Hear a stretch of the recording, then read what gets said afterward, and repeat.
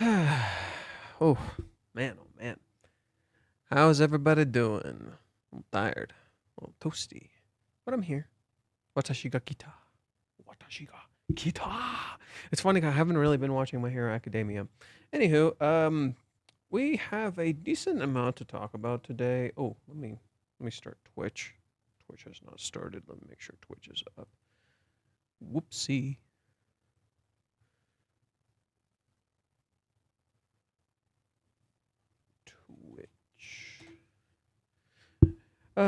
Yeah. So yeah, there's a lot to talk about today. I'm kind of glad I streamed, to be honest, because like I kind of was itching to. I wanted to. I'm trying to do more. I'm trying to do more.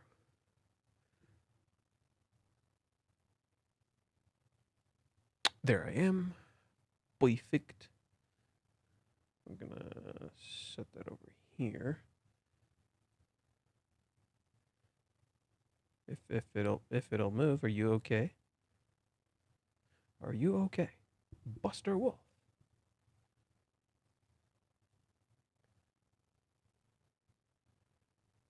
Alrighty. I'm full of references today, aren't I? Alrighty. Cyber Demon has invaded the chat. What are you cooking, Johan? There's a decent amount. So let's start. First off, we got season 5 of the anime. Season 5. I like to start over my words. So, okay. There's actually season 5 news. It might not look like it, but there's season 5 news. If you pay attention. I gotta make some. I feel like I'm small. There we go. Make myself a little bigger. Yeah, I was wondering, like, why am I so small? Do I gotta move over here? There we go. What the fuck is going on? Why am I so tiny? There. I think that's fine.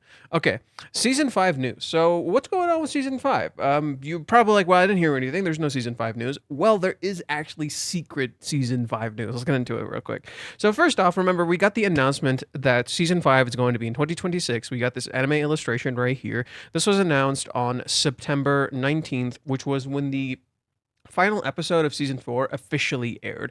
I say officially because remember, we had them airing on Tuesdays. Like if you were watching this as it was airing for season 4, it would air on Tuesday because they had a streaming service called DMM-TV which would air it, but it wasn't like officially airing. However, we would get it because Crunchyroll would also get it on Tuesday. So when people were watching season 4 as it was airing, we would watch it on Tuesday. However, it officially aired on Friday. So Friday is when they announced season 5 and all that stuff. Season 5 was announced for 2026, as you guys know. They said it would be the second core of the Hawaiians arc. This was called a second core for a very simple reason. It wasn't called a consecutive core. This was my mistake as well when I initially announced that it was 2 cores. I interpreted it as 2 cores as in 2 back-to-back cores. However, they never said it was 2 consecutive cores. It was just 2 cores, which literally just means there's 2 seasons. That's just it. That's literally what it means. When they say there's 2 cores, it just means there's 2 fucking seasons. You're getting new endings, you're getting new openings, and they're gonna take another fucking year to get this thing done. Not totally shocking. So okay, they said they would reveal more information later. However, they actually revealed new info without us knowing, and it's stuff you wouldn't really recognize unless you paid attention really closely. So here, this is the official account. This is the same account. It's the official account on Twitter. And they said there's a rerun being confirmed. Let me read this for you guys. Kanojo Okarishimasu Season 4 rerun confirmed on MBS. Starting on January 17th, 2026, every Saturday at 27:38. 27:38? Wait, what the? Wait, that's like in the middle of the night. What the hell? Oh my god. Sorry. I'll get back to this in just a sec. I just gotta know 27:38 time? Wait, what time is this? Military time. It's 3 a.m. That's crazy. I was wondering, I'm like, that's super late. They're airing this thing at 3 a.m. in the morning. God damn. This isn't too different from when it was airing on Friday, sadly. When it was airing on Friday, it aired at 2:30 a.m. So it was late as shit. and yet people still tuned in, which was kind of cool. It was kind of cool that like they were airing it extra late, and yet people still tuned in and really didn't care. Anyways, so they announced a rerun of season 4. Why is this relevant? This is where the interesting part comes in. They said, note, episode 47 and 48 will air consecutively on March 28th. March 28th of 2026. So this actually already tells us, at the very least, that Rent-A-Girlfriend season 5 will air in either April or summer. So there you go. This is also interesting because, let me pull up the Shiunji family account.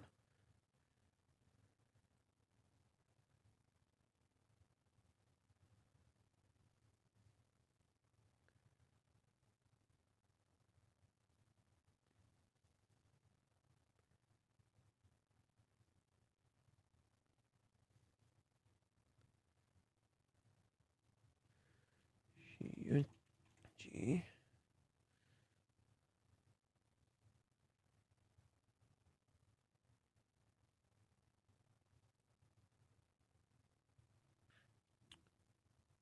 The what I was trying to get at, I'm trying to pull it up, is that Shiunji family aired in April. From what I recall, I vividly recall it airing in April. I could be wrong. I feel like I'm right, but I could very well be wrong. I do recall it airing in April. So there's a chance that season 5 for Rent-A-Girlfriend will either air in April, so spring season, or it will air in summer season. Personally, I'm leaning towards summer season. There's a very high chance it could be spring, specifically because of, hey, look, there's a rerun. Right when the rerun ends, we're going to play it again. So April is a very real possibility. However, summer has always been when it has aired. It is literally always aired in summer. However, if they air it in spring, thematically it could work because, spoilers for those who are just purely anime, spoilers, if it airs in spring, thematically, it makes sense because there's the 3-month time skip, and right after that 3 months time skip, it's literally in spring. The season 5 is going to cover the 3-month time skip. It is. It totally 100% fucking is. They are totally going into the 3-month time skip, and it's going to end in spring. So thematically, or narratively, I would say, it falls perfectly in line with the story. So that would be kind of cool. It'd be kind of cool that it falls perfectly in line with the story, and in turn, you literally just end up in spring at the same time. And it would be kind of refreshing for the series to not air in summer, but to air in spring. Who knows? It could still very well air in summer. It's literally every season is aired in July. Every season 1, season 2, season 3, and season 4 have all aired in July. Like, literally just all of them have aired in July because that's when the series came out. So they're sticking to their guns. It could still very well air in July. So that's pretty much all we got. Season 5 is going to be either spring or summer. There's no way in hell it's going to be winter. There's no way in hell it's going to be winter. I doubt it. So Rent-A-Girlfriend has never aired in winter. It's always been a summer anime, at possibly spring. But it's literally never been a winter anime. So don't expect it to be winter. They've never aired it in winter. That's never been their thing. So I don't expect it to be in winter. And it's not going to be in January or March or anywhere in that period. It's going to be afterwards. So yeah, that's what we got so far for that. This is like the secret news if you're fucking paying attention, you know. Let's see. Imagine Reiji sets up to where season 5 premieres, also the chapter where Kazi and Chizuru either start dating or something else. I mean, it's gonna align with something because he already built a lot of summer related things before season 4 was airing and as season 4 was airing. So for instance, the rejection literally happens at the beach, and in chapter 382. If we go to that real quick, that was, I think, when the anime was like literally either about to air or it was airing. Reiji drew this. So Reiji literally drew this. And I vividly recall like these words here had to do with, yeah, there it is. Season 4. Season 4 is airing. And literally it's a summer theme thing. And Reiji throughout this entire arc kept drawing Chizuru with summer theme things. And then, like, literally, what did Reiji draw for volume 43 is Chizuru dressed in the summer theme thing. Which, by the way, some spoilers for you guys. I don't think it's a massive deal, so I thought I'd tell you. I actually asked Reiji what his inspiration was for Volume 43, and he said he kind of just wanted to create a contrast between like the dreary sad shit in the actual volume, because that's when the rejection happens to this, and basically he wanted Chizuru to wear a black swimsuit, but he wanted to expand on it. He didn't want just to be a black swimsuit. He wanted more with it, so he expanded on it a whole lot more. That's all I'm gonna tell you. There was more to it. That's all I'm gonna tell you. I just thought this was interesting to share because we had this whole analysis for it. And that's something I kind of felt too. Where it's like, it felt like he was trying to create some sort of contrast between like the actual volume itself, where it appears very festive in contrast to what actually happens in the volume. So let's see. Let's continue here. And if I'm not mistaken, I just realized something. Every kiss Kazuya has ever gotten, whether from Mami, Ruka, or Chizuru, was given to him. He's never been the one to take the initiative. Yes. Good. Someone has noticed that. Yes. You are correct. Kazuya has literally never taken the initiative. Like, he's never actually tried to. Nor has he actually kissed anyone. Which is actually very in line with what we'll be discussing in Chapter 400, specifically because Reishi is literally building this idea around identity and Kazuya learning how to navigate and actually take action for himself. I've been noticing a lot of crazy shit recently. I've been like taking some time to kind of process and think about some of the shit Reishi's like setting up and what he's cooking and why he's showing things the way that he is. And there's so much like in there that we just really wouldn't notice at first glance, This also means that it'll be 2 years after it ends that we get season 6 if they make it, since they usually how long it takes to make not a rush season. Okay. Every time they've made a new season for Rent a Girlfriend, it's kind of ended up rushed, unfortunately. Like, that's just the fact. Even season 1 had some rushed elements to it. It just had a little more time to polish. The thing that's leaving me hopeful is specifically the opening. The opening for season 4, and there's that one sequence in season 4, in particular, where Chizuru is watching the dance and she remembers her grandmother, and they just went to fucking town with that.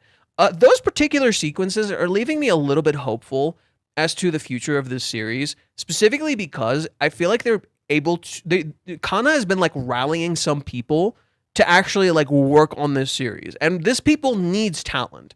That's just the truth. This series needs talent, and it's been kind of blowing up a little bit, and Reggie's been doing stuff to increase its popularity. So I think if the studio really wants to, they could let it cook a little bit, Now, I think we're gonna get season 5, and it's not gonna be perfect. I don't think it's gonna be perfect. I think it's gonna be around season 4 level. Right, I think it's gonna be around season 4 level. If it's hot, if it's better, hell yeah. If it's better, hell yeah. I think they're gonna go really hard at for the kiss scene. For the kiss scene, I think they're gonna go insanely hard. I have no idea how to handle chapter 218. I don't fucking know. I don't know how to handle chapter 218. I'm just gonna wait and see what happens. The internet will naturally blow up because of course it fucking will. Like, who are we kidding ourselves? If they get together before that happens, I think Reishi is a master.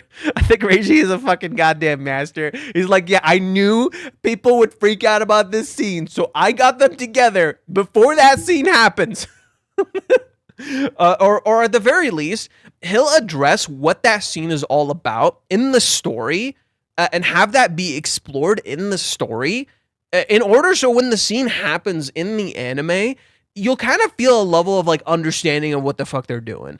I wouldn't be surprised if Reiji gives them some sort of direction as to what at the very least he wants them to do for chapter 218, because he's been a little bit more involved with the anime. He's not like all up in their fucking business, but there are certain things he's changing and wanting to get a little more involved in. So I could see him giving them some advice on chapter 218. Like, just don't raw dog it. Poor choice of words. Poor choice of words.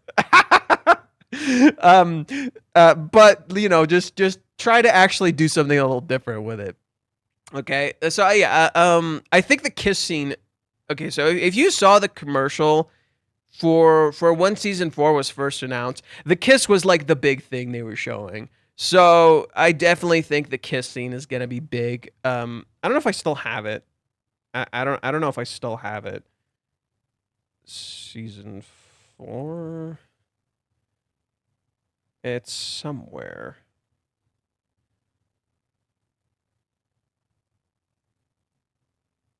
Yeah, I don't know what it is. I'd have to look for it. But yeah, so that's that for season 5 stuff. Did you guys want me to talk about the season 4 Blu-rays? We can talk about that really quick if you want. We can talk about the season 4 Blu-rays real quick. So here it is. Here's the season 4 Blu-ray. They like this is pretty much what it looks like. That's what the Blu-ray itself looks like. It comes with I gotta point this out. Why are they shaking their hands? Why are they doing that? Why are they fucking doing that? They're showing the pictures that you can get, so you can put these covers in instead of the main cover, which is Chizuru. So you get Mami or Ruka. Okay, come on. I get it. Yeah, you can swap them out. Nice. Did it. And then it comes with an art book.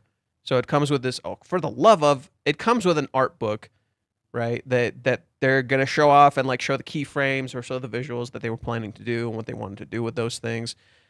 And then there's a whole bunch of stuff that's written that I can't read, so I'll have to see if I can get that translated somehow. That's what the Blu-ray itself looks like. It comes with that acrylic. It's an acrylic plate, so it's like this. You see how big it is. It's an acrylic plate, and it's not too massive. Super cute. I want to talk about this art piece a little more. And then finally, depending on where you pre-order... Okay, so if you pre-order it, you get this. Regardless of where you pre-order it, you get this.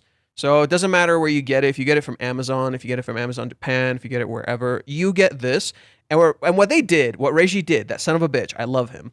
He made this one, and then he made an alternate one that comes with the second Blu-ray. So you need to pre-order and get both Blu-rays in order to get this. Right, to get the second half. I think they're going to show it. I don't know if they'll show it. Nope. Okay, so yeah, these are the pre-order bonuses that you get depending on where you pre-order it. I guess let's just go to the website so I can show you what I'm talking about. The Rent-A-Girlfriend website. Very cool. So okay, this is the main cover page. It's Chizuru, and then there is Mami, and then there's Ruka. Oh, these are they don't have the thing anymore. Oh my god, I'm gonna download that. Thank you. Thank you. They don't have the sample thing anymore. They actually just straight up have the image. Hell yeah. High quality images that I can talk about. Oh. Okay, so let's translate. So yeah, it comes with this little I wouldn't, it's like a creation art book, or it's like oh look at what we made, that kind of thing. It comes with a sleeve, and then they have the hibiscus and the thing here. So it says character design Kano Hariyama. She's the one who did the thing. They're talking about the jacket and the booklet. So this is the booklet it comes with, and as you see here, you're guaranteed this if you pre-order it by Sunday, October 12th. Okay, no. You just get this if you pre-order it, because I pre-ordered it before that and after. I did pre-orders, whatever. And then for volume 2, you get this other one, right? You get this other one if you pre-order it. If you go to store-specific ones, so Gamers is the one I want to pre-order from, specifically because Reiji did these. I don't know why Gamers gets all the cool ones. Okay, so Gamers, if you pre-order it from them, you get this. I pre-ordered the second volume from them. I'm not getting the acrylic plate, but I am getting a B2 tapestry, which is fucking huge. I have one behind me. It's really, really big, so I'm kind of content with this. And then you get these two. You also get these. For some reason, Gamers gets like a whole bunch of shit. So if you pre-order, you get this stuff too. I also pre-ordered the first one from Anime, so you get, I think you get this one or this one. I'm not sure which one. You get one of these two when you pre-order from Anime. Amazon, you get this. So from Animag, you get that. I have no idea what this one is. And then DMM mail order, you get these two. And then Rakuton books, you get that. And of course, they're all Chizuru and they're all trip themed, except for this one. This is the only weird one. It's like, why this one? You know, why this one? This is a weird one. This is the only one that's like doesn't really match all the other ones. You know, it kind of matches because like, okay, you know, gambling a trip. I guess you could kind of think of gambling with a trip. Anyways, if you want to pre-order from those specific websites, the way I do it, there's two websites I know of. The one I like to use is Buy Japan. And what you do is you go to this website. If it'll load, it takes for freaking ever to load. You go to this website and you install their add to buy extension on your thing. And if you go to, say, gamers, right, if you go to gamers, what it'll do is that you have an account set up with Buy. You see what happens here? This thing will pop up, and then I can just go to this and just say add to Buy. It'll add it to my cart, and then I'll press purchase. It'll purchase it, and they'll pre-order it. They'll charge you up front, so just be warned. And then they'll ship it to Buy, and Buy will have a warehouse that it'll be shipped to. Once it ships to Buy, you just have to pay a fee, and they'll ship it to you. You'll just choose your own shipping method, and then they'll ship it to you. And that's how you can pre-order from Japanese websites. This is how you can pre-order and buy things from Japanese websites, so you directly get from the source. It can be a little expensive depending on what you're getting, but it can also be a lot cheaper than, say, Amazon. Because Amazon will be like I don't know why their shipping is expensive as shit and is always the same. Whereas with Buy, you kind of get a little bit more options, even though we're kind of screwed right now because of the tariffs. So we have a lot more limits on what we can use to ship things. However, Buy holds it for you for 30 days. So let's say you purchase something and you don't want to pay shipping up front. You can wait a whole 30-ass days to ship it home, to ship it to your place. I get it. It sounds like I'm like selling you on Buy, but it's really nice. Okay, it's super useful, and you get access to Japan's version of eBay, which is also super nice. It's called Kanokari or something like that. So yeah, just that's how you can purchase things from Japan and send them over to yourself. That's what I'm gonna do for this. I'm gonna pre-order. No, I'm not gonna pre-order both of these, right? I'm gonna pre-order specifically. Volume 2. So Volume 1 comes out like in December something. Like I think it's listed right here somewhere. Okay, it was listed right here. It comes out on December 24th, so it's like literally next month. And then the second volume comes out on January 28th. So there you go. That's how I also use Buy to buy rag merch. Yeah, Buy is really nice. There's also Zen Market, but I don't really like Zen Market personally. Not because of anything. I just don't like how it navigates, and I just don't like its aesthetic or anything like that. So that's why I don't personally use Zen Market. I just use Buy. And then I was saying for Buy, you have options like JD Direct Items Auctions, Mercari, and then JD Items Shopping. As you'll notice, there's a few things that I'm like looking at and trying to get right here. There's a few auctions I have that I'm looking at right here. Oh, I already have this one. I don't need it. Anywho. So yeah, that's everything you get for volume 1 of season 4. We don't have a visual for volume 2 yet. However, we do have some details. The first image is Chizuru again. They already tell you Chizuru Mizuhara is the main image. The second image is actually Sumi. It's actually Sumi. And then the third image is Minnie. So yeah, no Kazuya still. Cry a river of tears. But we are still getting that a little bit later. So yeah, I'm looking forward to see what they do with Minnie and Sumi. Mostly because they're really not in this fucking season. They're literally not there. But yeah, and I can't wait to get this thing. Anywho, that's it for that. There's 2 more things we want to talk about, but let me read some of the comments.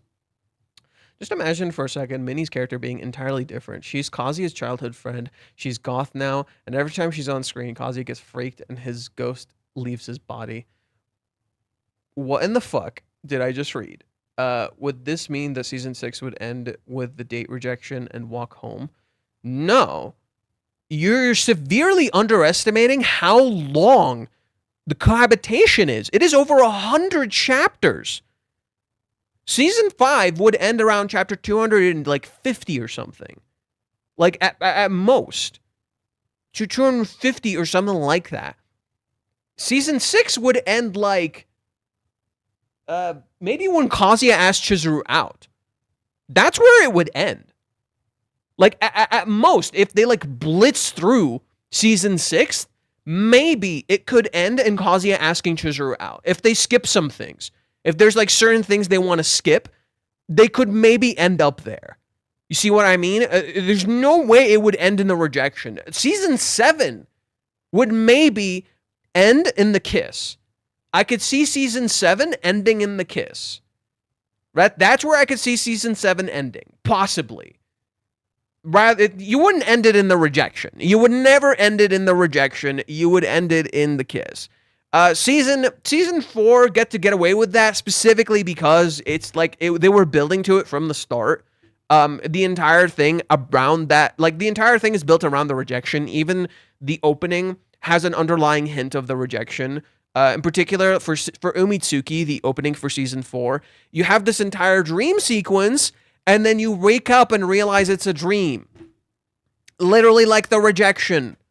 It's literally like the rejection. It's literally how Kazuya felt. That's the whole point of Umitsuki's opening. It's actually really good. They planned it really fucking well. I felt we got some foreshadowing for chapter 218 when the beginning of the first episode of Season 4 was Kazuya going at it. No, because that's exactly where it starts. Actually, if anything, the foreshadowing they had for that was, well, I guess you could theoretically think that's that, but not really. They were kind of hinting at, hey, we're not going to be able to show everything when chapter 218 happens. So theoretically, yes, there was kind of there.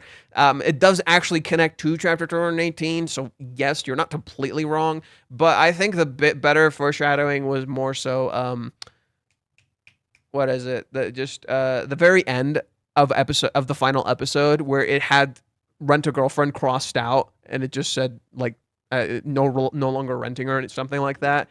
Or yeah, I think that's what it is. It's like rejected. It's like not dating or rejected or something like that. And it's because that's literally what they did in chapter 218, and then Kazuya crying. That's where they were like, oh hey, chapter 218 is coming.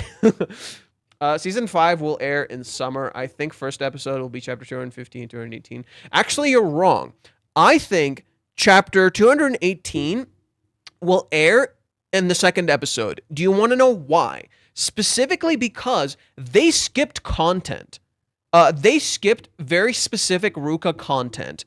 So they can't show chapter 218 until they show that Ruka content. And that content is worth an entire episode.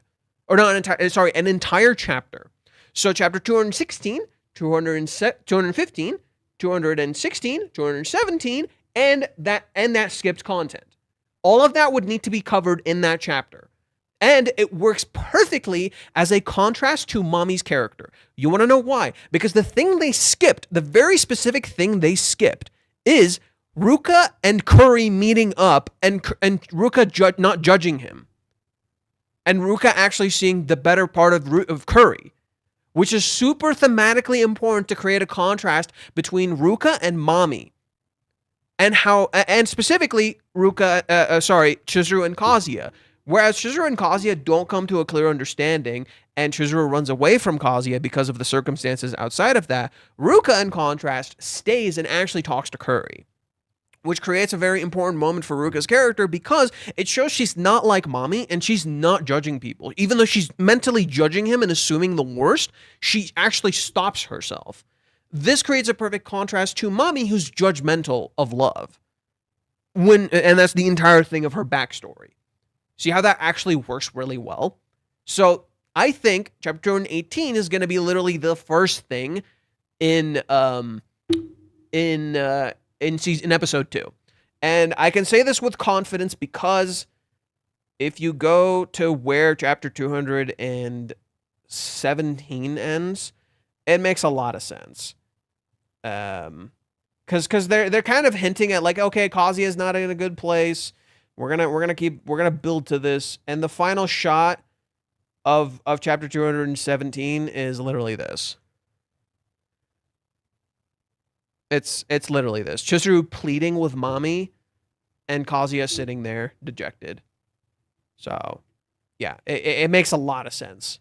It makes a lot of sense that you would have it be in episode 2 rather than the first episode. Watch Reiji timing this week's chapter with Kazuya and Chizuru and Kazuya's sex, calculating the magazine breaks. It should be chapter 433. But that's if it airs in summer. Wow, you thought about this a little too hard. I don't know. I don't know what to expect. Maybe it'll be the sex scene with Chizuru and Kazuya. I don't fucking know. I'm gonna put that to the side. Not worry about it. Just have Kazuya Fish say to the audience, "Listen up, kids. That's what you're about to see is a grown-up man going through a tough time. Viewer discretion advice." I doubt it.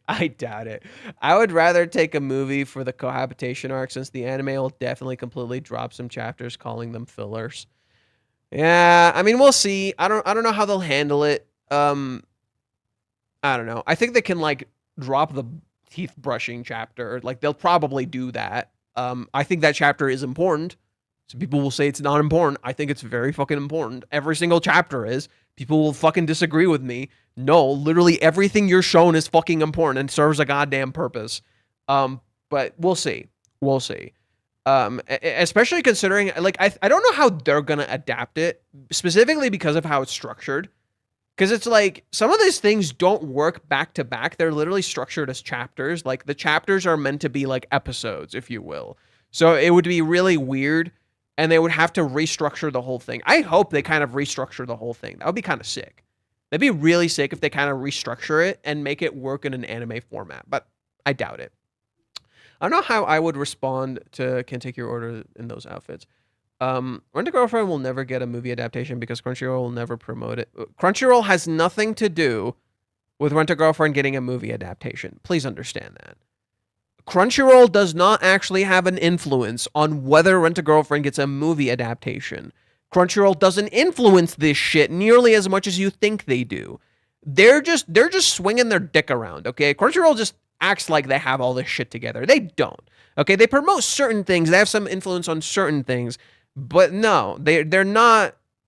They have nothing to do with this. Okay, the season they promoted, granted to be making fun of it, but it's still promotion.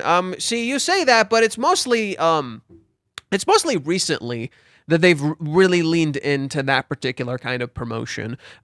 Before, they didn't act like this. Crunchyroll did not act like this with Rent-A-Girlfriend prior. It's just recently they leaned into that a lot more, and it could just be because they have a new person in charge of that.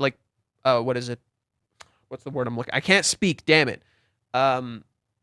A new promotion person. There we go. I there's a word for it, and my brain's just completely missing it. They might have like a new promotion person who knows this is what the anime community's fucking into, so they just lean into it super hard instead of actually trying to promote it naturally, just because they know it'll get views. So they don't really fucking care.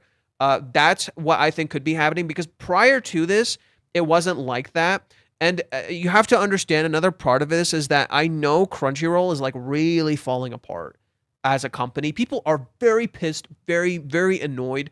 So I wouldn't be surprised if they're hiring essentially like these kinds of people who don't really actually understand this stuff, but lean into it. And people are just getting really pissed at Crunchyroll. Like, there's even people who are like siding with me on Twitter who don't like Crunchyroll, who don't even like Rent-A-Girlfriend, just because they're like, I don't care if Rent-A-Girlfriend wins, I just want Crunchyroll to lose. Like, Jesus Christ. Jesus Christ. Like, it's that bad, you know? And that's just how they've been. Like, their shit just feels like it's AI generated. I'm not gonna kid you. And people have been kind of saying that about the translations. Remember, when we were watching the anime, some of the translations were like, what the fuck are you writing here? Like, I don't speak Japanese, and I can tell what you're putting is nonsense, you know? Let's see. Are the volumes in English? What volumes? Oh, that does remind me. So the only reason I remember this is because they did this cool thing. So they've been doing this for a while with Shunji family. They've been doing this for a little bit, where they they make art. Reiji draws art cards. And you can get them. I've been buying them on Buyee a little bit. Like I've been collecting these on my spare time because I really want a whole bunch of them. I want all of them, but some are really fucking expensive and rare. Like there are some that are really goddamn rare, and I cannot get my hands on them for the life of me. Anyways, these are really interesting because this one is the one I'm getting from Animate. If you pre-order both Volume 43 and Volume 8 of the Shiyunji family, you get this, and it's like this big. I have one here. I have an example. Let me show you. Oh god, if I can move.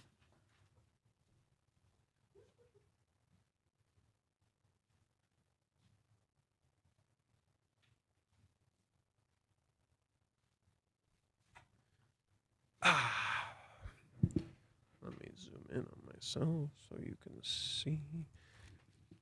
So like this one, right? This is another one of these.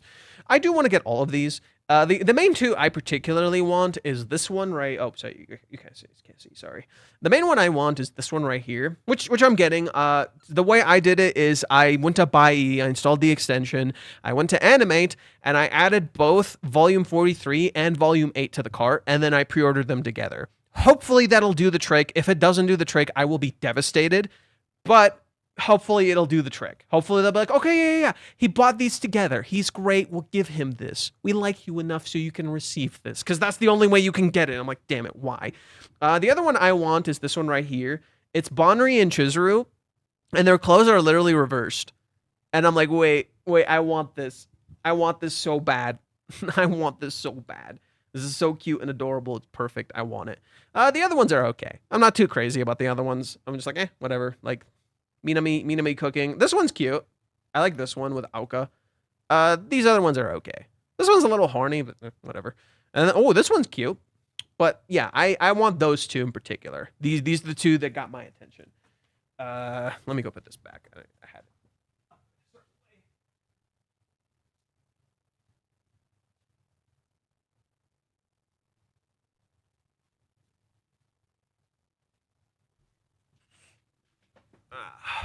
Okay. Will there be a crossover of Shiyunji family and Rent a Girlfriend anime? Doubt. They might hint at it when they do the Twister game.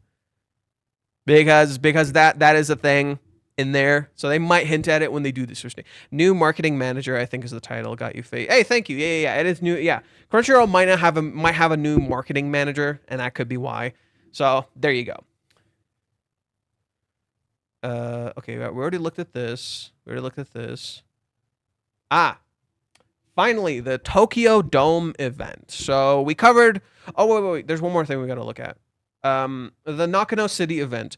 So this is happening today. This is literally happening today. The Nakano City event. They did this last year, but they're doing it again today. The big particular thing is that so they have the manga, which I got already. I guess that's one thing I can start adding on Patreon. I didn't think about that. Yeah, that's something I can add on Patreon is like that manga, and I can have it like accessible for you guys somehow. So what they did for this is they created these manholes. Yes, manholes for sewers. They created these manholes, and they put that throughout the city, and you could take a picture of them, and you can see them, and it's cool. Now, to me, this was weird initially, but then I later found out, wait, this is something they actually do in Japan for a lot of animes. I'm like, oh, okay. Cool. Yeah, so apparently this is a thing they do in Japan a lot, where they just make manholes for your favorite animes. Because sure. So these are the 6 manholes they made. There's going to be certain kinds of foods. They don't seem to be particularly relevant to anything in particular in the actual manga or anime. Just here's these foods that are like going on, at least for like the Hawaiians event. At least when they were doing the Hawaiians event, they're like, here's specific foods the characters made. Like, at least for Hawaiians, like, here's food they ate in there. Here's foods they at manhole covers advertising space. Ha. Get it? And then finally, the 2025 main event is that Reichi's going to have a talk show. And I know a few Japanese fans who are going. So I'm gonna ask them, be like, "Hey, what did Reiji say? What can you share with me? What did he talk about?" So Reiji's gonna go. So this is. Oh yeah, I failed to mention this event takes place at Reiji's hometown, which is Nakano City, right? Reiji's from Nakano City, in Nakano Prefecture. And of course, everyone's gonna take this weird because Umi's last name is Nakano. Everybody's gonna take this fucking weird. Umi's last name is Nakano. Oh, Eiji must be. He's the main character. Umi shows up in like 5 fucking chapters. Shows up in 5 fucking chapters. Anyways, so yeah, the main event, is the talk show Reiji's gonna have. From what I know, it's happening right now. I saw people. I can show you. Like I liked some posts on my account.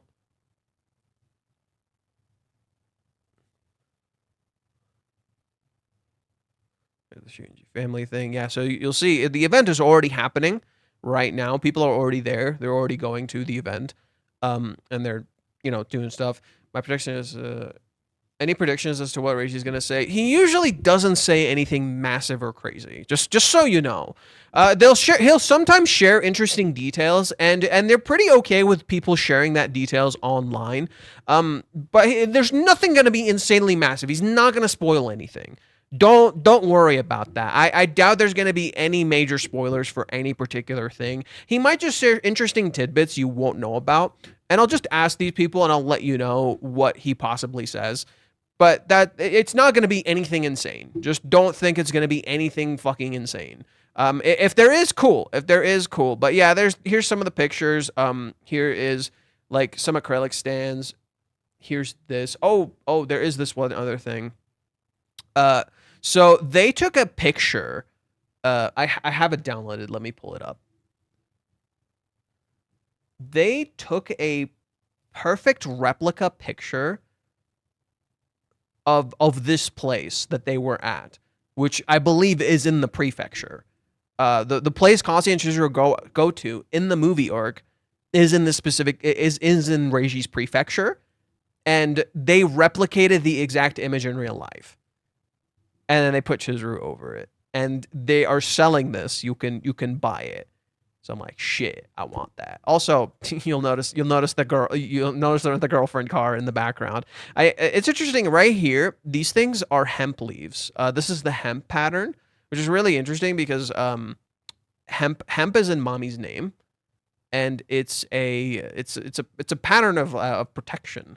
So I just think that's really cool. But then with Chizuru, they put the roses because of course they put the roses. So yeah, it seems like this might be where the talk show might be happening. But yeah, they're already sharing stuff. So this account is already sharing stuff. Yeah. So it looks like this is where the event is happening. They're showing off the manhole covers, and then look, Reiji drew something. What do you know? Reiji drew something. Probably some lucky winner might get this or something like that. And then this is the art piece they put up. Show translation. Waiting in line for merchandise, the prices for the goods were posted. Oh,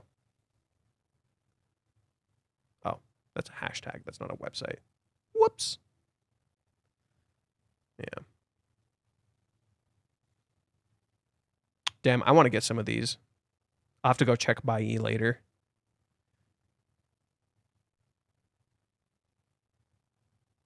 And now we're getting into territory I do not care for. Anywho, I'll save these images, and I'll save this stuff, and I'll see what I can show you guys later. So, finally, the Tokyo Dome City event. So this is pretty big. It's unexpected, but pretty big. So Tokyo City collab, yay. Kana Hirayama, character designer of the anime, she said, I had a super talented friend draw it, so I just did a little bit of supervision. Thank you. So let's see what they had to say. More powerful than the last collaboration. So, interestingly enough, they did actually do a Tokyo Dome collaboration in the past when Season 2 was airing, I believe. I could be wrong. I don't remember the specific time when they did it. But that one was pretty small. That one, from what I heard from Japanese fans, was pretty small. This one's big. This is a chunky one. This is a really big event. So they have an audio AR rally to relive the dating course depicted in season 2. So you download like an app and you listen to the thing, and then you actually go to the spots and you hear it, you hear like what they say and stuff. So you literally relive the event. A life-size panels of the heroines. So they're gonna have like big life-size panels when you go to the actual locations, which is gonna be fucking crazy. Limited, newly drawn collaboration goods inspired by the ballpark. Collaboration with food, drinks also available. Don't miss out on the experience you can only have here and goods you can't buy anywhere else. So this is the event. So this is interesting. There's some like weird stuff going on here that I'll point out.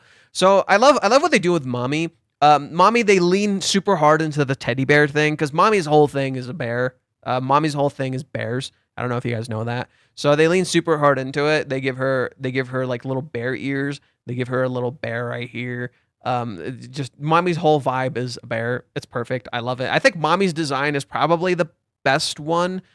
And hold on. Usually it would be Chizuru, but I'm sorry. It's Mommy in this case. Chizuru's great. Chizuru's great. I just have a tiny problem with it. Ruka's is seems to be leaning into a bunny rather than a fox. They put the number 79 on Ruka and they put the number 32 on Minnie, and I do not know why. Because if you go to the website, the numbers for Chizuru, Mommy, and Sumi are just their birthdays. But for some reason, what is it? Ruka is 79 and Minnie's 32. And they said they picked 32 for a very specific reason. I'm like, what's the reason? I'm like, I'm not going to tell you. I'm like, okay. Thanks, bro.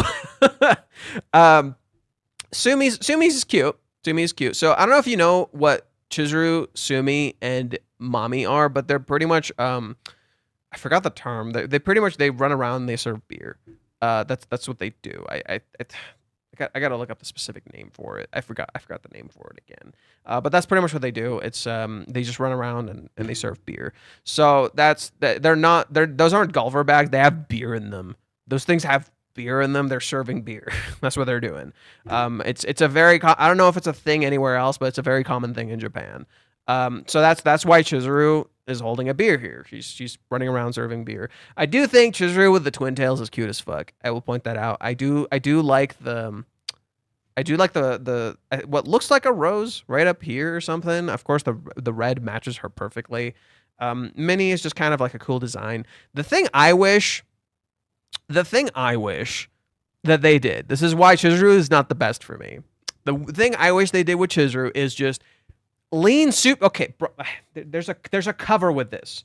There is a cover for this. Like, why did they not do this? I don't understand. I know I'm being a picky bitch. I am aware I am being a picky bitch. Okay? I know what I am. Okay? I know what I am. You know? But I'm gonna do it. I don't care. I'm gonna do it.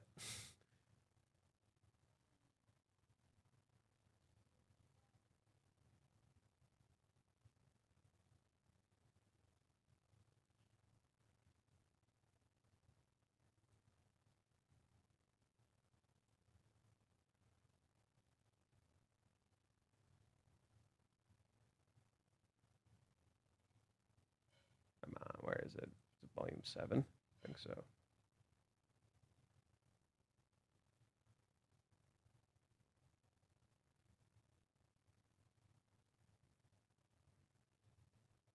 Like, I'm sorry. Chizuru should have been in a baseball fit, and she should have been knocking out home runs. That she is called the goddess of the batting cages, for crying out loud. I'm sorry. She should have been in a baseball fit, okay? She should have had, like, where is it? I swear they have it around here somewhere. Where is it? God.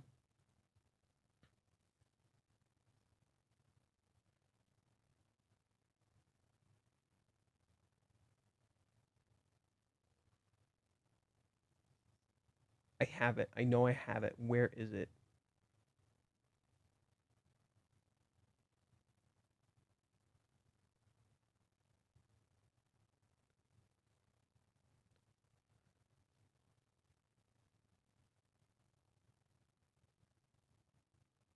There it is. There it is. Bro.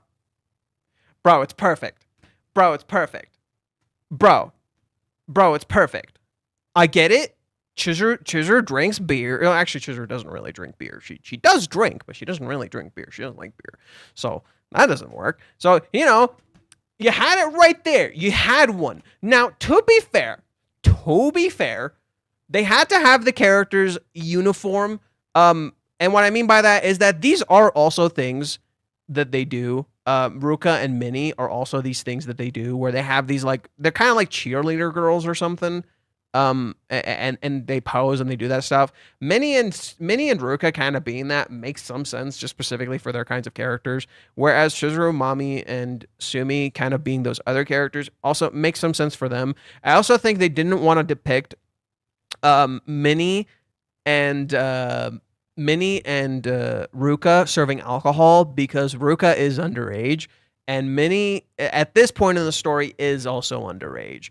So it makes some sense why they wouldn't have them serving alcohol. Whereas Chizuru is adult. And so Chizuru is the oldest one here. And she works an adult job. So naturally they would give her the actual beer in her hand.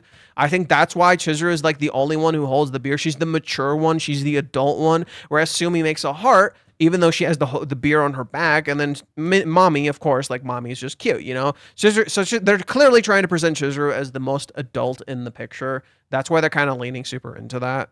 So I kind of get the intent. And they keeping the girls all uniform in the depiction of how they want to show this, which again makes some sense. So they talk about reliving the experience.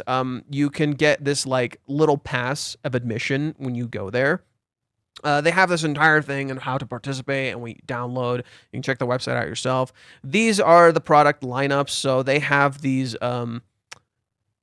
They have what is it? Let's go with Chizuru first, right? It says Chizuru Mizuhara. There's a baseball there, right? Because of course it's about the ballpark.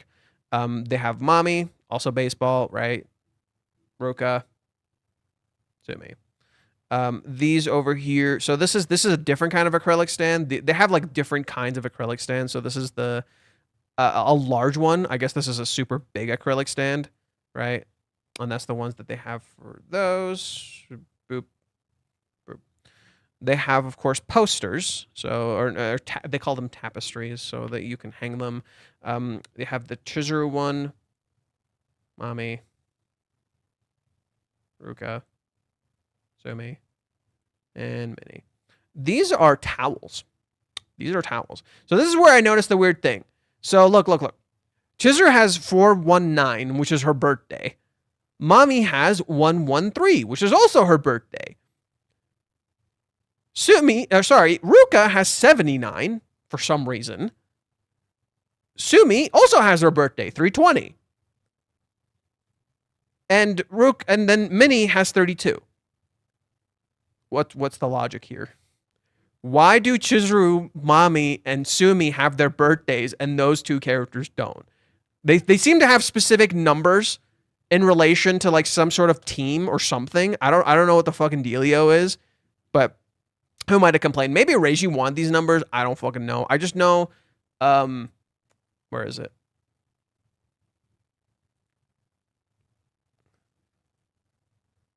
View quotes. Yeah, so this is the first event, by the way. This is the original event that they went to. This was airing in season. Oh, this was before season 3 aired. I see. So let me see what it says. The last collaboration was pretty small scale, but I still did a proper holy site pilgrimage just to clear files, so it was fun. I definitely remember them even checking the camera angles. This time, having original artwork is a huge deal. So, where is it? Do. Yep, that's me bitching.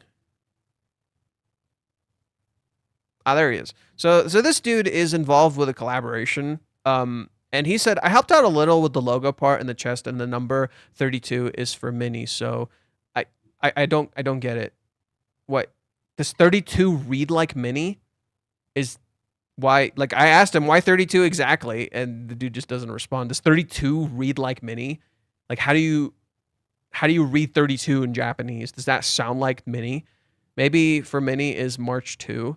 Her birthday is April 8th. So there's a reason they picked 32. I don't know what it is. There's a reason they picked 32. Maybe it has something to do with Japanese. I don't know what it is. For Ruka, her birthday is August 16th. So 7-9 doesn't make any fucking sense. Maybe it's a baseball Easter egg. Maybe there's a specific reason it rhymes with their name or something. I don't know. Right? I have no clue. This person did not answer me. I asked as respectfully as possible. Right? You can get acrylic keychains in the shape of their clothes. So that's another thing you can get. And then there's a very specific acrylic display stand only for Chizuru. So this is a special acrylic display stand specifically for Chizuru, and it's double-sided, and the other side is Chizuru with a baseball fit. 32 is Sunjun in Japanese, so definitely not many. I don't know, man. Beats the fuck out of me. And then you can get a beer glass with Chizuru on it, I guess. It's the Chizuru baseball. Sure. Whatever. I might get like some of this, right? I might get some of this. I don't know. I don't know how I would go about getting them. It's probably like you get them in person, but hopefully I can find them online. Now the event, it seems to last from November 21st to December 28th, which is pretty decent amount of time to go. You know, they have a whole bunch of food. Right. They have Mami Nanami Sunny Yellow, Chizuru Mizuhara Rogue Soda, Mini Deep Blue, Sumi Sakurazawa Pink Blossom, Ruka Sarishna Sky Blue, Mizuhara Cranberry Rogue, Apple Splash, Melt in Your Mouth Sweet Sweet Parfait, Chizuru Mizuhara Very Berry Crepe, and then Ruka Maple Sundae, Sumi Sakurazawa Fluffy Cream with chunky strawberry milk. And finally, original postcards. And this is the part that made me interested. I'm like, okay, I hope whatever they show for this is Chizuru with a baseball fit. Please, God. So during the event, a life-size panels of the heroines from the TV anime Under Girlfriend will be on display in various locations with Tokyo Dome City. You have to go and see who's in which spot. This is original artwork. I don't know if it is original. Okay, well, they didn't say it was original artwork. They just said life-size panels. Okay, so not original artwork. I hope one of these is Chizuru with a baseball fit. At the very least, just take that cover I showed, please. It's not that hard. And that's pretty much it. That's pretty much the event. As usual, we can't fucking go. We're stuck here. We can't go. Cry River, right? Well, welcome to the club. We can't do shit. Welcome to the club. We're stuck here. I think that's everything. Event-wise. Reiji really loves Ruka. Oh, yeah. Yeah, well, I'll read this later. This person, oh my God, this person wrote a whole thing for Ruka. So... I was commenting on it. Was there anything I missed? Oh, I know why Minnie is 32. Oh, do share. Do share. Enlighten me. Why is Minnie 32? What is the dealio? If you can find out why Ruka is 79, I would appreciate it.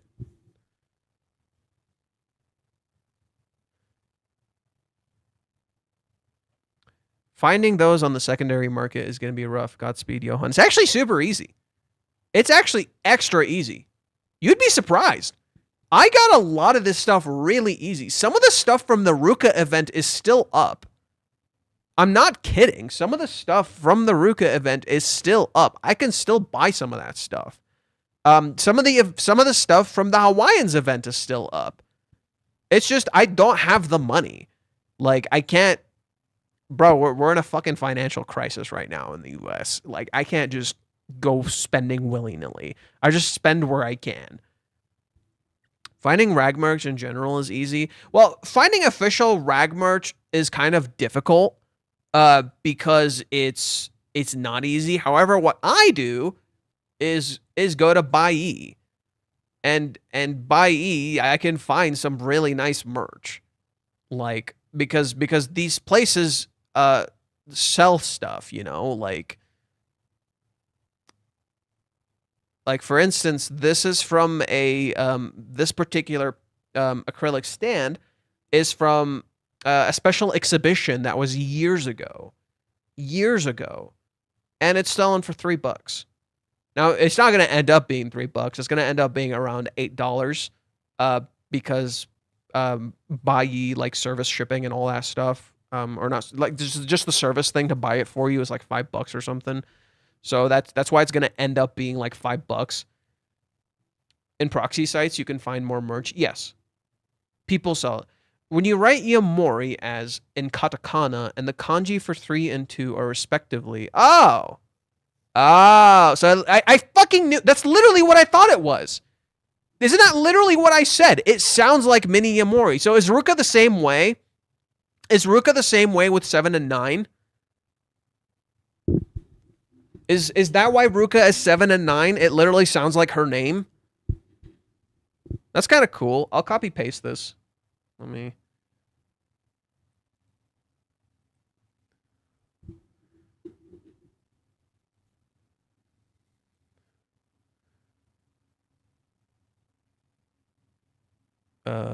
Where's the event? Oh, I think it was here.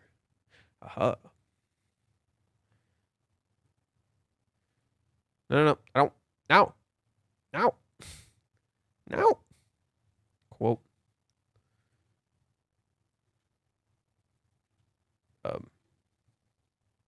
Yo, you want to work?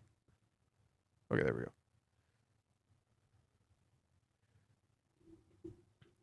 Cuckoo. That one is saved. Is Ruka the same way? Is that why Ruka is 7 and 9?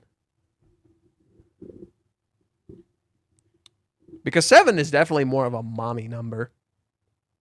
But it's like cool details like that where it's like, okay, I don't fully agree with their approach with how they create these things, but at the same time, there's a lot of like love and care put into it that it still works. Like they make this thing that shouldn't work, you know? Like Chizuru should be in a baseball fit, okay? She fucking should be. But to be fair to Chizuru's character, who are we kidding? She could probably do this. She could probably rock this shit. Like if she can cosplay as a bunny girl and not be phased with it, if she can do rental girlfriend stuff, hell yeah, she could serve beer. Hell yeah, she could dress as what are they called? I gotta know what they're called. Like I think someone told me. Oh, there we go. Okay. Yeah, someone mentioned it here.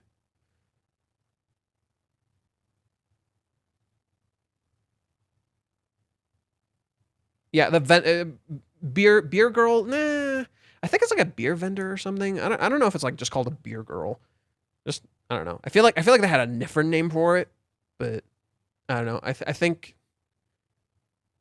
she you know, regardless, Chizuru being a vendor, I'll just use that word unless it actually is beer girl, in which case whatever. Chizuru being a vendor just makes a lot of sense for her character. Not a snack vendor, she specifically sells beer, so that's why beer girl could work. But Chizuru being a vendor who sells beer just makes a lot of sense for her character. Minnie is a vendor too, but like they can't have Minnie selling beer. She's underage, so it just makes sense to not have her sell beer. But literally, it makes sense to do that. You know, it does work for her character. Chizuru could totally pull this off. Who are we fucking kidding? Chizuru could totally pull this off. Like that's just so in her character. So it's not completely out of the ballpark. It's just out of the ballpark. But I do think it would be super fitting for Chizuru just to have a fucking bat and not be knocking some heads, man. Like that girl is the queen, dude. she's literally the fucking goddess of the batting cages. What are you doing? You had one job. One job. Right? I hope they make a second art piece, but I doubt it. I hope they make a second art piece for it, but I doubt it. Yeah, if you ever find out the Ruka thing, let me know. She can do both, holding a bat and a beer at the same time. Actually, that'd be quite difficult, but all right. So let me read what this person says. So they wrote a post about Ruka and how she's kind of not in the story that much right now.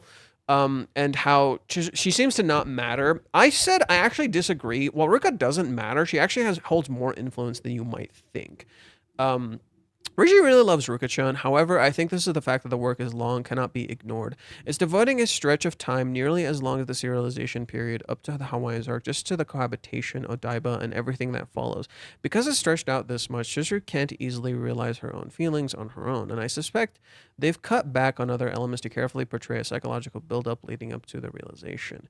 From a commercial standpoint, thinking about anime, games, merchandise, and all that, reducing the appearance of the other heroine seems to go against the usual playbook, so I interpret it as a deliberate choice that the current form is better one for the story overall. I don't disagree. I don't disagree with that.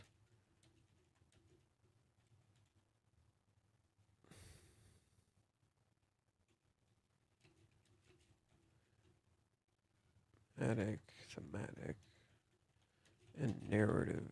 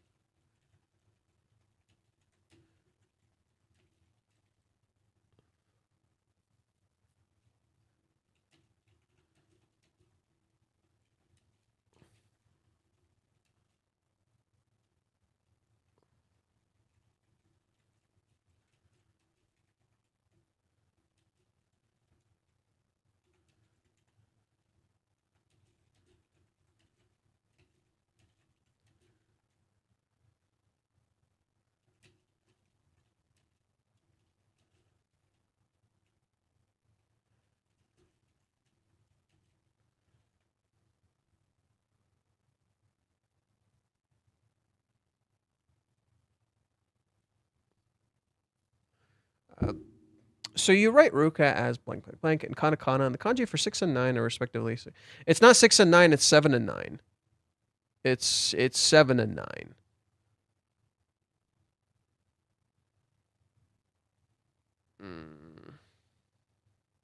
Yeah, it's not 6 and 9. It's 7 and 9. Are the season 4 Blu-rays at least subtitled? I have no clue. Catch Me at the Ballpark is a fun anime manga slice of life about beer girls. Oh, interesting. Okay. Okay, that makes sense. So yeah, maybe that's. I don't think it's a reference to that. They do say it's about the ballpark theme, so I don't think it'll get emotional with Ruka unless she reveals her heart problem, I guess. Oh, you're severely mistaken if you don't think the Ruka thing will get emotional. You're severely mistaken. Okay. So we figured out the Ruka thing, or we figured out the mini thing, but I don't know why the fuck Ruka is 7 and 9. I literally have no clue.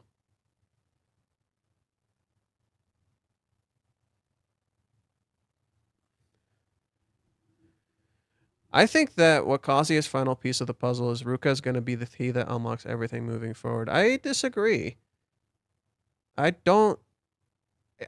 Everyone seems to do this, and I heavily disagree. And this is fitting considering we're about to get into the chapter. Everyone seems to be like, "Mommy is going to solve this. Ruka is going to solve this. Sumi is going to solve this." In reality, none of them are going to solve this. It's Kazuya who has to solve it, and it's Kazuya needing to see these people in order to actually solve what he needs to solve. Because the whole narrative point, in my opinion, is you have to take autonomy over your life, and no one is going to do that for you. That is what Reiji is doing. That is what I've been seeing. That is what I'm seeing with Reiji and what he's doing. So to me, it just doesn't make too much sense, you know? Like, I don't see any other character solving this. I see these conflicts being reintroduced rather than anything being solved. Ruka was just put at bay, but she's ignoring a conflict too, just as Kazuya is ignoring a conflict. She knows she's not the reason. She knows she's not the reason Kazuya magically just got over it. But she wants to believe that's the case. In contrast, you have Mami, who is in an illusion similar to Kazuya. But the difference between Mami and Kazuya is that Mami has not actually erased her character yet. She's merely running away from who she is, or what she's, in particular, what she's done, right? This is the difference between Mami and Kazuya. Mami and Kazuya in this chapter parallel each other, right? But there's also an element of contrast. Whereas Mami and Kazuya parallel each other, the contrasting element is that Mami is running from what she did wrong. Kazuya is just running from pain. And in particular, he's running away from the possibility that he's a bad person and that he might not be loved for who he is, in turn, becoming bad. In contrast, Mami is just running away from the bad shit that she did. They're kind of reversed and mirrored at the same time. They're similar, but they're completely reversed. And Kazuya is ironically more similar to the older Mami than he is the current Mami. Whereas the current Mami is actually being more honest to herself, Kazuya is actually not being honest to himself, right? Because what do you see Mami do in this chapter? Actually pursue something she wants, right? Mami went to the school not for any other reason than seemingly herself. She's the one who signed up for this because she wanted to. Mami is the one who takes a picture of Kazuya's schedule and goes out of her way to talk to him. Mami's the one who called him. Mami's the one who says, let's walk out together. And Mami is the one who ultimately asks him that question. It shows Mami is trying to take autonomy over her own choices, despite the fact that she mirrors Kazuya and actually has no autonomy. But whereas Kazuya has no autonomy as a byproduct of his own actions, Mami has no autonomy as a byproduct of her circumstances at home. In so doing, showing they're actually completely fucking reversed, yet also total mirrors of each other. And they don't realize this. And I think that's what's fascinating. It's literally the whole idea of, in a sense, it kind of matches Chizuru and Umi. Chizuru and Umi, on surface level, appear like mirrors of each other. They're both actors, they both do this thing. Umi seems serious about Chizuru, and yet in contrast, they're actually completely different from each other. And that's kind of Mami and Kazuya too. Mami and Kazuya have paralleling circumstances, and so doing literally are mirrors of each other, but they're actually completely different too. Chizuru and Umi are the same exact way. Chizuru appears similar to Umi. They seem like a perfect match, just as Kazuya and Mami in some circumstances could be interpreted as a perfect match, and yet they're completely different and don't actually align with each other all that well. They just look like they do. Literally, what is the focus with Kazuya right here? His new look. His new visual look actually works well with Mami, don't you think? And yet, do they actually work well together? Right? They don't. And I think that's a big thing Reiji's kind of setting up for Kazuya and Mami's characters. In particular, I'm starting to see what Reiji's kind of cooking with the driving thing. And I'm starting to kind of piece it together. I'm like, okay, why driving? Right? Why driving? And driving is one about autonomy. Right? Driving in particular is one about autonomy, control. You literally you're the one who's steering the fucking wheel. You know, you're the one driving, you're steering the goddamn wheel, right? And you have to deal with the chaos around you. And the big thing that Reiji shows in this chapter that I want to highlight is signs. Learning to read the road signs. And what can Kazuya not figure out about Mami? He doesn't know how to interact with her, right? So, like, if I was in his position and I see her acting weird like this, I'd be like, hey, is everything okay? You've been acting really weird. Right? Like, you can talk to me. Is there something going on? Like, is there something on your mind? You know, you can talk to that. But Kazuya is inexperienced, so he doesn't know how to read and interact with these signs, and he keeps trying to figure out what something means instead of just learning literally what it means. He's in a classroom teaching him how to read the signs, how to interact with the road, right? Literally understand exactly what the sign reads. So literally just, it's exactly what's going on. The situation with Funko is just sad. Who's Funko? What the fuck are we talking about? What? Neither fuck? Kind of hoping Kazuya keeps his new hair even though he's doing it for the wrong reasons. I kind of hope he doesn't. I kind of hope Kazuya goes back to his original hair. Yeah, I kind of hope Kazuya goes back to his original hair. I don't want him to keep his hair. I'd rather he does not keep the hair. Thank you very much. It's growing on me. Reiji did a great job with the hair. It is growing on me. Do not get me wrong, but I don't want Kazuya to just keep it, you know? I think Kazuya should change it up. I think Kazuya should if Kazuya keeps it for himself and like actually wants to keep it, cool. But this isn't the real him. This hair is a lie. The very foundation of why he wears this hair is a lie. So the hair does not represent him in any way, shape, or form. If anything, the hair is showing Kazuya losing his identity. This is Kazuya losing his identity. That's what the hair represents. It is Kazuya becoming more like Mommy's ex-boyfriend and Kazuya becoming more like Chizuru's grandpa.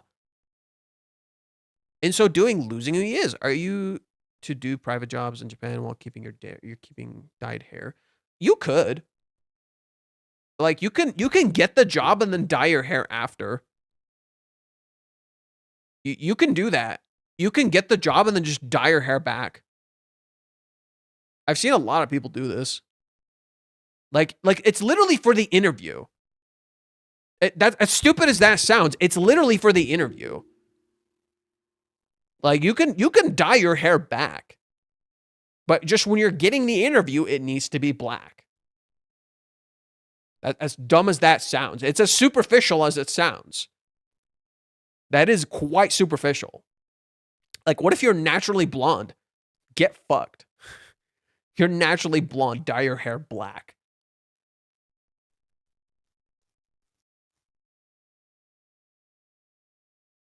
It's like a rookie hazing thing, except they just want to take it seriously. No, it's not a rookie hazing thing. It's about conformity. No, dude, fit in. Show me you're serious. Right? So Kazuya showing he's serious through this job is, you know, has nothing fucking to do with Chizuru. Because it's not Kazuya who needs to show he's serious. Chizuru's trying to show him she's serious. Right? He's completely missing the fucking point. Wonder if Kazuya would look if he grew out his hair. It would just look the same as before, but black. If he grew it out.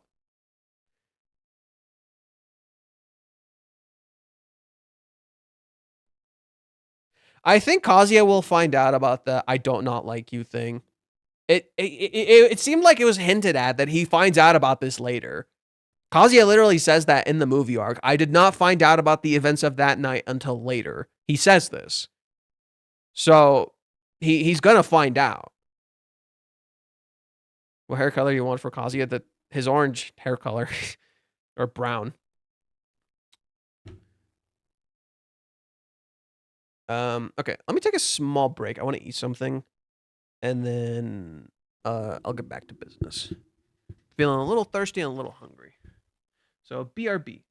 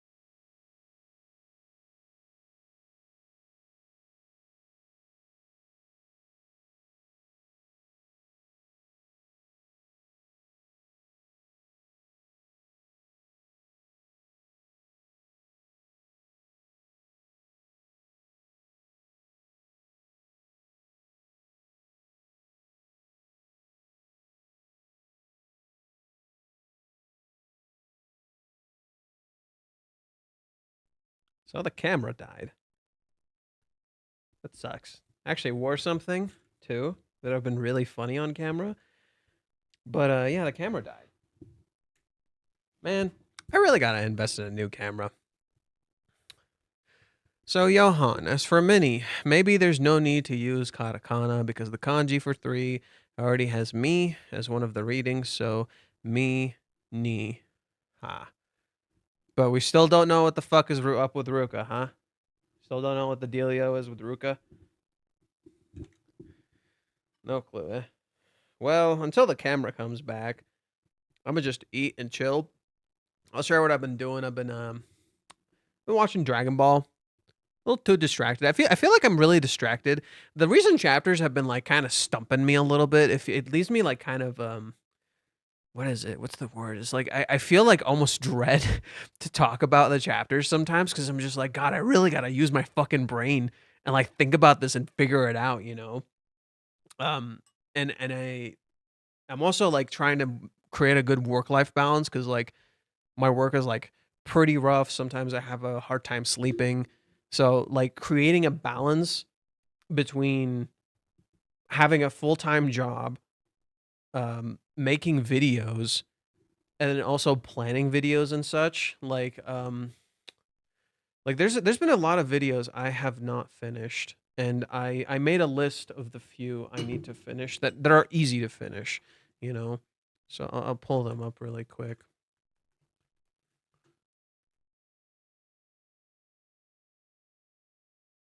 I also need to start labeling my documents. Jesus. So yeah, these are some of the videos that I need to finish.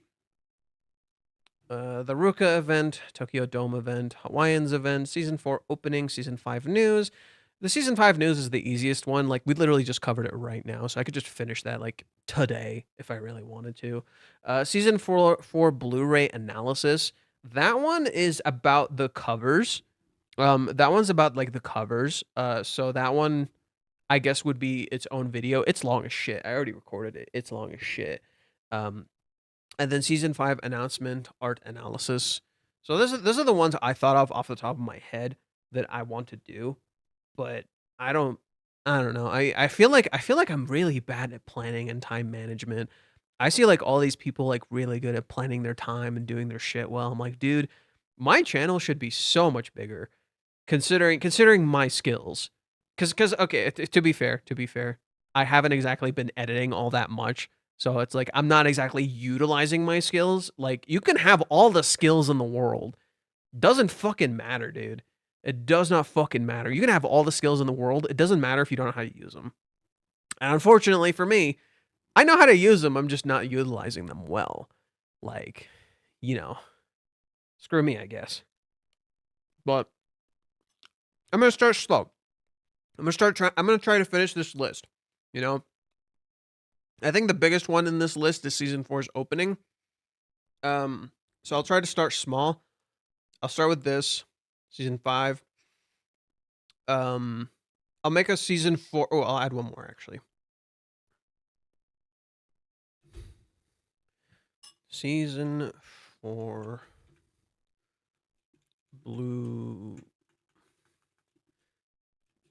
Blu-ray details.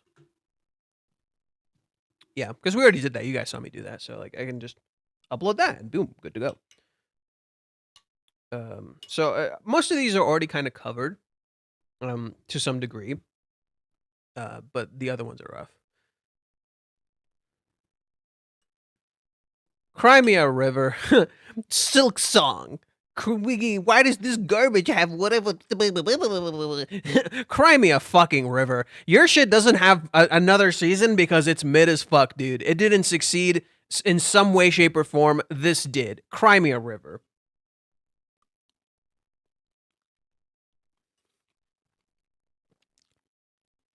Oh, so silly, dude. Why doesn't my anime get it? Because it didn't succeed in some way, shape, or form. Like, sorry, that's just the nature of the industry. If you deem this garbage, that's your own goddamn fault. Like, it's not the story's fault you can't fucking read.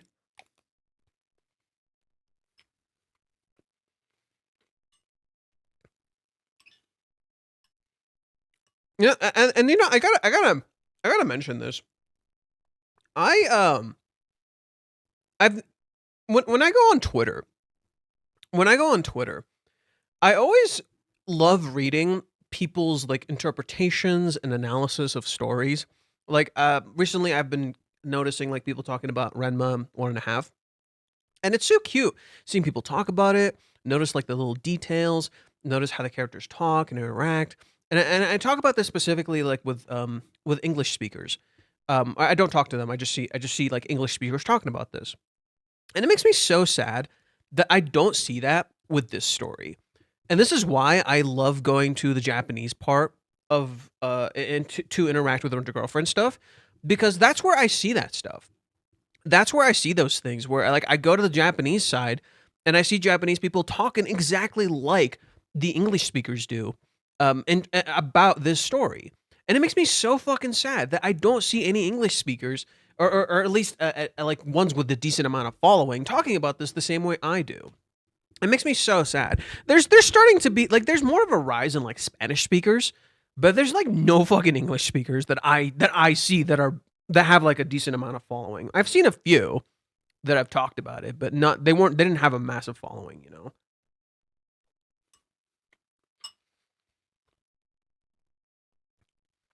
Vegas to mine is just weird. It makes no sense, lol. Wait, what? I get to who? What now?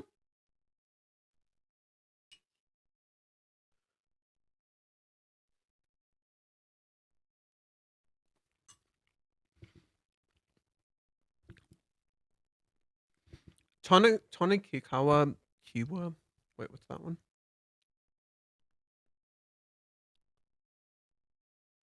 Is this the moon one? Fly me to the moon. Oh my god, that might be relevant to the moon chapter. I'm still trying to figure out the moon chapter, dude. Yeah, no, this one is over 300. It's 320 chapters. God damn. God damn. Well, shit. Nice. I watched a little bit of this. It was okay. I didn't click with it hard, but I liked it. It's the only series rivaling Kanokari in chapter count in a rom com genre. Really? There's no other one. Seriously? Like, there's nothing actually close?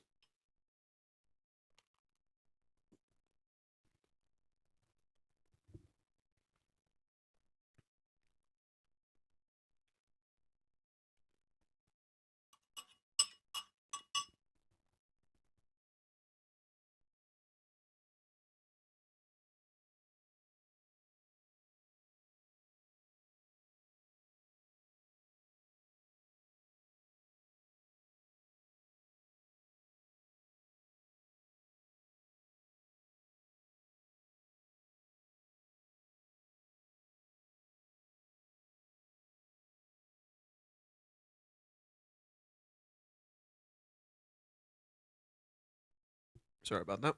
Um, Yamada's first time was 300 chapters. Nothing competes with Kanokari. Well, I don't think any of the story like there's only a few stories that have come close for me story wise that like actually like oh shit, this is good fucking storytelling. At least so far. I do think I need to start like reading more manga and watching more anime. Because I feel like I don't I've watched a lot. Okay, I know I've watched a crap ton. But I feel like I'm forgetting a lot too. Because I have a tendency to forget. It's just a part of my ADHD. Like I just have a tendency to forget things and just move on. And then when I watch them, I'm like, oh yeah, this shit was good. You know, this shit was fucking good. There's only a few things that just like really click with my mind, like really stick. Um, Not critiquing the series' pacing, but getting into a series that's not complete is so nerve wracking to me. The waiting, can't wait for the day I can't watch the beginning and the end and rewatch it. I kind of got over that.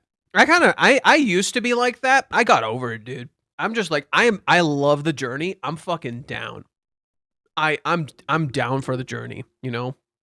Cuz like I'm reading a whole bunch of series that like are not done. Like I'm currently reading Blue Box, which is okay. I just, you know, it's just something fun to turn on Sunday. Like, yeah, you know, I get on Sunday, I'm like, oh, Blue Box chapter, let's go.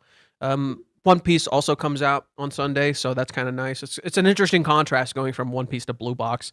I read Dan Da Dan. That's been fun to read too. I was keeping up with Komi-san, but that ended. And I don't have too many other things right now that I'm reading. Yeah, I need to have more things. I have a list of a whole bunch of things I want to watch, but I'm just not doing it. It's kind of hard. Even Dragon Ball, like, dude, I'm watching OG Dragon Ball right now, and it is weird. It is so weird. It's like the way I watch it has to be similar to the way I watch it feels so similar to the way I had to watch One Piece, because when I watched One Piece, the opening and the recap would be like 3 to 4 minutes. And then there's the ending song, which is the last 2 minutes. So you're essentially not watching a 24-minute episode. You're watching like an 18 to 16-minute episode. And you have to know how to skip around. And then even in the episode itself, they have the same bullshit where they're just like, oh, we're going to drag this fucking scene out. And then top that off with the fact, so the pacing is a little weird, of course. And then top that off with the fact that, like, Toriyama writes weird sometimes. Like, you know, he'll just write like convenient shit, or like, for example, I got through the Red Ribbon Army arc recently. I'm like, dude, this arc sucks.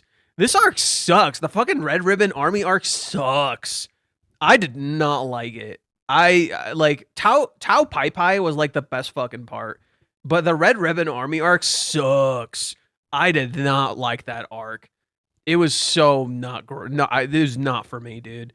There was so much bullshit. Like, it just was not clicking for me.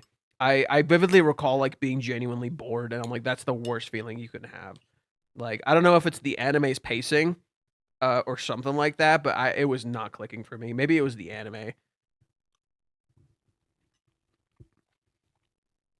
I'm watching Dragon Ball GT. Oh, you poor soul. Oh, you poor soul. Dragon Ball fucking GT. Jesus Christ.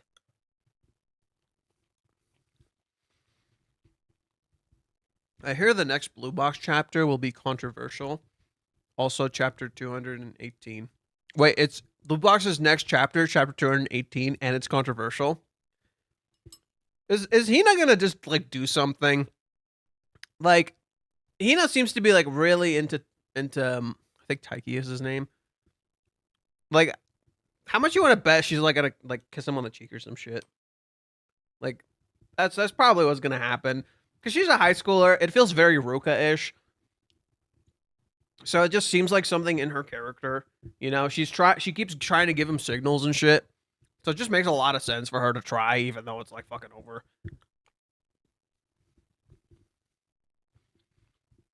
We'll see. I would like it to be more high schoolish, but Blue Box just sometimes is too mature. It's weird. It'll go from being like actual proper high school to, oh, we're super mature now. And it's always so jarring. It's the same thing I have with Fragrant Flower. Fragrant Flower just literally alternates between being like super fucking mature and they're high schoolers. And it's just the most jarring thing because these are not high schoolers. They are not written like high schoolers. Blue Box feels more like high schoolers. Right, but they're of course like idealized. They're too perfect. They're too great. You know, they don't actually feel like kids.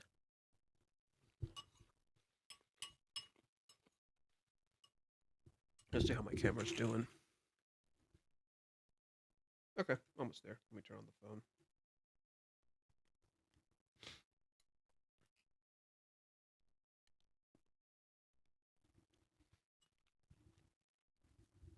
Are there any physical manga from Maison Ikoku? Yep, there are. You can get it on Amazon. They have like the complete edition for Maison Ikoku on Amazon. Just look it up. It's there. I gotta buy it. I've been meaning to buy it.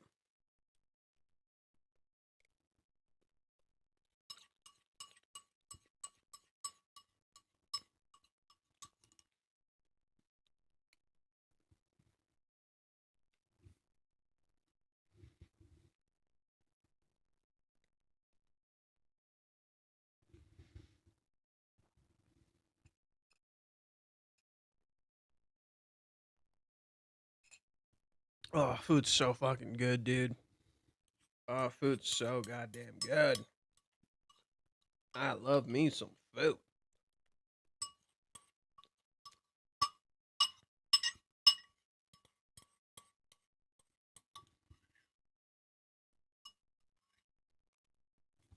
No, just normal Amazon. Literally, just go to normal Amazon. It's there. Like,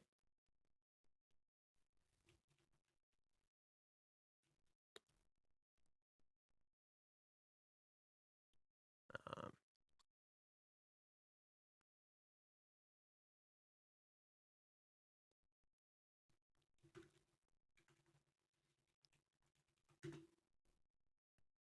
see, you can buy the whole collection for $200, or you can buy them one at a time. This is my cart. This is my cart.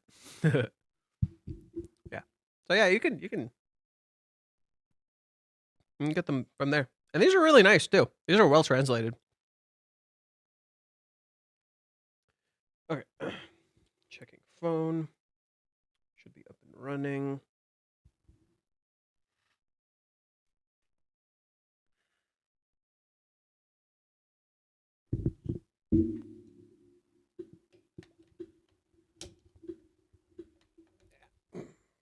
Come on.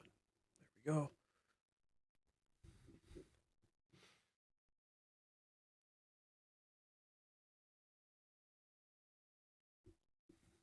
Oh, camera's weird.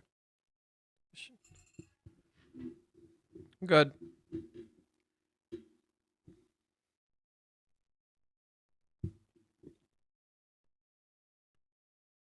I'm back, bitches. I'm back, bitches. Oh my god. This was gonna be the surprise. I was gonna pop in. I'm gonna have my fucking Mickey hat. I'm gonna have my fucking Fantasia hat. It would have been really funny. But no. No, the camera had to die. The camera had to perish. The joke is dead. Huh, we're talking about blue box, and I got me a blue hat. Hey, look, it's the moon. Hey, it's the moon. Fly me to the moon. See, I think that might be another meaning. I think that might be another meaning. It's like the trying to reach the moon, fly me to the moon. Right? I feel like the moon chapter will get more contextualization later. Reishi's gonna explain the moon later. Like, I feel like it's gonna click. But we've had a lot of imagery and symbolism and meaning to the moon. Like throughout the story. Like the moon is literally about their feelings, right?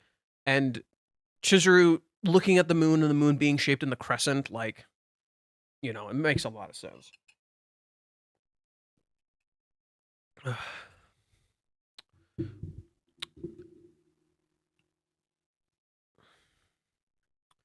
I think Blue Box is so monotonous. I forced myself to finish the anime. So for me, Blue Box was really weird. When I first started Blue Box, I really liked it. When I first started Blue Box, I loved the shit out of it, okay? And then I don't know where. There was like a certain point in Blue Box where I genuinely just got bored. And I was just like, this is becoming the very thing it sought to criticize. And that happened a lot. This seems to happen a lot with a lot of these stories, which is really weird. So for instance, Dress Up Darling is another example of this, where I was watching Dress Up Darling, and Dress Up Darling initially builds itself around the idea of criticizing modern day romances, right? It takes these tropes and plays with them. It creates Maureen, which is like a perfect waifu. Her whole thing is like antithetical to, you know, modern trends. And yet, about midway through, it's literally just like all of them. It just disregards the romance in favor of what it actually wanted to write, which was the cosplay stuff. And while there is relevance to the cosplay stuff, to the characters, it's done in such a way that it genuinely feels kind of boring. Blue Box kind of had a similar issue where for just a good period, nothing was fucking happening. And I was just like, okay, like, at least with Rent-A-Girlfriend, when it did the Hawaiians arc, the nature of Hawaiians is literally about their stagnation. And yet, for such an arc about stagnation, it's so, like, constantly gripping your attention. Like, you can say whatever the fuck you want about Hawaiians. The fact that it like grips your attention and like frustrates you and makes you feel all these things is testament to the fact that it can write stagnation and not be stagnant. And I think that's really fucking impressive. And yet most of these other stories, when they write stagnation, it's boring as shit. It is boring as shit. Whereas in real life, when you're stagnating, it's literally like a constant maelstrom of chaos internally, right? It's just, I don't know. I don't get it, man. Anyways. Hoping Reiji makes an art book of Rent a Girlfriend. He might. I don't know. Reiji makes a lot of art, and he's been doing a lot of art exhibitions. So I don't know if he wants to do an art book just yet. He might eventually. I don't know if he wants to do an art book just yet. It's just right now he's doing a lot of art exhibitions. So I don't think he wants to do an art book just yet. He might eventually. He's been kind of like slowly hinting at it and building it. Dude, every time I wear a hat, it makes my hair itch. I hate it. Every time I wear a goddamn hat, my hair itches. It's so frustrating. I think I just have a sensitive scalp. I'm a sensitive boy. I have a sensitive scalp. Let's see.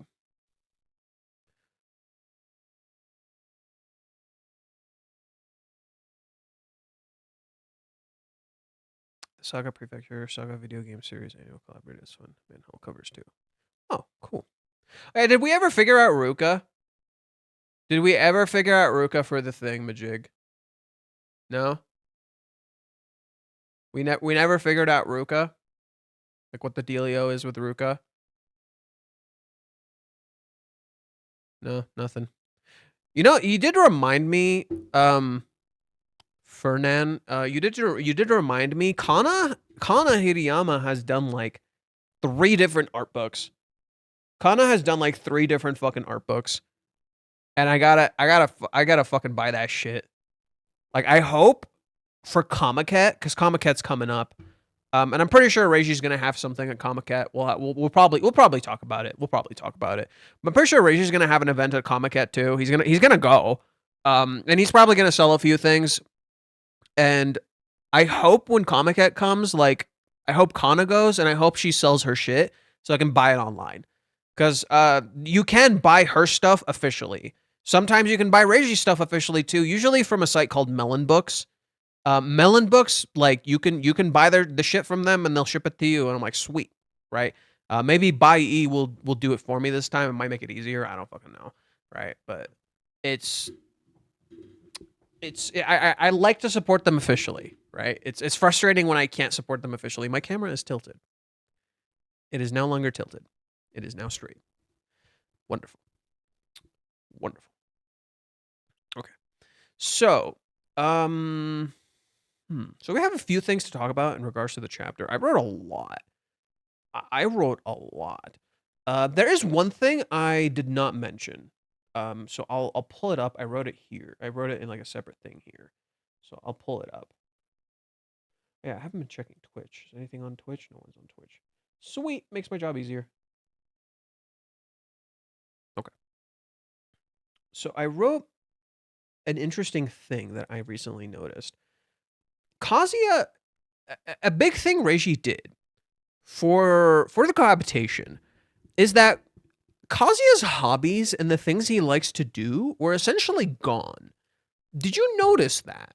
When Kazuya was living with Chizuru, Kazuya wasn't really doing anything. Most of what he was doing was just scrolling through shit online. He didn't even have Mr. Fish. And what is the first thing we see in chapter 399? Kazuya seemingly goes back to his original hair, but he also gets Mr. Fish back.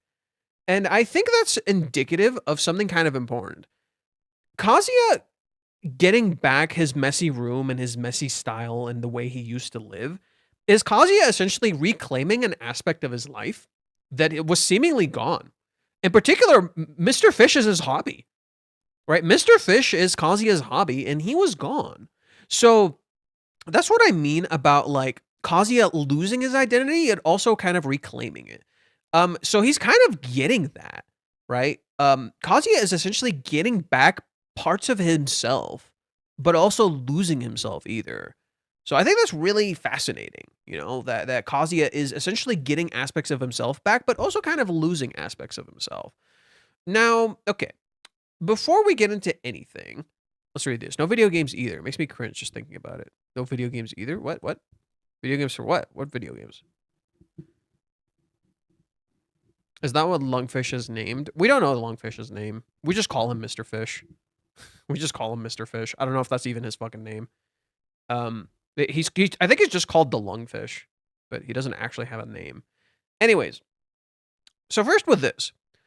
So one thing I found fascinating is the number 3, right? I'm not sure if this is their third meeting. Reiji doesn't particularly nod to the fact that this is Kazuya and Mami's third meeting, because like their first meeting was Mami called him. Their second meeting was by pure happenstance. And this is their third meeting, which is also pure happenstance, right? So they've run into each other pure happenstance twice, right?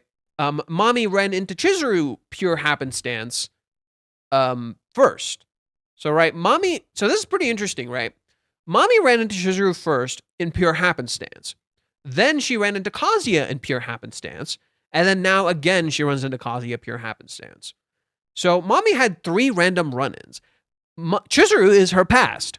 Chizuru is the thing that's haunting her, right? Kazuya runs into her present, right? Kazuya runs into Mami's present, and what is it? He sees her with Hakuba. And then finally, Mami runs into Kazuya for the future. Isn't that interesting? 3 different run-ins with Mami where it's completely random run-ins, right? The first meeting, which I think I'm incorrect about, is now I realize what the intended meaning was. Chapter 263 is the reintroduction of Mami's character into Kazuya's life, right? She actively made a choice to be reintroduced into his life. She's the one who did that, right? She's the one who texted him. She's the one who actively went out of her way to be part of his life, okay? Then she runs into Chizuru. Right, and she runs into Chizuru because she runs into Chizuru first because Chizuru is her past. Chizuru is what's haunting her. Chizuru is the thing Mami can't fucking get over, right? It's the thing that's haunting her. But she keeps trying to focus on Kazuya. And you see that in that chapter. Let's pull that chapter up, right? You see that in that chapter where Mami's trying to focus on Kazuya. She's looking for Kazuya. And she's trying to ignore Chizuru, who's her past, right? Mami wants to ignore the past. Right, so this is when she runs into them. She runs into Nagomi and Chizuru, where she sees them. Nagomi-san and Chizuru Mizuhara. And this is interesting. She keeps always referring to her as Chizuru Mizuhara, right? So they're still hanging out after all. But they're both at Jinjuku. And why in an arcade in all places? I never took Nagomi-san for the arcade type. Is it really just the 2 of them? She looks around. There's no Kazuya. I guess he's not here, right? She's looking for him, and she leaves, and that's it. You see Mami next chapter, and what's happening with Mami? She's worried that, oh look, Chizuru might take Kazuya, right? In contrast, what is Kazuya afraid of? Umi might take Chizuru. You instantly have a parallel. You instantly have a parallel. Oh look. That's actually what's happening. Whereas Chizuru doesn't seem to be as insecure about Ruka as we might think, right? Chizuru doesn't seem to be, I think Chizuru might not be as insecure about Ruka as you might think. I think she just has so much faith in Kazuya that she's actually not freaked out about Ruka. Considering Kazuya lasted the 3 months, right? Considering Kazuya never gave up in the 3 months, Ruka was there the entire fucking time. He told her I don't have feelings for Ruka. He seems like he's very serious about her. And Ruka is not gonna happen, right? In contrast, Kazuya does not know how serious Chizuru is, right? So do you see the issue, right? Kazuya is trying to show Chizuru how serious he is, whereas she knows how serious he is, because she saw firsthand how he dealt with Ruka. So that's why Chizuru is not actually scared about the whole Ruka thing. It does freak her a little bit, but Chizuru is not actually freaked about Ruka. Because literally 3 months happened and Kazuya never moved on.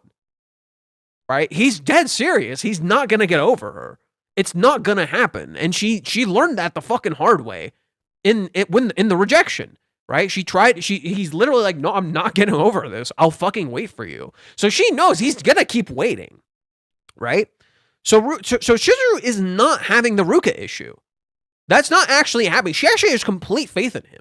At least I believe. Chizuru is having complete faith in him. In contrast, the one who's actually freaked out about Chizuru possibly taking him is Mami, right?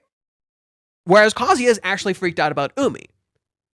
And that's the irony. This is how you see the reversal. Mami doesn't already know Kazuya is long gone, right? And Kazuya doesn't know Umi was never a threat to begin with. You see how they're reversed? They feel the same exact fear. The fear is identical. There are literal mirrors in the fear that they feel. And yet, they're completely reversed, right? Whereas Kazuya is actively trying to be in Chizuru's life, but then now he's distancing himself. Mami actively doesn't involve herself with Kazuya, and Kazuya keeps getting brought into her life. Again, reversal. They feel the same thing and then do it completely differently, right? Feel the same thing, do it completely differently. And that's the thing. Mami isn't actually putting in a real effort. In this chapter, she does. When she calls, she does. But all Mami has received is conveniences. And again, this is literally a deconstruction of Mami's role. What is Reiji doing with Mami's character that you're probably not seeing? Mami has always been a character who sees things from the outsider's perspective. And she's kind of content with that. This is literally how she found her understanding of Chizuru, right? She hates Chizuru because she sees her from an outsider's perspective, and she wants to assume the worst in her. Chizuru lied to me. Chizuru is leading me on. Chizuru is tricking me. And she projects that onto Kazuya's relationship with her so that she can destroy their relationship. Not addressing the fact that the whole reason she's doing this is because she fucking likes Kazuya. She's not just trying to destroy their relationship, right? Her intent is not just to destroy the relationship. She fucking likes Kazuya. God damn it, I should have put the fucking... my food is still here. My fucking food is still here. I should have put that somewhere else, but I'm a stupid fool. I'll take it down later. I gotta clean it later. So, Mami was always, from the beginning of the series, seeing things from an outsider's perspective. Not actually putting in the real effort to know things, right? Not really. And Chizuru literally says this to her, right? What does Chizuru literally say to Mami, right?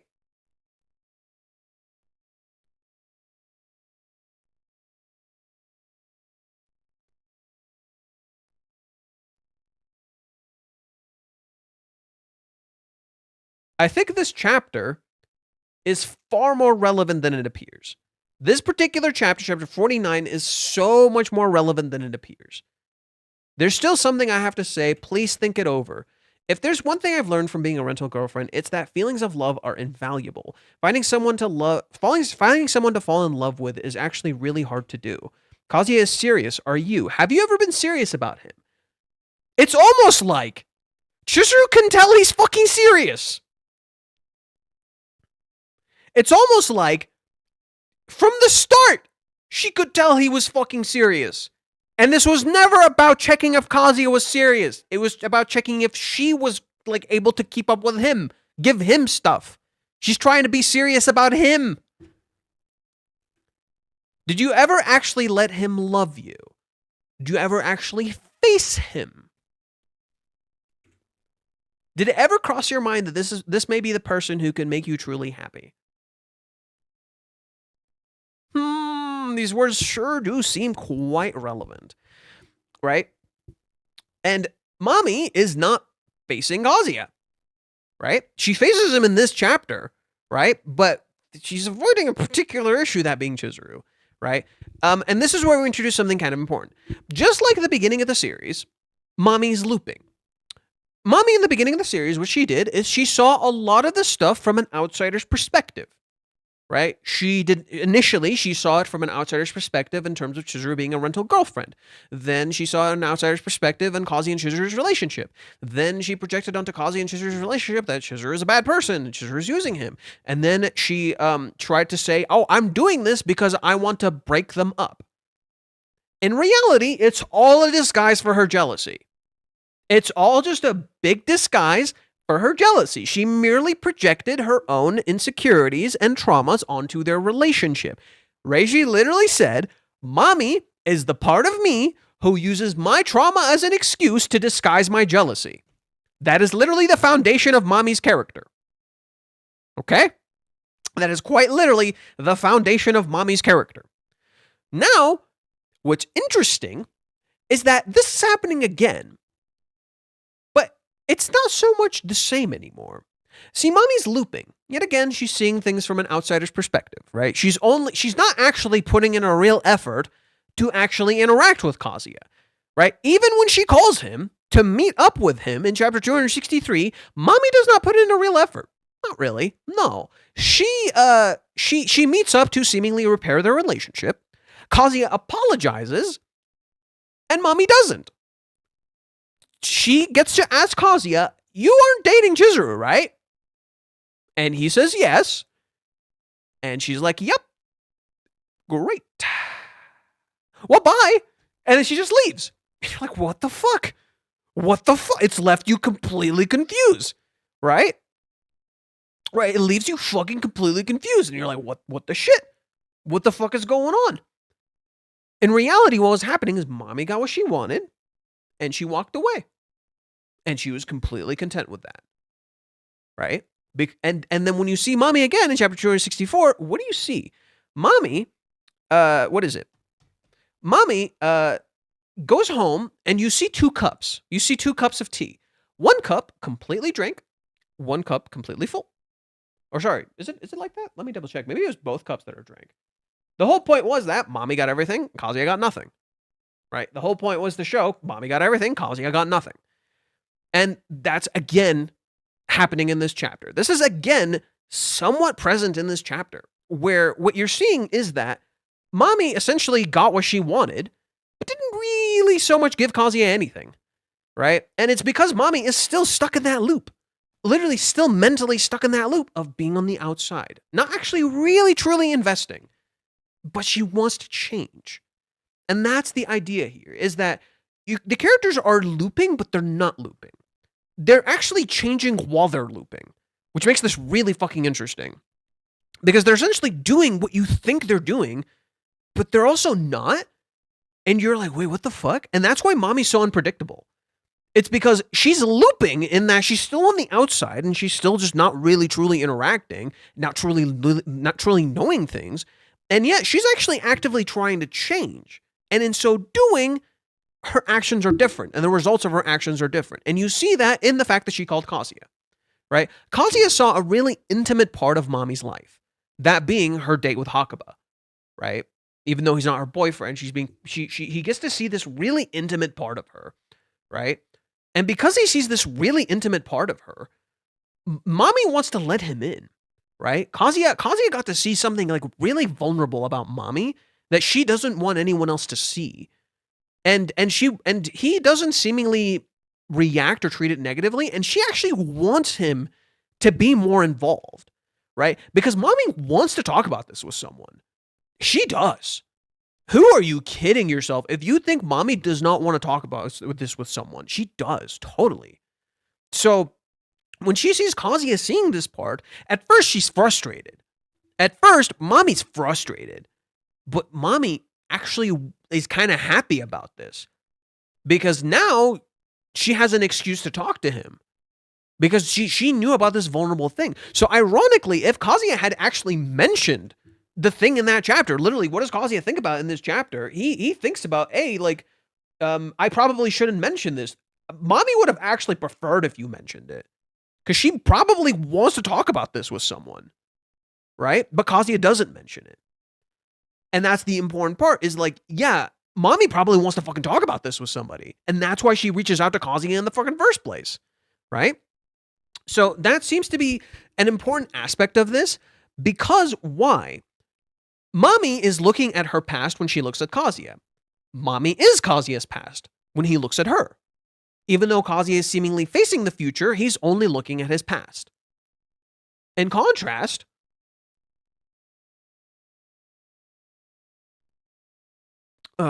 Shoot, lost my train of thought. In contrast, Mommy is facing forward, but she's looking back. Or in particular, she's facing forward and occasionally glancing back, right? Mommy's facing forward, but occasionally glancing back because she's not actually over it, right? Whereas Kazuya has never gone over his past, right? He actively stares at his past, whereas Mommy occasionally glances at her past, right? Because Mommy actually wants to go back, right? She wants to reclaim something, whereas Kazuya is looking at his past because he never got over it, right? And I'm not saying he still has feelings for Mommy. I do have to clear that up. I'm not saying he still has feelings for Mommy. What I'm saying is that Mommy is an unresolved issue for Kazuya. It's not that he has feelings for her. She's a fundamentally unresolved issue. And so that's why the number 3, in my opinion, is relevant. The 3 literally represents the past, present, and the future, right? It's your 3 worlds. That's literally the whole point, right? 3 is Kazuya's number, right? So 3 directly connects to that element of the past, the present, and the future, right? And you see all of those, right? You see Kazuya looking to his future, you see Kazuya living in the present, and you see Kazuya literally looking at his past. Mommy is the same way, but in reverse. Mommy is facing her future, she glances back at her past, and she actively tries to define her present. She's his reverse, yet his mirror, right? So they go to Classroom 3. They're both third years. And the thing I found interesting is that both Mommy and Kazuya, this is their first time in this place, right? So 313. Why is that interesting? Because they literally share a line. They literally share something. They share a particular thing. They have a commonality. 2 3s, 1 commonality. Pretty good. Reishi's thinking this shit. Reishi's crazy, dude. Reishi's crazy, dude. That's crazy. So, okay. This is where something interesting happens. The visual of the chapter has 4 elements. 1, 2, 3, 4. Right? Four things in front of you. Chapter 400. Right? And then 2 zeros. Kazuya is a 0. Mommy is a 0. They've both reset. All right, both Kazuya and Mommy have seemingly reset. So the chapter literally conveys their characters. There is an element of death in this chapter, where it's like it's literally like their relationship, if you think about it, right? There's the death of Kazuya, where who he is seemingly disappearing, and then there is Mommy, who is in a sense like already kind of dead. She's living dead because she's not truly alive, right? Because she's not really living. Right. Whereas she's starting to kind of live. So you have this element of death and rebirth that's kind of seemingly relevant in this chapter. And what's interesting here is if you compare this to last chapter, 399, Kazuya and Chizuru are holding hands, and yet in the chapter, they don't touch at all. Right? In the chapter, they're not even in the same room. Whereas this cover with Mommy for chapter 400 almost contrasts that. Kazuya is even standing in the complete opposite position, right? Kazuya is on the left side here. Kazuya is on the right side here. Isn't that interesting? It's like the scenes are completely in reverse, right? Even the way they're dressed is completely reversed. Kazuya is wearing like a full-on suit here. Chizuru is wearing a full-on dress. Kazuya is dressed normally. Mommy is dressed kind of fancy, but pretty normal. And the interesting thing, too, is that this chapter 399, has a motif of 2s. It's Kazuya's 22nd birthday. It was 2 weeks since the kiss, right? And then, what else? There was like one other 2. Right? There's like one other 2. Well, there's these 2, literally. Oh, yeah, the 9s. And it's the daily life part 2. Oh, my God. The daily life part 2. It was 2 weeks on Kazuya's 22nd birthday.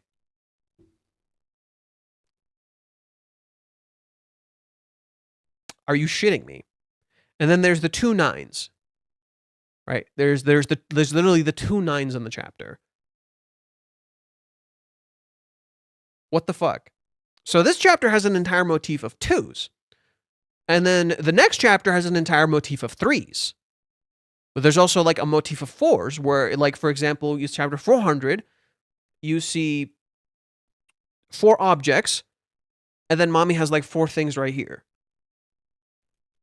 Right? There's an entire motif of 4s and 3s in this chapter. Like, what the hell? Right? It's so trippy.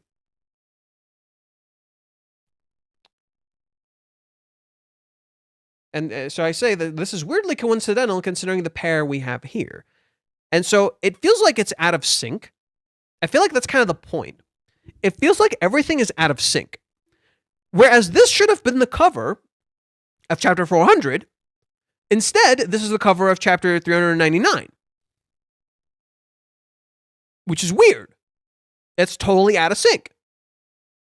Right? And then you have the chapter after 400, and rather than like an actual physical connection between Kazuya and Chizuru, you have a connection between mommy and Kazuya.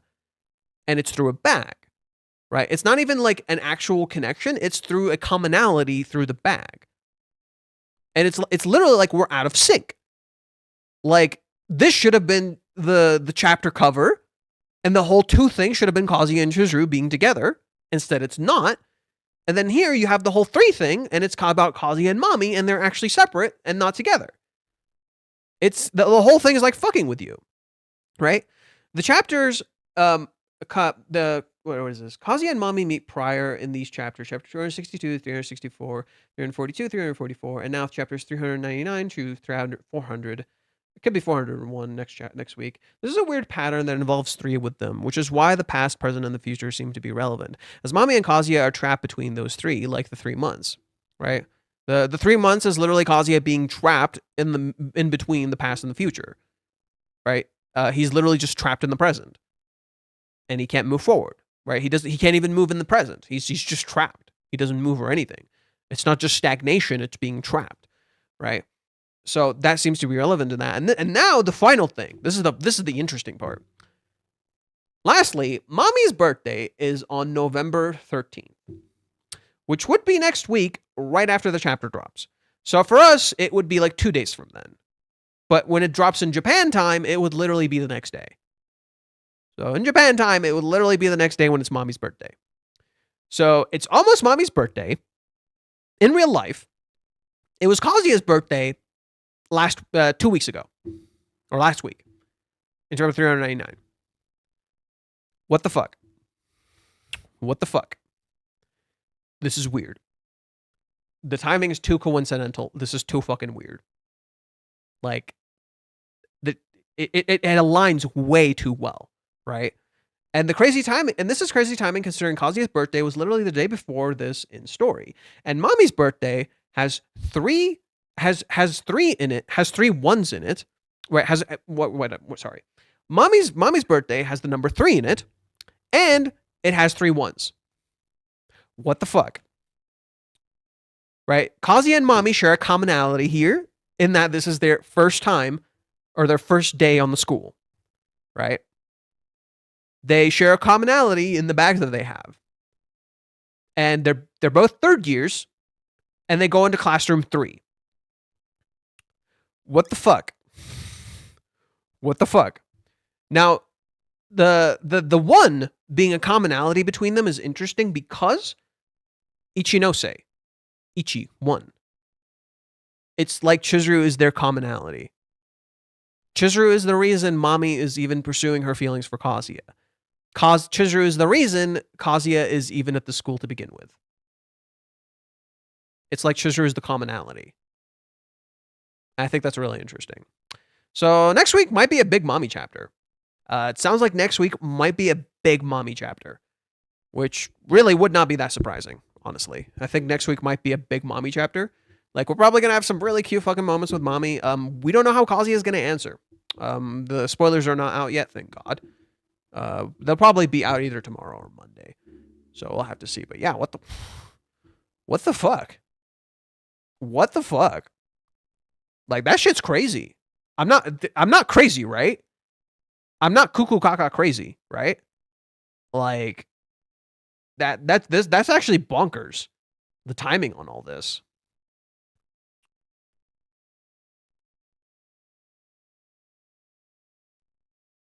Are you resisting the spoilers? Oh, I don't read spoilers.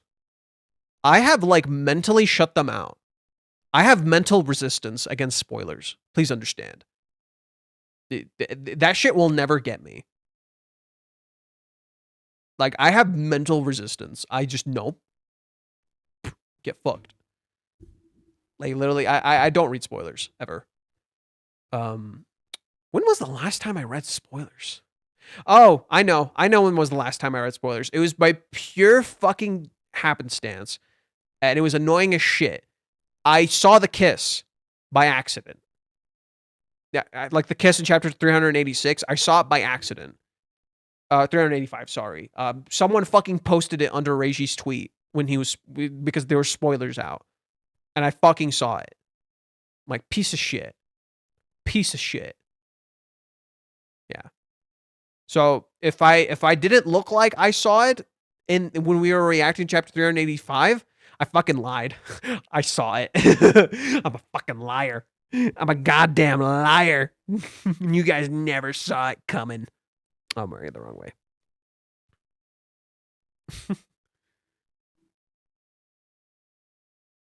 Okay. So, okay, High Defense. High Defense is the teaser for next time. So this is my theory on what High Defense is. High Defense is Kazuya thinking mommy has High Defense. Why? At least initially, I think of the every single teaser Reiji has shown us has had some sort of double meaning, or occasionally been like super direct. The mommy one was super fucking direct, right? But it also somewhat has a double meaning. In this case, like, remember we were talking about mommy's question having like a double meaning. So in this case, High Defense, I think the initial idea for it is that Kazuya is going to think mommy has High Defense. Because if you look at it from his POV, mommy has been kind of defensive around him, right? He comes up to her, he talks to her, she is distant, and she looks away from him, right? So she kind of doesn't really fucking interact with him, you know? She kind of looks away, doesn't really fucking interact. So what's going to happen is that Kazuya, and then afterwards, she comes up to take a picture of Kazuya's schedule, and it's really cute. It's really cute. But Kazuya already wants to assume she hates him. And that she took this picture so she can avoid his schedule, right? Even though she said, let's walk out together, right? So literally, Kazuya is not getting any signs that mommy does not like him. But he wants to see it this way. So his interpretation is that mommy has High Defense. This is why Reiji is showing signs. This is why Reiji is literally showing signs, right? So, like literally road signs. Why? Because Kazuya can't read signs. He can't read the signals in front of him. Mommy showed interest. Mommy went out of her way to get Kazuya's schedule and then say, let's walk out together. Like, that's clear signs of interest. She called him in the date. She literally called him in the date, and he never considers, maybe her calling me is her showing interest, right? Especially after I run into this person who I asked if he was her boyfriend. She tells me he's not her boyfriend. It's almost like he's giving her signals he's interested, right? Because remember, when mommy runs into Kazuya and Minnie, and Kazuya runs into mommy and Hakuba, what does mommy ask Kazuya? Is Minnie your friend? Not your girlfriend, is Minnie your friend? Right? And he's like, yeah, she's a college buddy. We're just hanging out. Kazuya asks her, is he your boyfriend? He never even, which indicates to mommy interest. And she says, no, he's not my boyfriend. Then afterwards, mommy calls him after Kazuya doesn't say anything to her for a while. She just told you he's not my boyfriend, and then she called you.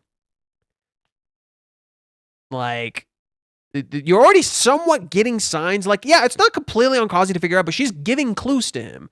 that she's interested. She's giving signals, I'm interested. She's not being super direct, yes, but Kazuya doesn't know how to read the signs. And so he doesn't realize when he asks this question, okay, you're showing interest. He doesn't realize he's showing her interest. And it's the same thing with it's the same thing that's happening with Minnie. That's the issue. That's the same thing he's doing with Minnie. That's the same thing he's doing with Ruka. Kazuya doesn't realize he's showing interest in these women around him without even realizing it. For instance, he tells Minnie everything. He lets Minnie completely into his private life. And he lets her touch him. He buys her drinks. He informs her of everything about his love life. No shit, Minnie might start catching some feelings. Okay? Ruka, he keeps giving her signals he's interested. Why? Sure, the dates are 50-50, right? The dates are 50-50.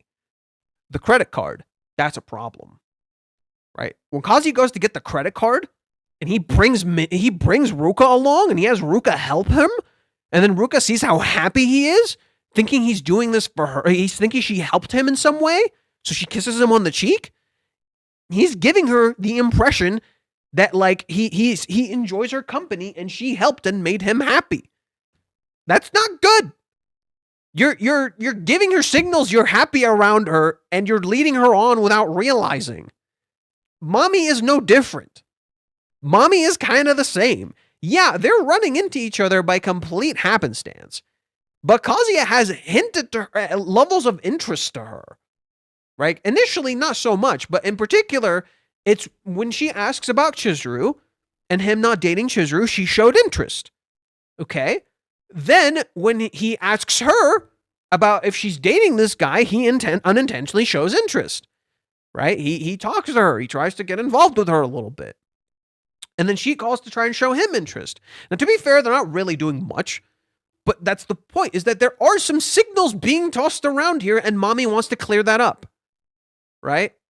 Like, did you still have feelings? Right?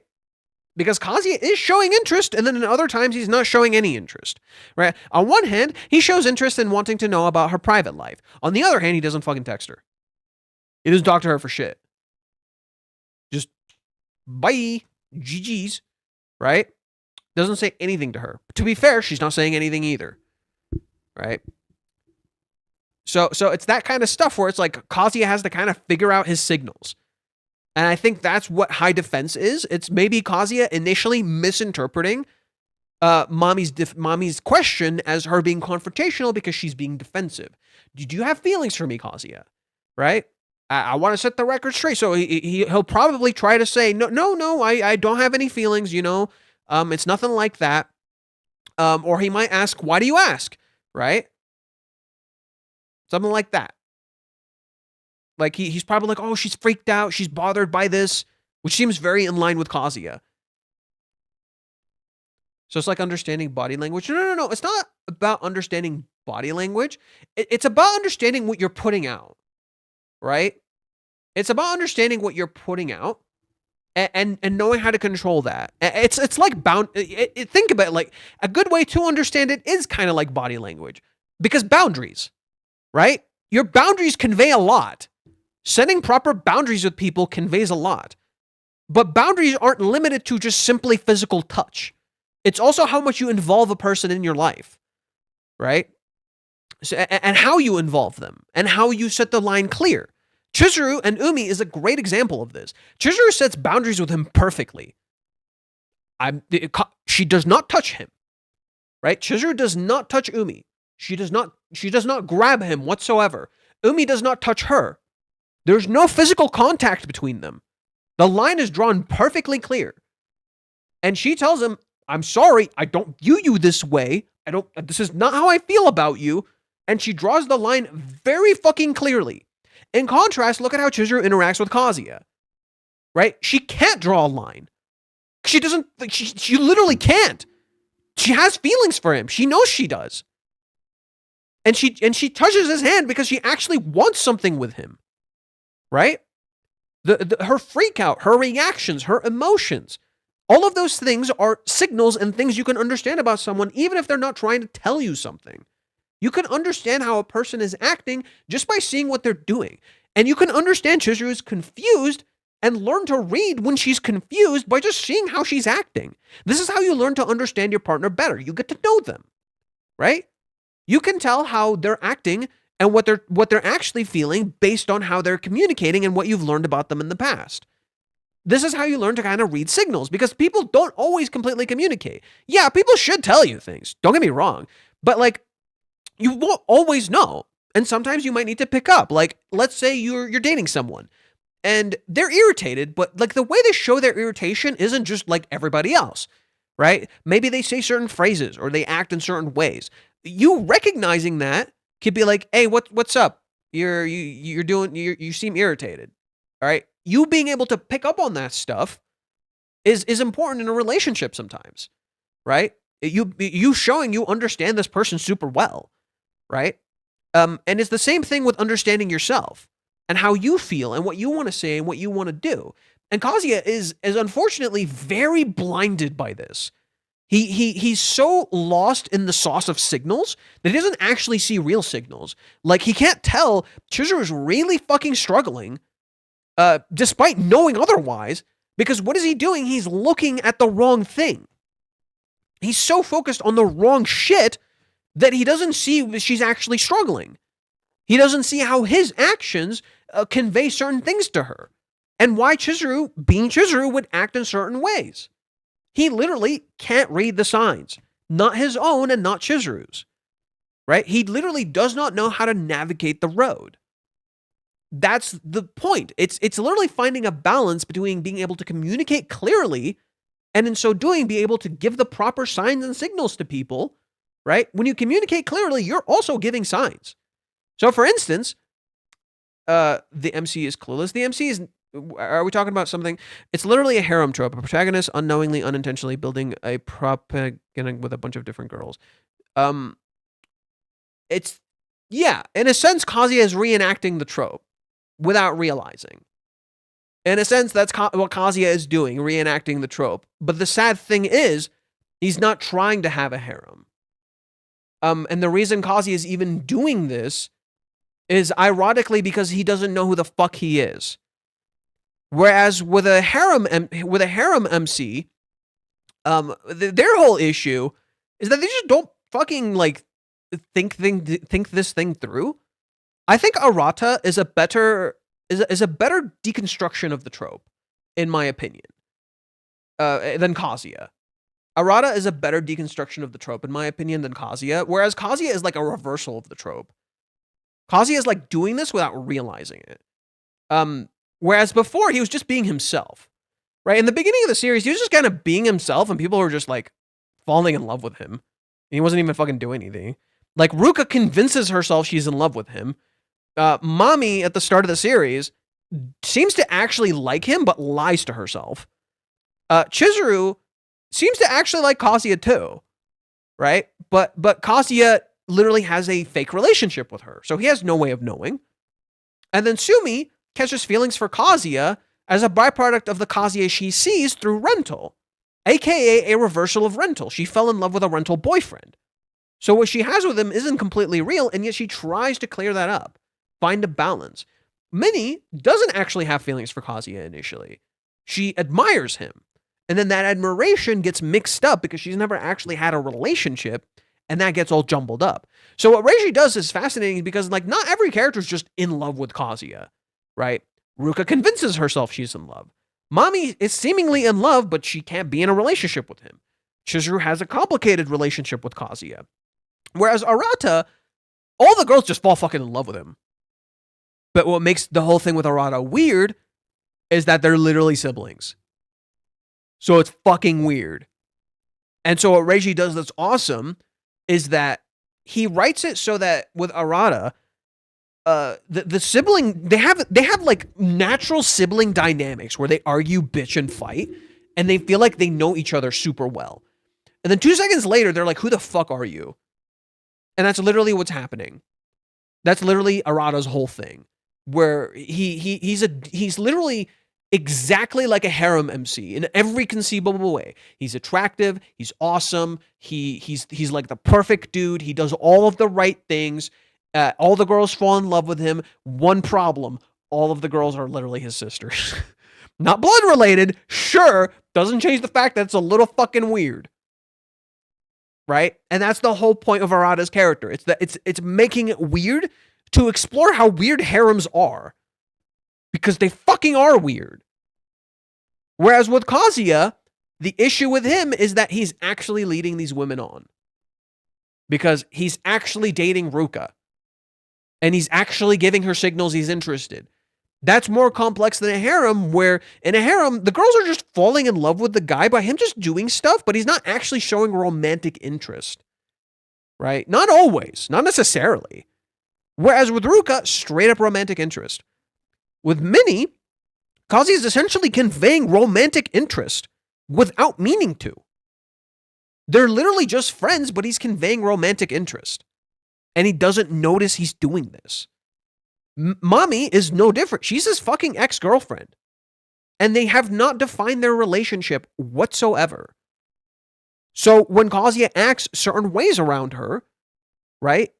No shit, she could theoretically interpret it as romantic interest. He was willing to meet her. He was willing to apologize to her. He was willing to talk to her. He didn't deny when she asked if he's dating Chizuru. He didn't say what his feelings are whatsoever. Right? Kazuya never set the record straight with Mommy in any way, shape, or form. So naturally, this scene is meant to be a reversal of the scene with Chizuru and Umi, where Chizuru sets the ground rules straight. I'm sorry, I don't view you this way. Right? Chizuru takes control. Kazuya is the reverse. Kazuya does not have control here. He doesn't define their relationship. In a sense, kind of mirroring Umi, even though Umi is actually trying to define the relationship. Whereas Chizuru is like, this is not the definition I want. Right? Whereas Kazuya is not defining the relationship at all. He's not being clear in any way, shape, or form. So that's my interpretation of what this means. And I said here, think about it from Kazuya's POV. Your ex would only ask if you still like her for two reasons. She wants to get back together or she wants to reject you. And Kazuya would never think it's the former. So he might try to probe as he did with his jokes, and it won't work. Like, relationships with your ex don't always have to end badly, but it's not exactly ending great either. And think about it from another POV. You like someone and you're still talking to your ex. What kind of message are you sending? Right? Kazuya likes Chizuru. Why the fuck is he talking to his ex? Right? The way Kazuya keeps talking to her gives her the signal he's somewhat interested. Right? When you keep talking to your ex, you're giving them signals you're possibly interested, unless you made it clear you're just friends. Kazuya never does. Do you see the issue? This is why Mommy would think this. Kazuya wants to get back with her? No, he doesn't. Kazuya does not want to get back with her. Kazuya wants to repair their relationship. He cares enough for her that he still wants her to be happy, but he doesn't love her. Like, Kazuya knows he doesn't love her, but he cares enough for her to want her to be happy. Right? He still wants to be in this person's life in some way. She mattered to him that much. Mommy really mattered to Kazuya. Like, she's an important person in his life. That doesn't mean, like, he loves her. Right? He maybe cares for her platonically, right? Or cares for her in some way, shape, or form. He like, Kazuya is, to me, really stuck on, like, reclaiming things that he's lost. And I think there's no issue with him having, like, platonic relationships with women, like friendships.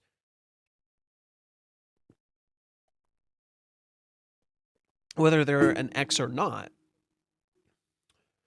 I wouldn't say don't interact with your ex. I literally just said you can, but you have to set the ground rules straight. You have to make sure you're just friends. You have to make it clear you're just friends. And you have to be able to communicate that to your partner.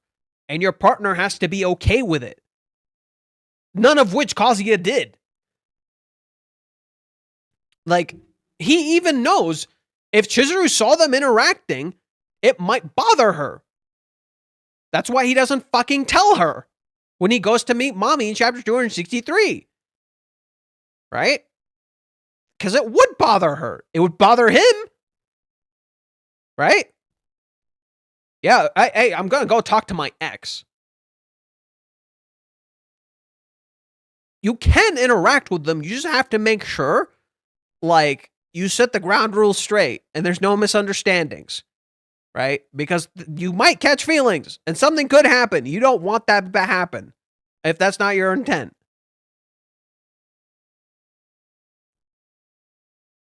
My ex didn't do this and I was let on for about 4 years. Then I gave up and moved on. Sucks, dude. I had a weird relationship with my ex, but looking back on it, a lot of it's kind of my fault. But actually, no, it's a little bit of both of us. Yeah, it's kind of both of us. Whatever. Yeah, go support artists who want to do rent-a-girlfriend stuff. Go support this person. Okay. Whew. So.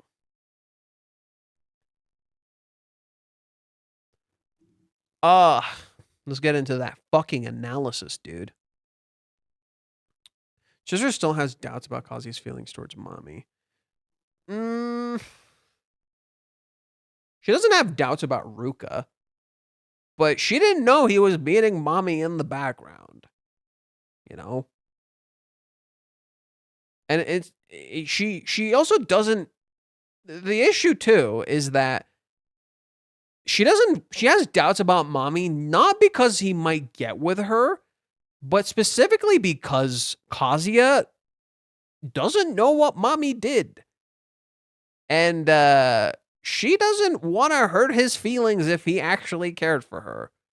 Because it would shatter his image of mommy. Like, he really cared for this person, and she meant a lot to him, and then to be suddenly told, hey, so this person actually fucking hates you, and they're actually, like, a terrible person. Like, you see why Chizuru doesn't want to, is, like, hesitant to talk about mommy, and why Kazuya needs to tell her, just tell me? Like, this is why Chizuru gave him signals.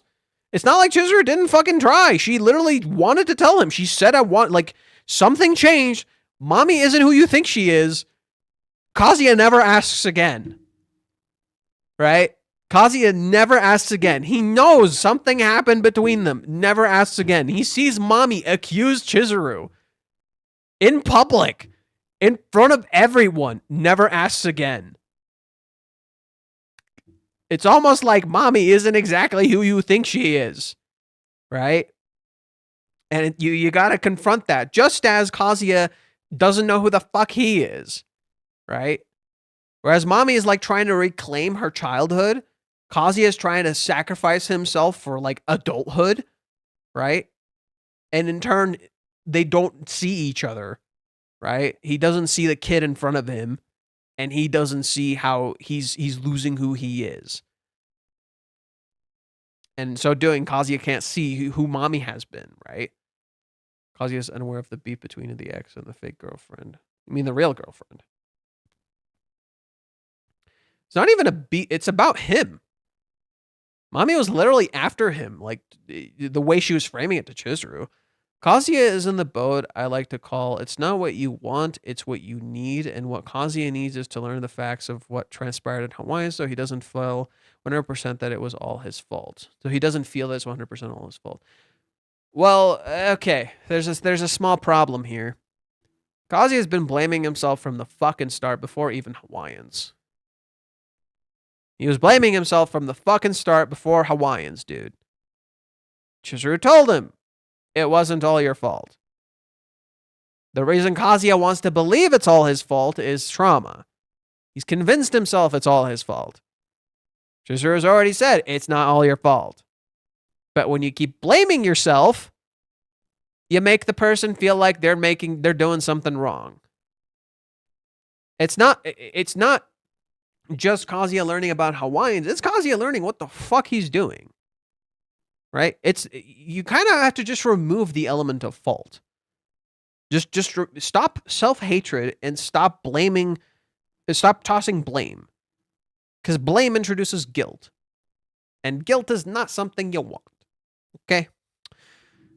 Reflections of the past mirrored onto the present. The mirror of the present gives the illusion of the future. Chapter 400 is a chapter of mirrors. Kazuya and Mami parallel each other with their school bags, but where there are mirrors, there is a contrast to reality. On the opening page, you can see two birds sitting on a power line, sharing a connection, if you will, much like Kazuya and Mami share a connection in the school and the school bags. Yet the birds don't face each other. They look completely away from one another. While the first thing we see is the pair looking at the other person, right? Interesting note, by the way. Did you guys notice the 3? All the way back here. This is classroom 3, right? There's a 3 literally in the first page, right? And so the first thing you see is the school. The school connects to the line, and then you see Kazuya and Mami inside the school. Like the school is their connection, right? And they're looking away from each other because that's what they were doing the whole time.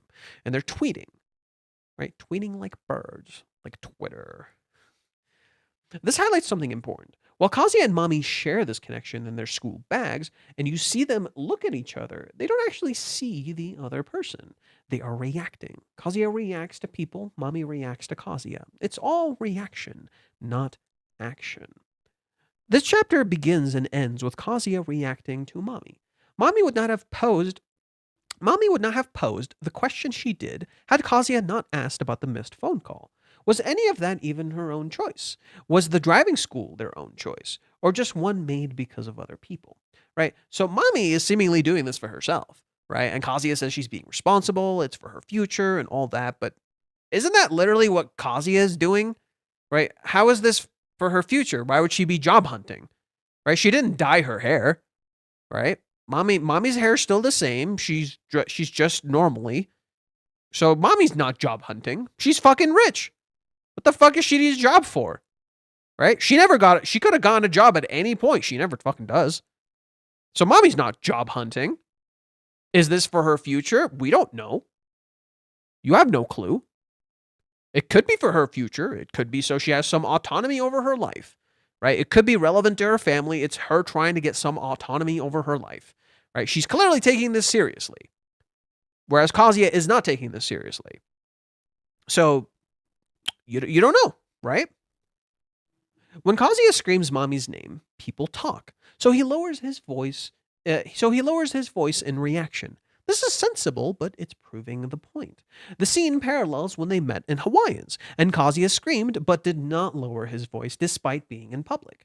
Those were his true feelings back then. In Hawaiians and here, they meet in the reception. In both places, they meet in the reception, except Hawaiians was completely planned. The irony here is that in Hawaiians, Mami orchestrated the coincidences of running into each other. It was planned. Now the coincidental nature of them running into each other is almost karmic in nature. Mami literally has no control over when she runs into Kazuya, much like he doesn't. When Kazuya remembers the Joy Polis run-ins, he says he probably shouldn't ask about that. But here, the art shows Kazuya darkened with static, like a connection being lost or broken. Reishi did this in the scouting when Kazuya decided to waste his money, knowing it was wrong. So like, look at Kazuya here. He's literally like becoming static. Like there's literally, he's not just shadowed. The shadows are literally static. It's like he's sinking into the darkness, right?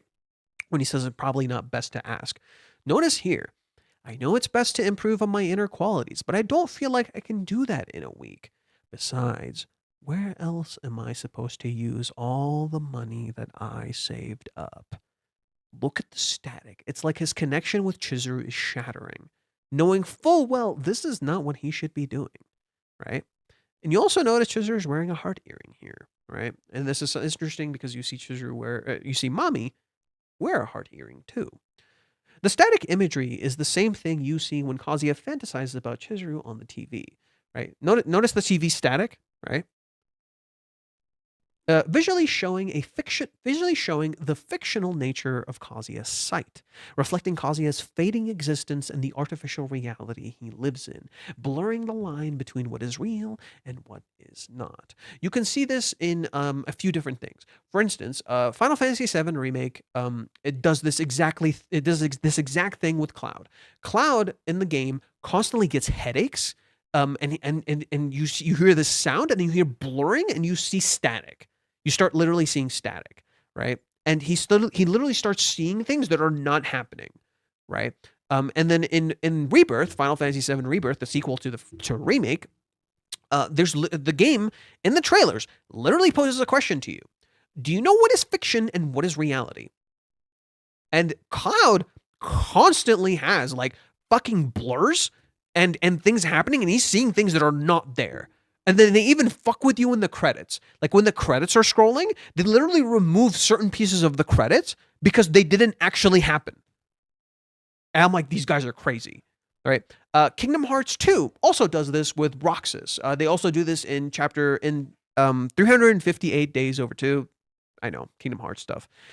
Where Roxas is literally living in a simulation, and there's constant use of static and literal data to show that Roxas's existence is fictional, and that his memories are being blurred with Sora's memories, and that his entire question of his identity and who he is falling the fuck apart because he doesn't actually know who the fuck he is. Right? He's literally living through fiction. Interesting note, by the way. Interesting note. Shion, the character from Kingdom Hearts, shares a name with Shion from the Shiunji family, and interestingly, their names, I believe their names are similar. In Japanese, they literally reference a flower, and that flower in the Hanakataba, or the Japanese language of flowers, means "don't forget about me." Because, spoilers for Kingdom Hearts, Shion is a character that gets erased and forgotten. And Shion in the Shiunji family, the brother who looks like Umi, who's younger, is literally actively forgotten and feels like he doesn't, like he literally feels like his brother's like superior to him, and he literally doesn't have a role in the story. He quite literally does not have a role in the story. His entire role is just to be support, and yet he's completely forgotten. So yeah, if that's literally what Reishi's referencing, holy shit! Because I called it. I literally called it when we were analyzing Shiunji family. I was literally saying that's literally Shion's thing, where he's literally like he's forgotten. He doesn't matter. He's literally erased, right? Out of the 7 siblings, he's the one that matters the least, right? So this element is very key here. Kazuya living in a sort of fictional reality, right? Literally seeing fiction, literally in the braid. You have the braid, the rental braid being specifically highlighted to you. He's literally seeing fiction, right?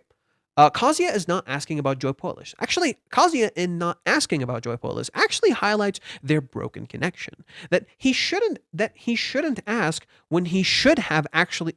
That he believes he shouldn't have asked when it would have actually improved their bond. Kazuya did not speak or contact Mommy despite feeling frustrated about the situation with her, raising a simple question, as if looking into the mirror and asking, "Who are you, and what do you want?" Kazuya wants to repair his relationship with Mommy, but to what end? He doesn't ask about her reasoning. He forgets the call, and he doesn't even want to look into what happened with her and Chizuru. Right? Kazuya doesn't do any of this. Why does he want to repair the relationship if he doesn't even seemingly talk to her? Is it just for formality's sake? Right? Does Kazuya want to repair his relationship with Mommy merely for formality's sake? Just so he can say, "Hi, bestie. Hi, friendo." And just, that's it. They're not actually friends. So Kazuya is hoping to see Chizuru's signature braid. No. Chizuru's signature braid is emblematic of an illusion, because she only wears that braid in rental, specifically for him. And this is important. Why? I wrote something for this. I wrote a little piece for this. I'm gonna read it for you. Let me find it. I wrote a little piece for this.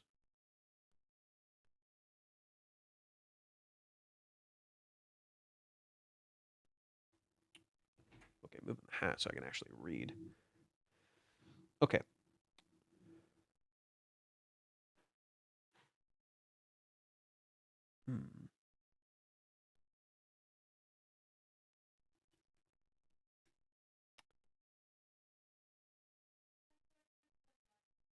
Thanks. This is contrasted by Kazuya looking at the actual girlfriend he desires in the mirror of the TV screen, a fantasy reflected back at him. Chizuru's rental braid that she specifically wore for him is clearly visible here, whereas before, Kazuya would always forget what it looked like. And what's interesting is how Reiji specifically adds the TV static into this visual. It's so real that it transcends Kazuya's fantasies and shows something even his mind doesn't usually process. And yet, it is a lie all the same, hence the TV static. It's not a real experience. It's a fictional one that feels so real to Kazuya that he convinced himself it is real. It's reality and fiction merging. His desires to be with Chizuru, which are so real, are clashing with the fantasy Kazuya created and convinced himself of in the driving school in getting the license, which is why Chizuru has her rental braid. This isn't the real her. It's Mizuhara. So Chizuru's rental braid is only for Kazuya? Yep. She never wears it with anyone else. Kazuya has seen her in other rental dates. She never wears it with anyone else. It's specifically for him. But here's the interesting part. Chizuru has not worn the rental braid once since their last rental date. Never again. She has not worn the rental braid once since the 3-month time skip rental date. That's it. That was the last rental date. It never happened again. She never wore it again. So why the fuck is Kazuya still seeing it? Do you see the issue? As if looking at a mirror, and okay, I already read this part. Kazuya merely wishes to observe and react accordingly. In his pursuit of acceptance, he conforms. And in conforming and then fighting conformity again, he no longer even knows who he is anymore. Much like Mami, Kazuya searches for his identity by going back to zero, to nothing. And remember when we read chapter 381? Right? Literally, he's erased. He's gone. You see this in his responses, attempting to make Mami laugh by saying something is funny, looking for some sort of surface level connection to latch onto rather than actually speaking to Mami about the hard subject matter. Why is she acting like this? And who is the person she was with? Never looks for any of that. Right? He projects onto her his own circumstances, that she's getting her license for job hunting or for her future. But Kazuya knows he doesn't know anything about her life circumstances. Even his reasoning here aligns with social norm rather than individual circumstances. He's a mirror, right? It's merely a mirror. She's just here for her license, which would be pretty useful for job hunting. If you need it, then it's better to get it when you have time, sooner than later. Okay, but Mommy doesn't look like she's job hunting. So how do you know what she's getting it for? Actually, it seems like she really came here to take this class by herself. A pretty responsible thing for her to do. Is it responsible? Is this out of responsibility, or is this for something completely different? Right? Is this so Mommy can merely get her freedom and she's actually ignoring her classes? You don't know. You have no fucking clue. Right? Kazuya assumes it's responsible. How do you know? This is what I mean when I say this chapter is a mirror. Kazuya merely sees what he wishes to see. But interestingly, Mami might be the same despite appearing different, as she too only focuses on Kazuya's feelings for her and her own needs. Getting, but not giving. Mami steals glances from Kazuya as he does her, but unlike him, she positions herself up front rather than next to him or behind, making her stand out.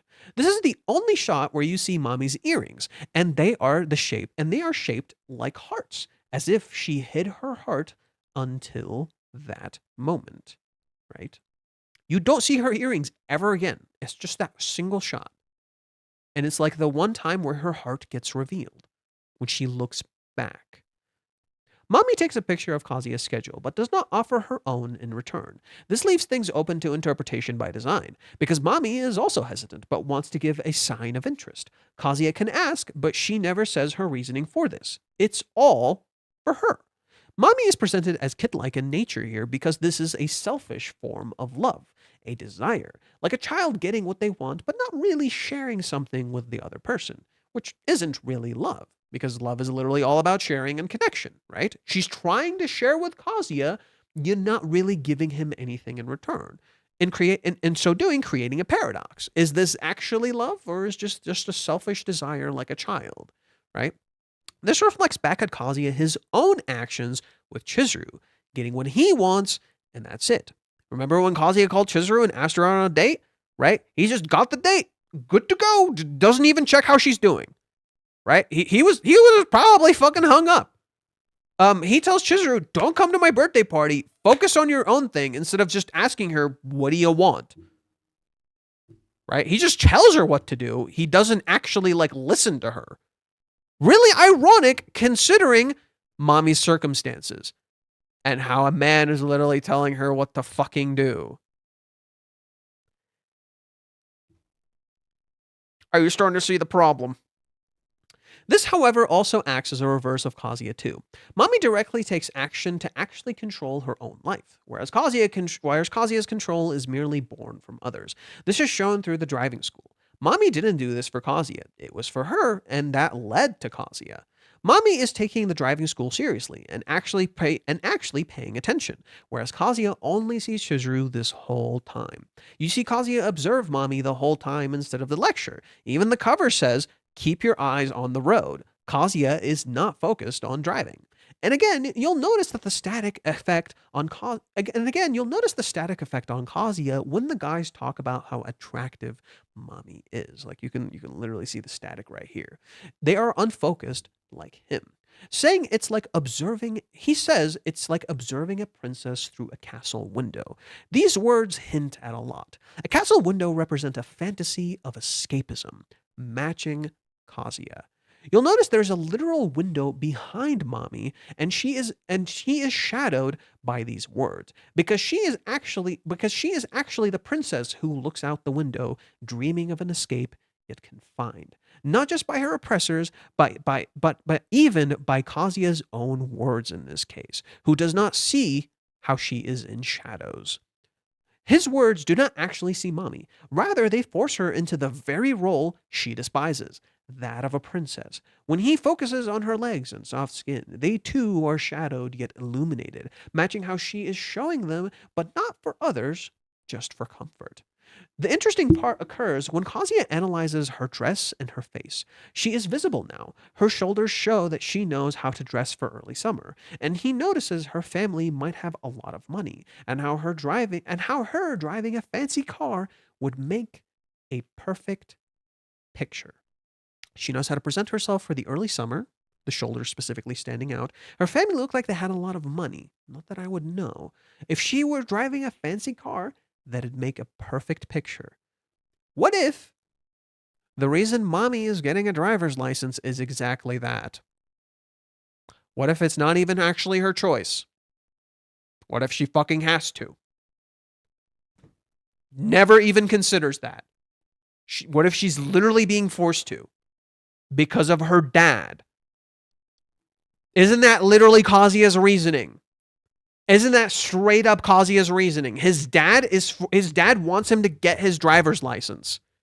What if Mommy's dad is forcing her to get her driver's license? What if this isn't for her at all? What if this isn't her being responsible? What if she's literally being forced into it? Suddenly it makes a whole lot of sense, doesn't it?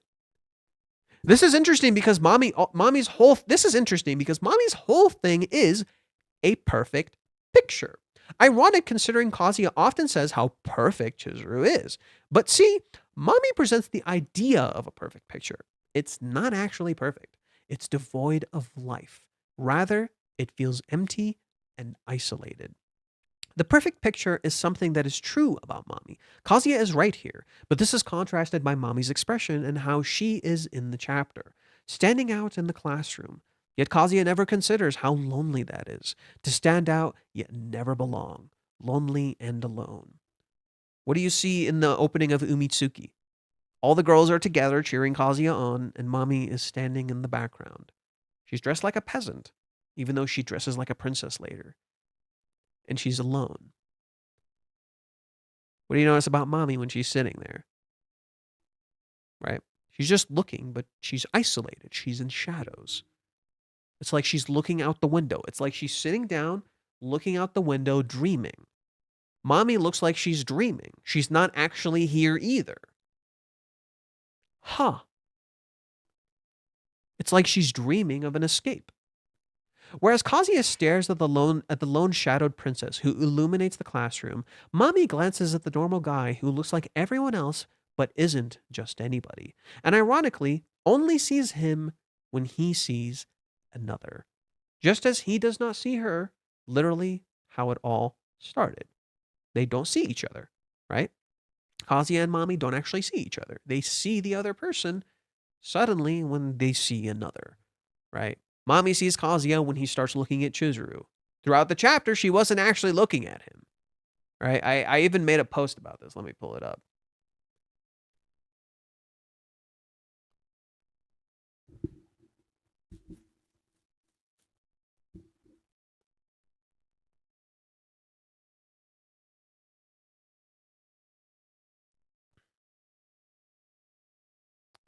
The moment Kazuya stopped looking at Mami and started seeing Chizuru with the rental braid on TV of all things, Mami turned back to look at him. Their relationship in a nutshell. Mami sits up front looking back. Kazuya sits in the back looking forward. Dramatic irony at its finest. Right. Chapter 400 is a strange experience. Kazuya's hair is not addressed at all, yet weirdly, I think it's actually a bigger focus than it looks. It's like Kazuya doesn't actually change, but did he? What about Mami? In the class, she sits in the front but looks back at Kazuya, her past.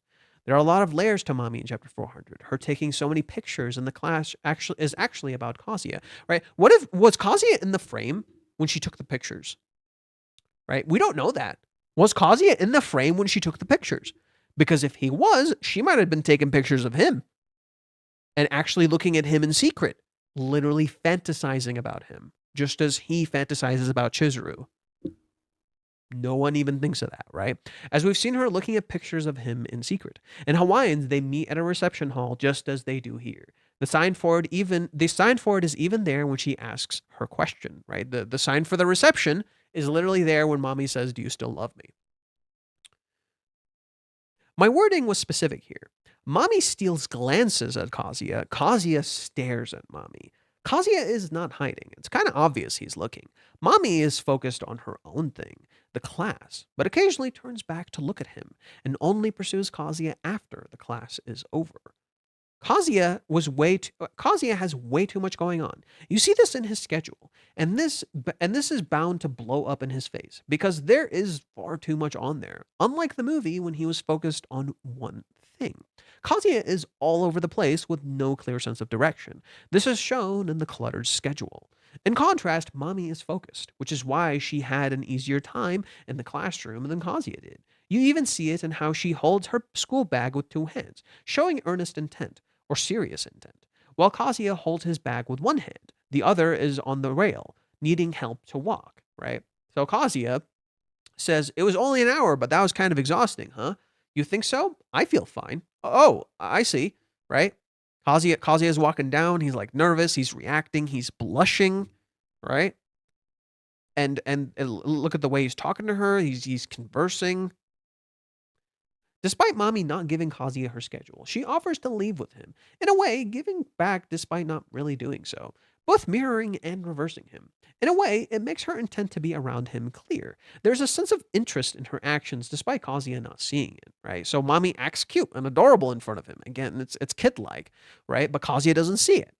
This leaves it on Kazuya to ask her things, as she wants, and as she went out of her way to show interest. Something you see when she says bye and waves at him, literally mirroring his image. while Kazuya is in shadows, thinking she hates him, which is why the question about the call is big. When Kazuya asks about the call he missed, he is totally blind, not realizing that in bringing it up, he is showing the same interest she showed earlier. His eyes are closed, not knowing what's coming, when the question she asked may have been exactly what the call was about. Mami is Kazuya's mirror and his total reverse, and this is reflected in the spread when she asks him, Kazukun, do you still love me? We see Mami's back, and we see Kazuya's front. Mami fully faces him, Kazuya fully faces her. Kazuya half faces her. Kazuya holds the school bag in one hand, Mami in both. Kazuya wears white. Mami wears a light color, right? Mami's bag is on her shoulder. Kazuya's bag is on his chest. Mami's bag is more bedazzled and fancy and lazy, whereas Kazuya's bag is much more practical, right? Kazuya holds the bag with one hand, she holds it with another. Mami can see the signs, Kazuya cannot see the signs. There is a shadow right next to Mami, whereas Kazuya is completely illuminated. Right? There's a shadow literally right next to Mami, whereas Kazuya, there are no shadows next to him, right? It's like he's not looking at the thing right next to him, right? This is the thing that's right there he should be looking at. And this matches Mami too, where when you see Mami, she's literally in shadow, right? Whereas when you see Kazuya, he's completely illuminated because the shadow is literally right next to her. Right? There's something next to her Kazuya is not seeing. There's something right next to her Kazuya does not see. You'll notice there are signs behind Kazuya as well as warning cones, as if the signs were there and Kazuya did not see them. But Mami did. There's also a contrast between the school bags and their personal bags. Kazuya carries his over his heart, whereas Mami is on her shoulder. You see this element of signs right before Kazuya and Mami enter the classroom, and Kazuya is confused, like he's getting mixed signals. This also matches the instructions the instructor was giving, telling them what they can keep and what they cannot, drawing a clear line. This is where I want to delve into something else before we get back into this, and that is about driving. I wanted to expand on this point in my thread. You can interpret this as Kazuya does not know how to read the signs, literally represented in the driving signs, and he needs to learn how to navigate the road, understand what everything he is seeing means, know how to act. This connects to a lot of elements. Kazuya not understanding Chizuru or her kiss before leaving in a taxi, setting boundaries with Minnie, seeing how his own actions can signal one thing and mean another. How he navigates the world is not so different from how he navigates the road. Driving also requires adaptability and a constant awareness on the road, something Kazuya struggles with a lot, getting distracted and losing focus all the time, missing what's in front of him and letting someone else take the wheel. Literally, this dude is driving for him here. He's not driving himself. He's taking a taxi and this dude is driving him. The arc literally starts with someone else driving Kazuya and someone else narrating instead of Kazuya narrating, right? That's the whole point. The whole point is that someone else is talking about things, not Kazuya. And you see signs right there. You literally see signs all over. The chapter starts with a green light. Like you're literally been given a green light. The sign is right there, and Kazuya couldn't read it, right? Kazuya was literally given a green light, and he couldn't understand. He didn't know what the kiss meant, even though it was super fucking clear. And that was the point. The point is that Kazuya does not know how to read the signs, even if they're insanely fucking clear. And this is visually conveyed in the taxi driver, in Minnie, and in him turning to AI. He needs people to explain it for him instead of learning it himself, right? And you literally see that right here. Again, the green light. In learning how to drive, Kazuya will be forced to learn these skills, adapt on the fly, pay attention to his surroundings, and most importantly, have confidence in his own choices. And ultimately, he is the one driving. His control versus the chaos of the road, like autonomy in life, like learning how to control yourself in contrast to your environment, making your own happiness instead of letting the environment define you. Literally what Sayuri said to Chizuru. Something Chizuru literally starts doing, whereas Kazuya is not fucking doing that. Okay? Yes, this should remind you of Umi's rejection. It's by design, except it's the total reverse. Whereas this one is at night, This is in the day. Whereas Chizuru rejects Umi, Mami asks Kazuya if he still loves her. While Chizuru controls the flow, here Mami only asks because Kazuya did. In that one, Kazuya, right, and you'll notice too, both Chizuru and Umi wear dark clothing. Here, both Mami and Kazuya wear light clothing, right? And they're reversed too. Umi has his white hair, Kazuya has his black hair now. Chizuru has her black hair, Mami has her blonde hair, right? Chizuru has long hair, Mami has short hair, right? Hey Fate, Chibi is being a sweetie pie and calling out fandom non-toxic and wholesome. What? I'm just gonna keep going. You're gonna have to elaborate because I don't know what the fuck you're talking about. In that one, the buildings are far away and the sky is visible. Umi towers like the buildings behind him, like a judge above. While Chizuru bows, they are not equals. Chizuru is lower than Umi. Kazuya and Mami, in contrast, are equals. You cannot see the sky, rather only the buildings behind. Kazuya and Mami hold the bags evenly, right? The bags represent their equality, if you will, right? They're not equal in their personal bags, but they are equal in their school bags. They're literally both students in this same place. They are equals. But in contrast, Umi and Chizuru appear like they're equals. They are not. This is a motif Reiji has been using with Chizuru and Kazuya. Whereas Chizuru sees the sky, Kazuya can only see the buildings he is surrounded by. You see this in the phone call they have when Kazuya asks Chizuru out. Chizuru is outside looking at the night sky, Kazuya is inside. And this is even more interesting because when the rejection happens and Kazuya is carrying Chizuru, he carries her through literally a hall of buildings. Chapter 383. Look at the visuals here. Kazuya carries her through a hall of buildings and you can't see the sky. And then in the end of the chapter, you can see the sky again. They've gone to a clearing. Kazuya literally carried her through the buildings, right? It's like Kazuya could get through, right? He took her to the sky. She can see the sky because of him, right? Kazuya's motif is the buildings, right? He's surrounded by buildings. Chizuru's motif is the sky, right? She can see the sky. She's looking up at the sky. Look at how it looks. She's facing forward and she's looking up, right? Kazuya, in contrast, is facing away from us. He's facing back and he's walking towards the buildings and he looks back, right? So Chizuru faces forward and looks up. Kazuya faces backwards and looks back, right? And then this one is called My Girlfriend in the 2 Days Before. This one is My Girlfriend and Love, right? Chizuru, when she looks up at the sky, it represents her love. Kazuya looks at the time and looks back. Chizuru is walking forward. Kazuya is walking backwards. Now he's literally looking at the face of his past, whereas Chizuru faces her future. This is present with Mami too. She sits up front and occasionally glances back. Kazuya sits back and looks forward to his past. This is significant to the number 3. You see it in the classroom number. Both Mami and Kazuya are third years, and now we heard about the license. And we heard about the license and Mami in chapter 393.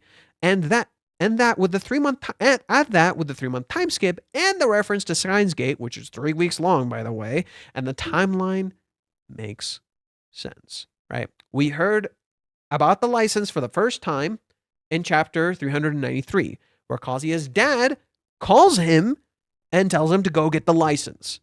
Suddenly, we have Mami getting a license too. What are the odds that Kazuya's dad, the man of the house, literally asking Kazuya to get a driver's license, and Mami, who has a literally oppressive father, and she goes to get her license? It's almost like they parallel, and that Mami is actually informed by Kazuya. In understanding Mami and understanding Kazuya and why he's doing it, you can understand why it's happening with Mami, because her dad made her do it. Just like Kazuya's dad asked him to do it. Huh. Right? So chapter 393, literally both of them are 3s. Like, goddamn, all right, what the fuck, right? Classroom 3, year 3, Steins Gate in the 3, Steins Gate in the 3 weeks, and then the 3-month time skip. What the fuck? These are the 3 worlds: the past, the present, and the future, right? And what did Kazuya say? Remember, heck, what did Kazuya say? Chapter 263.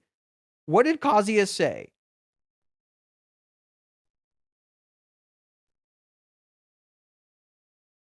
In chapter 263. I mean, Jesus Christ.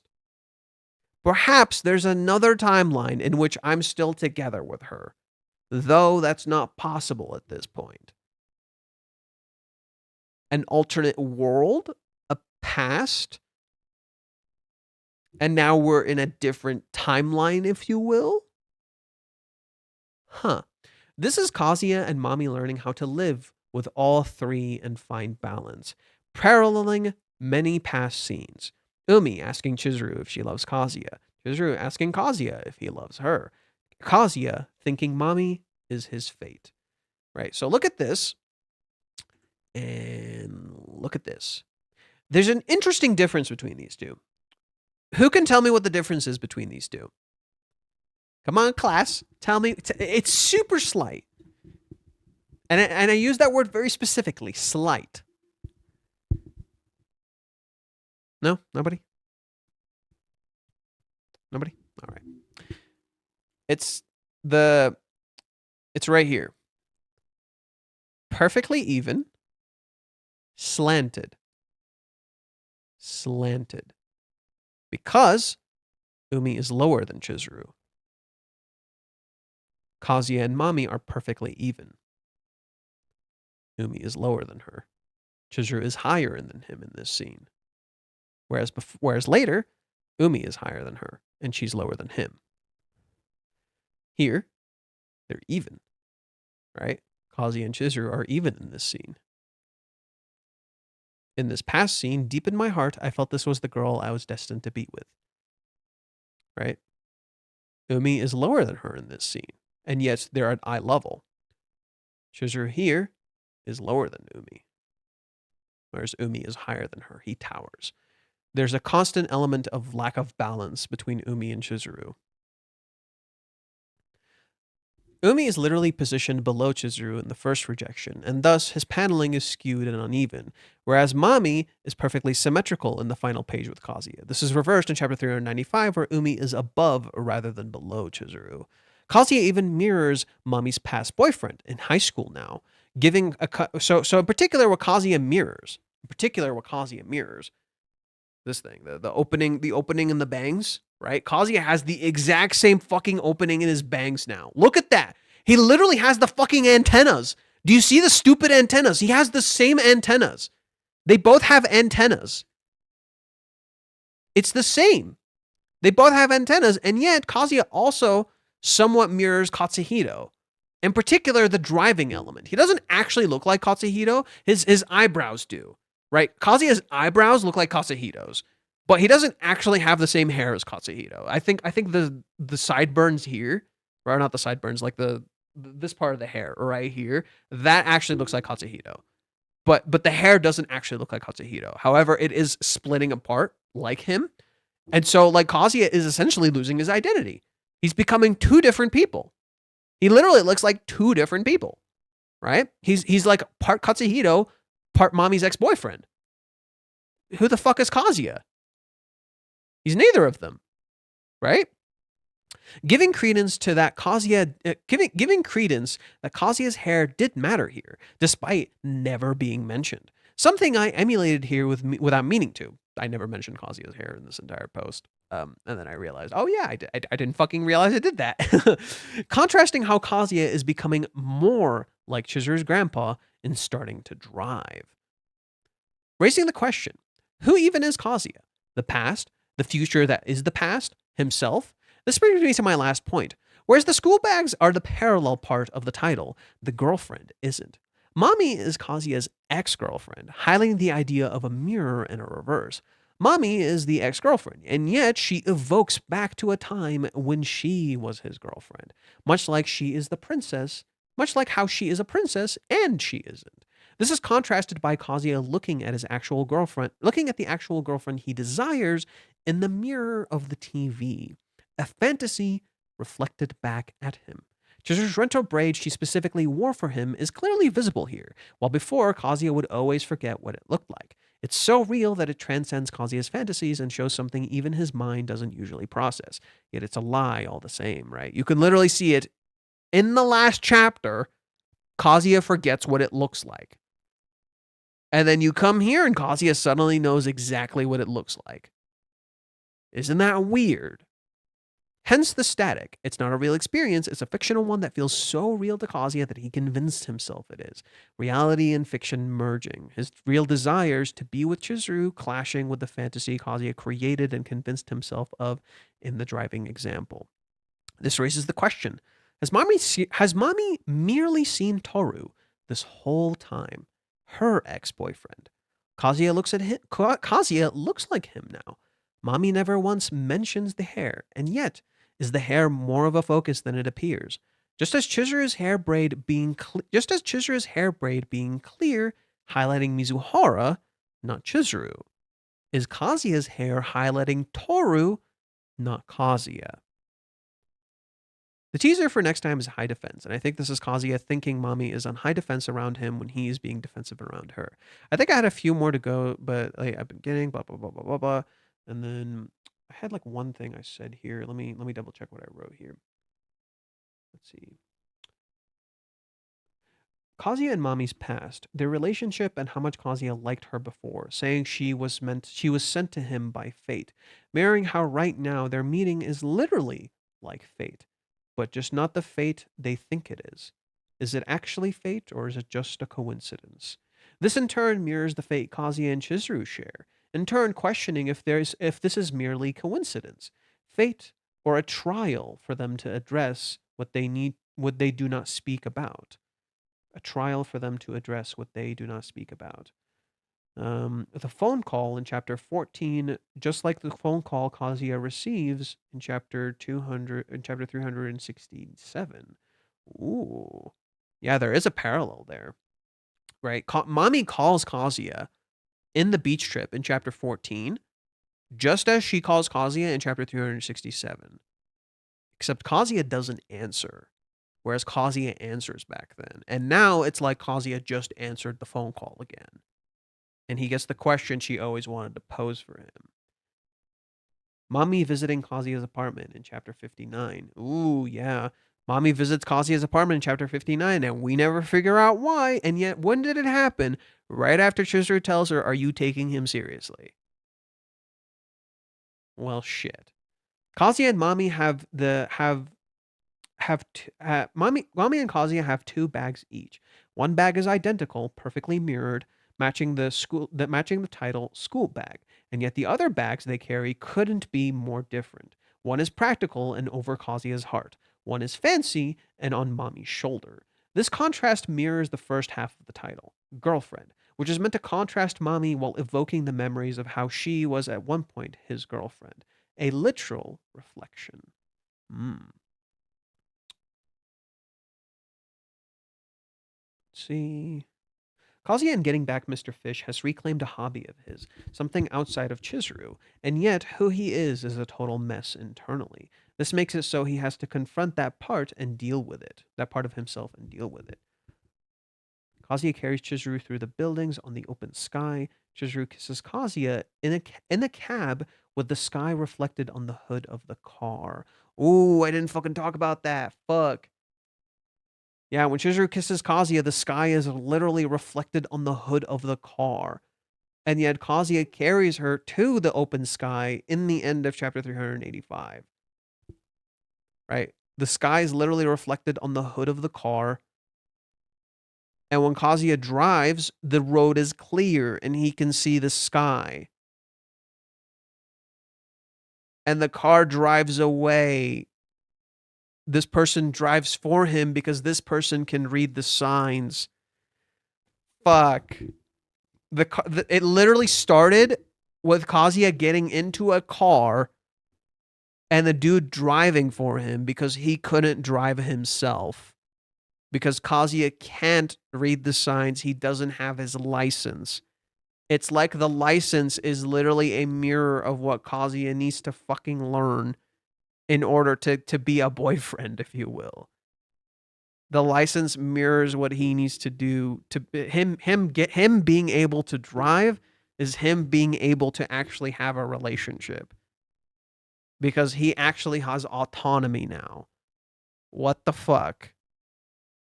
What the fuck? So Kazuya is like moonwalking, the illusion of moving forward, but in reality moving backwards. Shit. That's actually a good one. Kazuya is like moonwalking. What the fuck? That is a good one. What the fuck?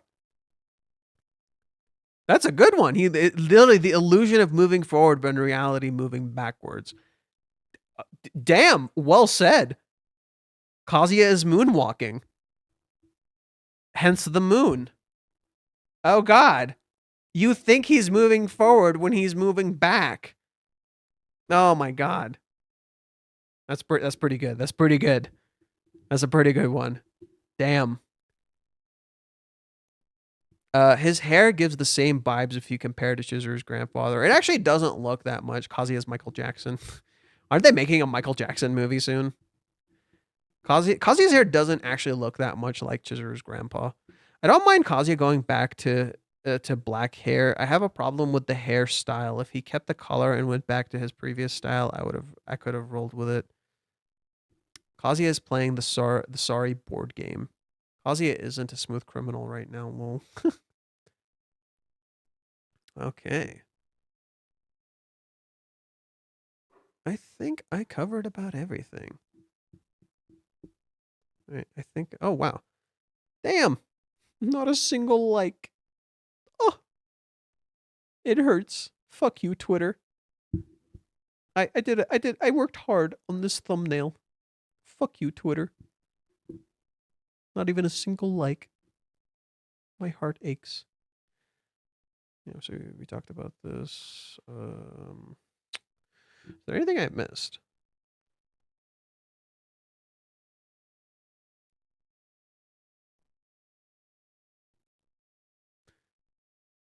Don't worry, I'm gonna like your post, Johan. Thank you. Ah, my heart. Nah, I'm good.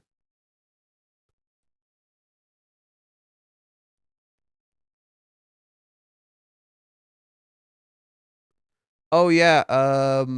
Shit. Let me check. Is everyone's favorite mod Bulver here to say Bacon thinks the moon is made of cheese?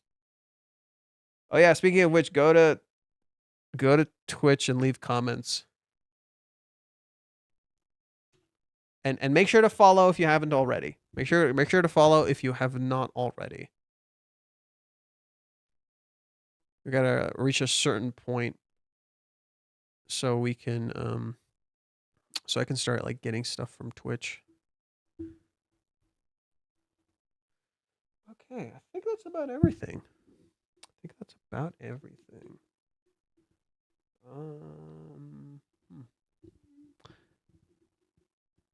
Yeah, I don't know what else to do.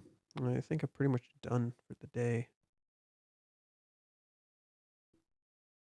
Watch Fate, dislike my comment.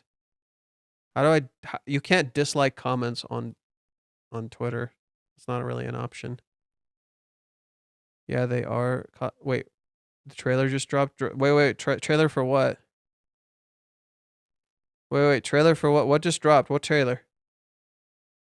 Oh, the Michael Jackson movie. The Michael Jackson movie. Okay, I was so confused. I was so worried for a second. I'm just like, what the fuck are we talking about? What the fuck are we talking about? Yeah. I got that. Yeah. Got it. I was like, holy fuck, was there a trailer? Okay, I gotta check if there's been any stuff from the Nakano City event. Ooh, okay. Already found something, like literally first thing.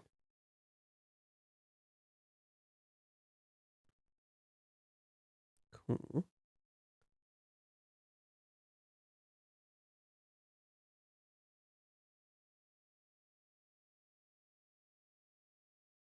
It's here.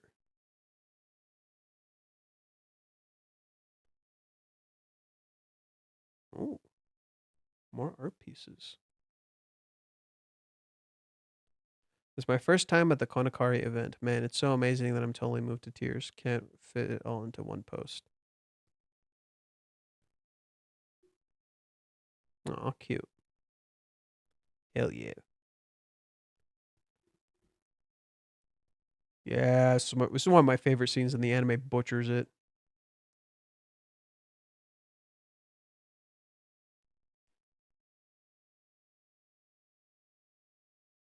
Okay.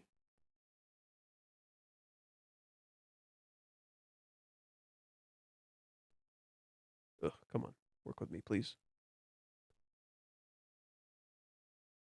Oh, sick. You can replicate this stuff at Reiji's home. Oh, what the fuck? Oh, that's so cool. I love that you can still replicate this stuff. That's so cool. Dude. Dude, this shit's so fucking cool. The manhole. The manhole. Oh, what? Wait. What the fuck was that?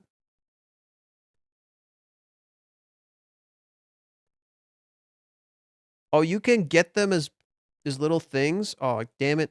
Now I gotta go get some. Time to check Bai and see if I can fucking get these.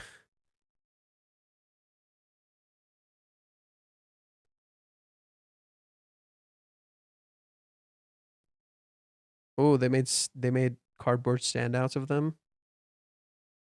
Yep, cardboard standouts.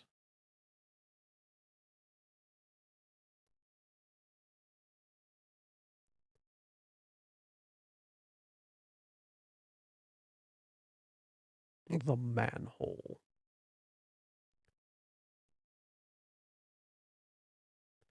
Oh.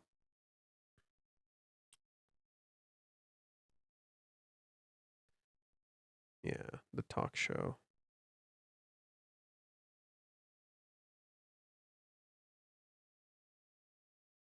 Let's see, translate. Okay. Copy. I'll look that up later. Manhole sounds dirty. Hey, it's not my fault you have a dirty ass brain. That sounds like a you problem, buddy. Ooh.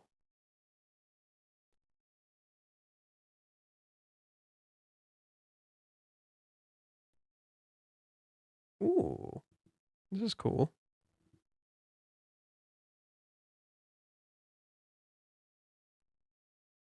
I do have this one. This I do have.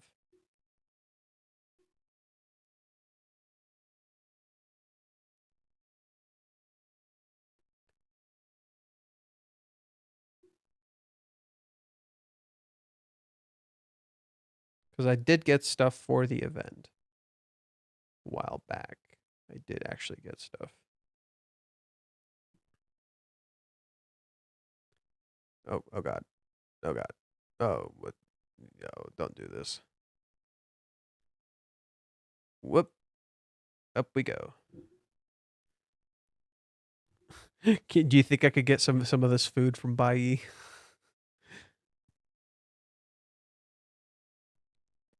Oh, what? Oh, that's cool. Second floor. Bro, they have this entire thing. Dude. Bro, that's so sick. I would like actually love to go experience this. That's so cute. Kazuya, my little dipshit. I love him. I want to get the bags. I want to see if I can like get the bags. And these are acrylic stands. Damn it, they even have fucking acrylic stands. Dude. Fuck me. I want acrylic stands.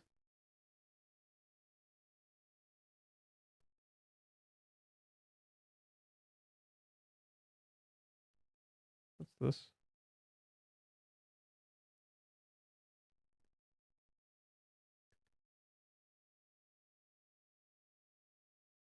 Manholes. More manholes.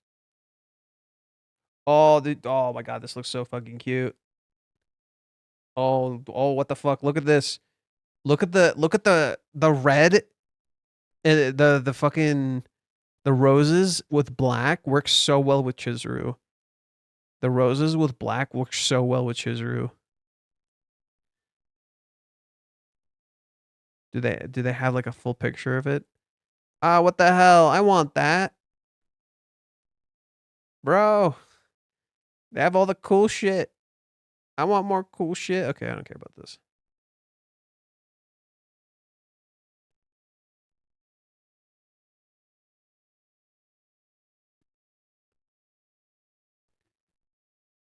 I've been collecting a lot of acrylics. Slowly but surely.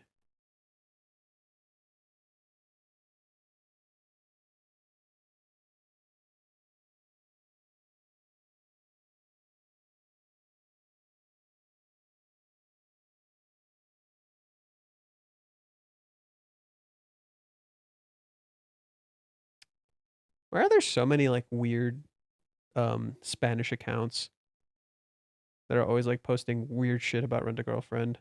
I always see them. It's so strange.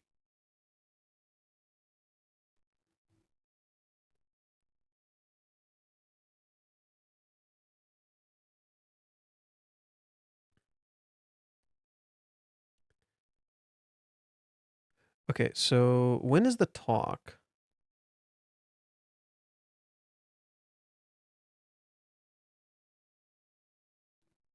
Okay. Is the music actually playing? Okay, good. You guys can't hear it. Main event. When is that?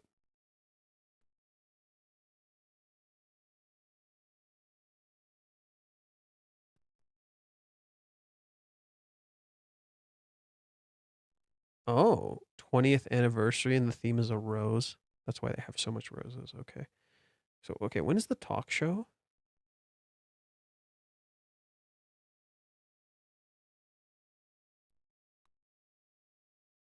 Okay. Let me go to the account so I can see when the actual talk show is.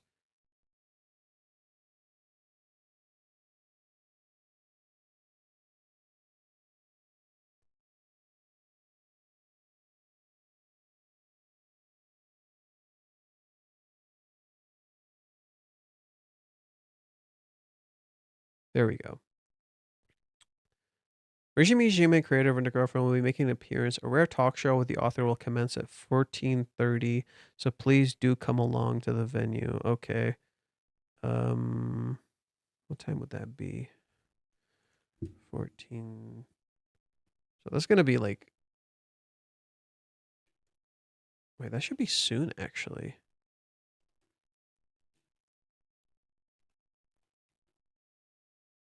9:30 p.m. Yeah, that's in an hour and 30 minutes. I'm not gonna be up by then. I'll probably end the stream by then. So don't expect me to. If you guys want to know, like maybe go to my Twitter. And then I might talk about it there. But I'm not gonna stay up another hour and 30 minutes just so we can randomly hear what Reiji has to say. Like I'd love to, but we don't have enough content to work with, and it's already getting late. So I just don't feel like it's worth it as much as I would love to, you know. But I know a few of the people who are going, so I'll ask them. I'll make sure to ask them.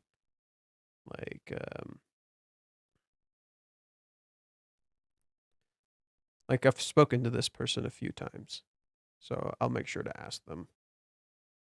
Be like, hey, did Reiji say anything cool? I couldn't go because I'm a broke bitch who lives in America.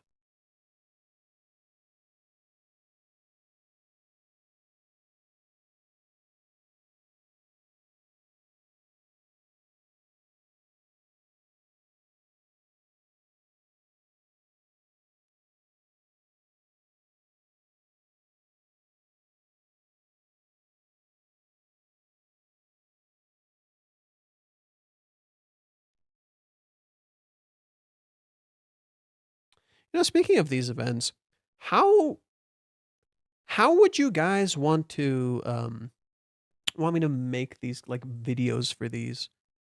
Like, what would be a good vision for that? How do I go about making a video for these? Like the Ruka event, I envisioned a sort of documentary, but I feel like I don't really have an experience making documentaries, nor am I good at making stuff like fancy like that. I'm not sure. I think I would have to like write a script or something. I don't know.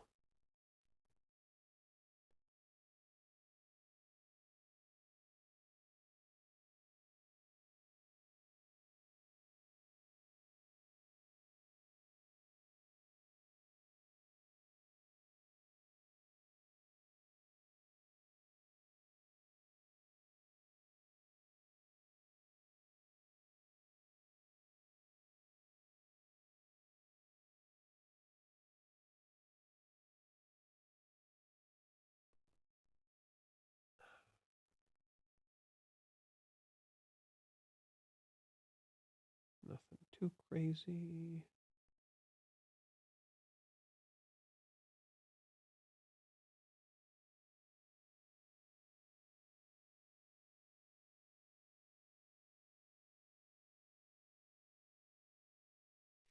Yeah, it seems like that's everything. Let's see. You mean going IRL there? I can't go there. Book a flight to Japan. I can't go to Japan. Oh, what the hell?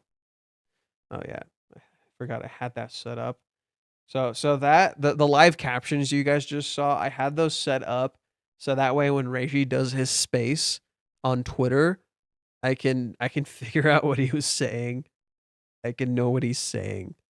Granted, it's not like super accurate. It's pretty fucking mediocre. But it does a decent enough job that I kind of get the gist of what's happening.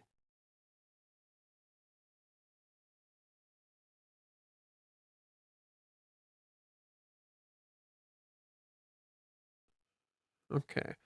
Was there anything else we wish to do or talk about? Anything at all? It seems like we've kind of run out of things. I've been streaming for... I got 8 more minutes in me. I think that would be good, and then we can call it. So that way I stop at a solid 4 hours. The only way I'm ever leaving the country is if the future girlfriend forces me to. I want to leave. Are you kidding? But right now is not exactly the best time to be leaving the United States. Like, unfortunately.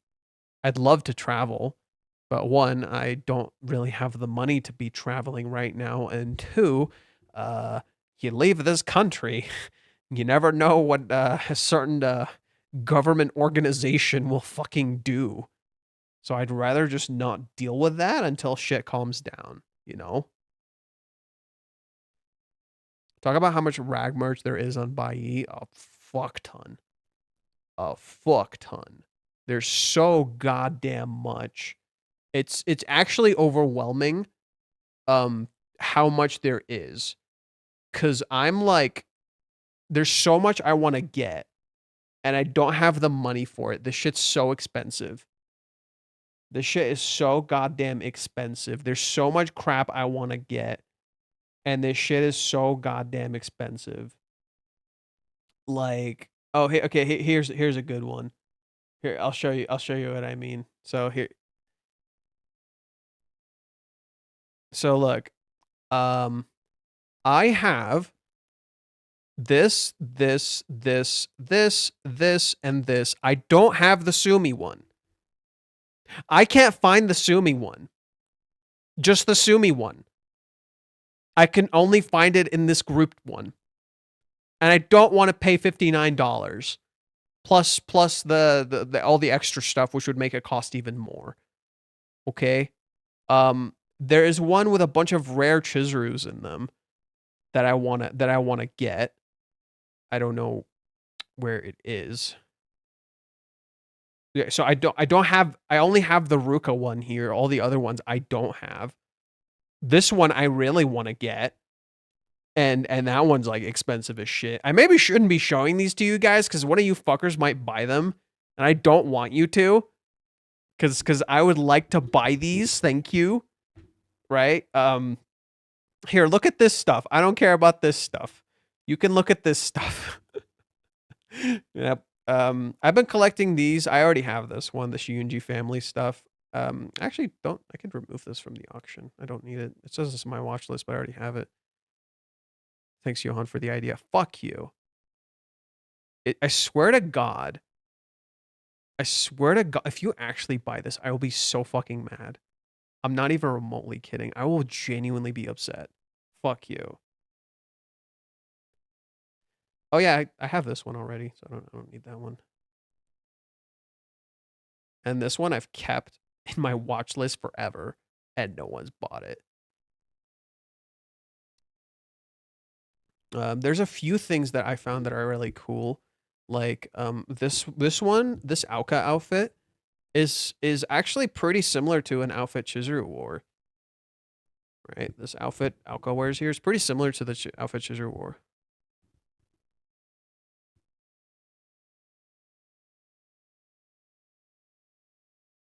Yeah, no, there's a lot on Bai. Oh, you won the okay. I guess I already got that one.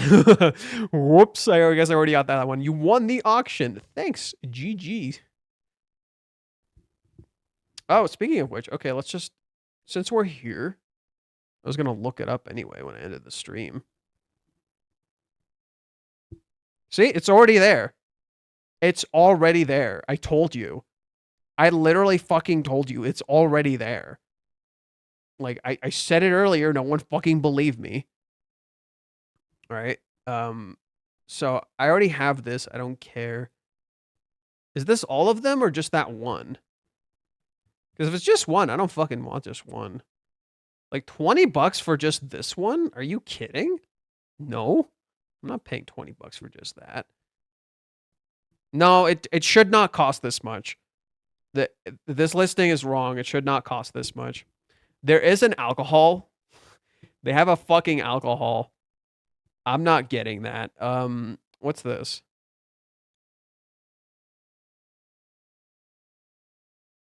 Limited edition Rent a Girl from Mizuhara Chizuru Kanokari Festival goods.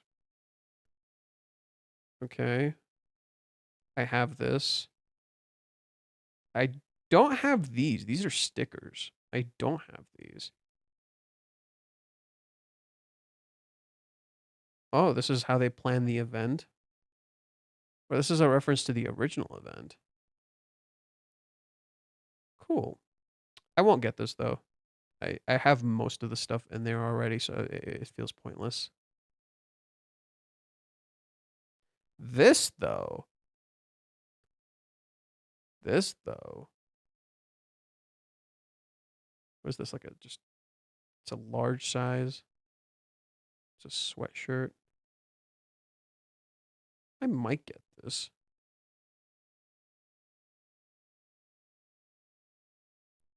Have this champagne ready when Kazi and Chizuru finally start dating. I'm not gonna buy it. As cool as it would be, I'm not gonna buy it. It's a bid one too.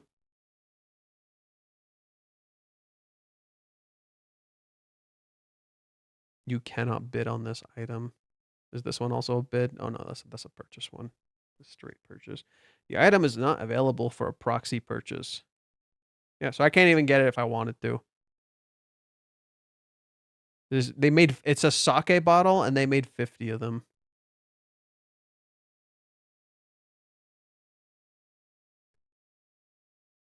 Well, these aren't actually as big as you think. These manhole covers, they're actually like probably like this big. But yeah, we'll probably get more of these later.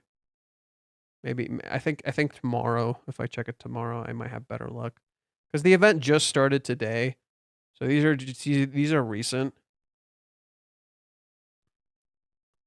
Okay, I need to remove this from my list. Because I already have you. And I'm not paying 40 bucks for you. I got you for so much cheaper. Yeah, I'm pretty sure I have that one. Let me make sure. I don't want to be a crazy person.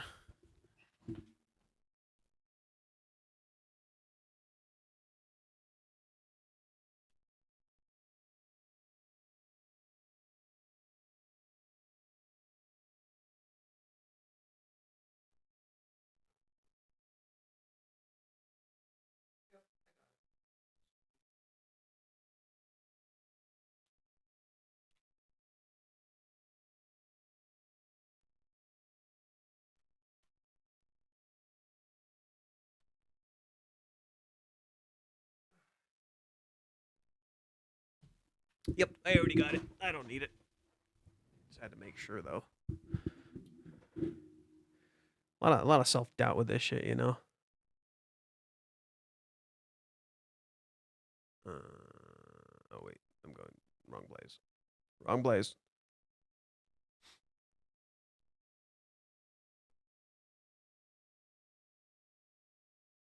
Oh, there's already more. Ah yes, the goddess one. Very horny. Oh, there was something that was really cool that I found that I didn't know existed. And I got them a whole bunch recently. I can't pull them up because they're like kind of rare, but the it was they made like special acrylics for each chapter. And so you could get one for each fucking chapter. And there was a dude selling every single one. And it was like $100 and something dollars, something maybe it was like $200 or some shit. It was really fucking expensive.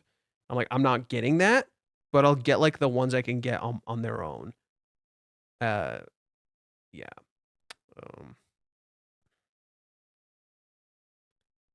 what's this one? I feel like I got most of these already. I don't really need this. Like the posters are cool, but eh.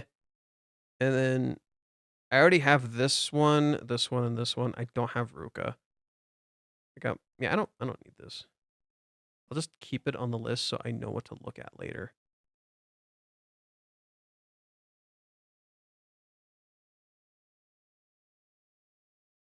Oh, this one pisses me off. I really wanted this one and I can't get it. This is a special art piece of Auka. And it's one of those like realistic ones Reggie does. And I can't get it. I'm so fucking annoyed.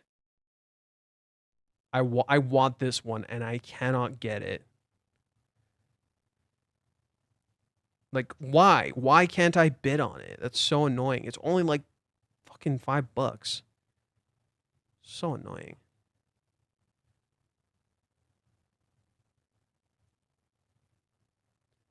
I have this one.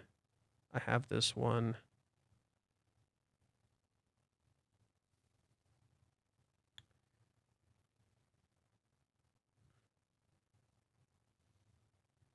Yeah. I have a copy of the Mega Masuma manga volume a friend of Japan gave me more than 25 years ago. Yeah, I'm old. It's okay. I'm in my 30s, dude. Who fucking cares? Have you looked at Mandrake from Mandrake? I've never heard of that.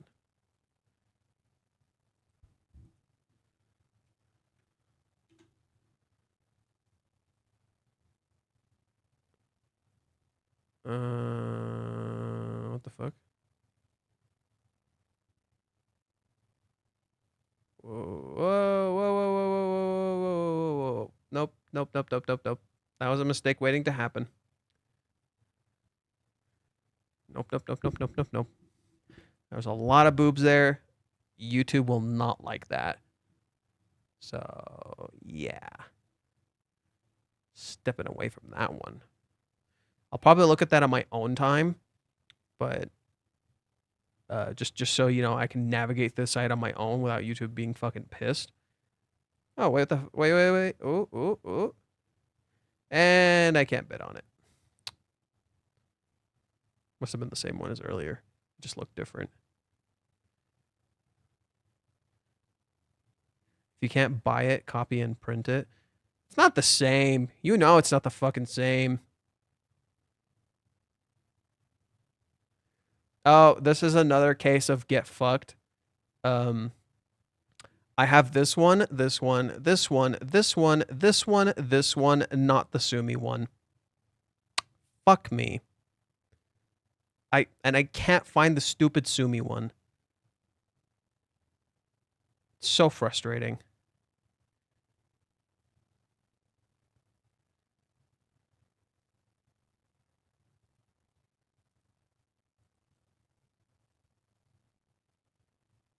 Why not Sumi? It's Because some of these are like rare, right? Some of these are not like. See, you can find certain things. I can find Chizuru and I can find Roka, but I can't get Sumi. Like Sumi's a little more rare. I saw it once being sold, and I couldn't get it, unfortunately. Cause sometimes you just miss them. Like you wanted to get it and you missed it. That happened to me a few times, unfortunately, where it's like it's in my cart and I could not get it.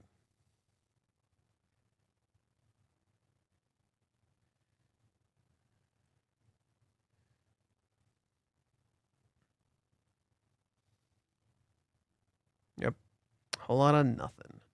If I do this, whoop, and delete that. Let's see if I get something now. Yep, there's the Chizuru one, but not the other ones. If I delete this illustration card, there we go. I do want this one. I might get it.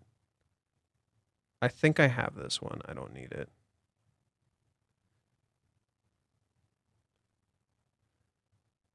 Yep, I already got most of this. I don't have this one. Or, no, I might. I think I do, actually. Chizuru, blah, blah, blah. I have this one. I have this one. Pretty active market, huh? It is. I have all of these. I don't need that. Have. Most of these I got. Hey, look, it's another Ruka one. I think Sumi is kind of rare. That particular Sumi, at least, is kind of rare. Ah, yes. The one Ruka merch I actually like.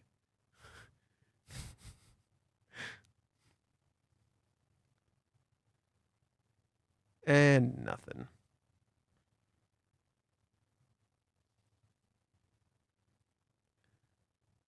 Kanokari. Wait, was that the same one? It is, isn't it? Ugh, it is. Damn it. Pisses me off so much.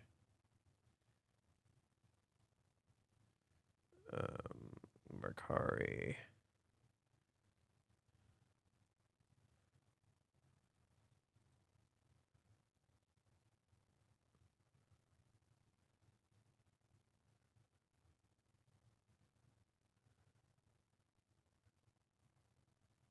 Yep, I have those. I'm good. Have that. I'm good. What the hell? Those aren't illustration cards. Jesus Christ. Why is it showing me that? Those aren't illustration cards. What the fuck?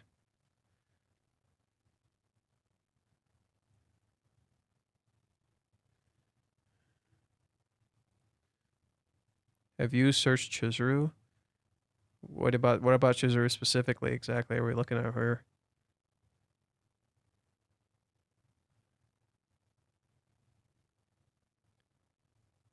I think I got all those.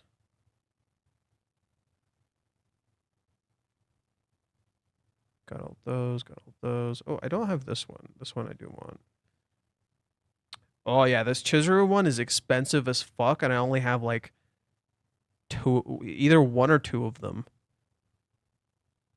I have this one right here. I don't have any of the other ones. And I'm pretty sure they're actually rare.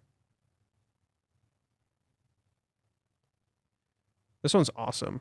I have this one. This one's awesome. Holy shit. I found it, but it's 30 bucks. Oh my god, I found this one too, but it's also 30 bucks. Oh, holy shit. Okay, I'm finding shit that I do not have, but they're expensive and I hate it. Do I have this one? I might have this one, but I'll open it just in case.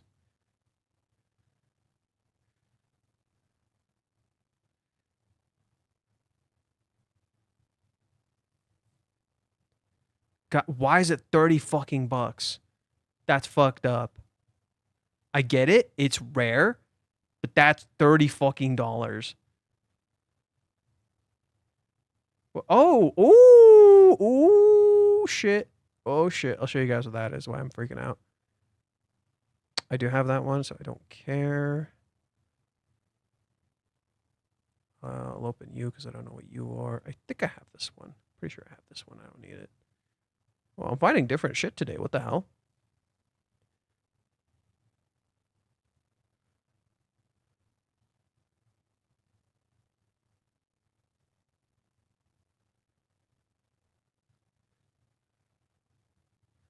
And that's it. Okay. So what the hell is this one? Oh, okay.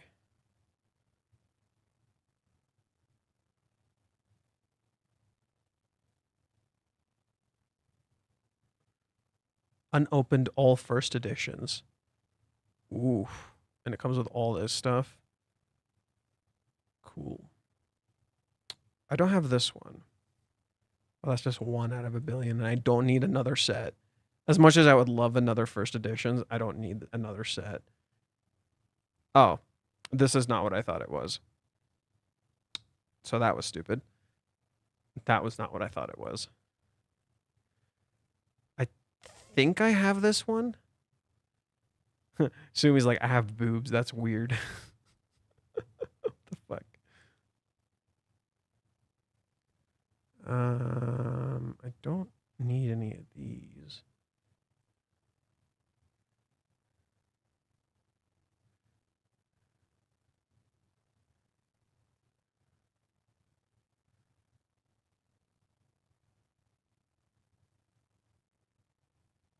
Yeah.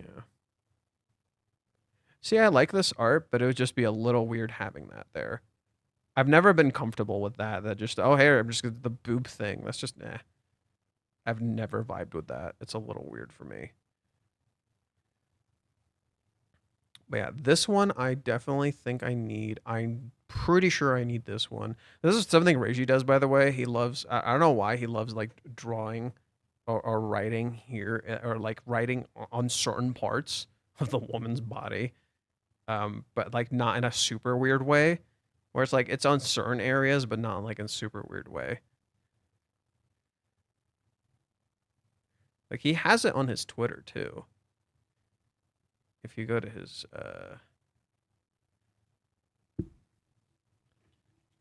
Reiji. Yeah, see? Got the writing on Cedric's leg.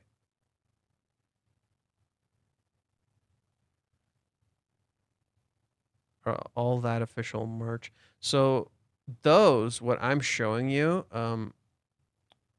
these were special cards that you got when the volume came out. It's the same thing I was showing you with the Shiunji family, where if you pre-order from a certain place, you get a special card that Reiji drew. These are official art pieces Reiji drew that you could have gotten. You can't get these anymore because they're bookstore special illustrations. So these are rare. You don't just find these. And some of them are like, harder to find than others, like this one. 30 fucking dollars. No, I found these in cheaper areas. You can find some of these cheaper. If I wait, there might be others, but I'm not gonna get these right now. I think I'll just like wishlist them if they allow wishlisting. Yeah, see, like this. I do want this one, for instance. I could get this plus that, and it's cheaper. That's funny. And then, oh, what's up with the Shiunji one, and why does it cost a fortune?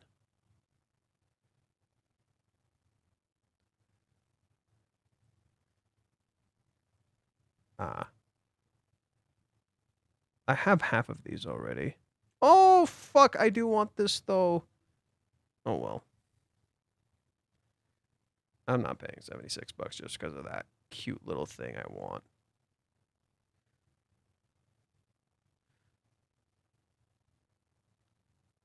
Alrighty. It's 8:39 where I'm at. It's getting late. I'm gonna check if there's any more Nakano City event shit.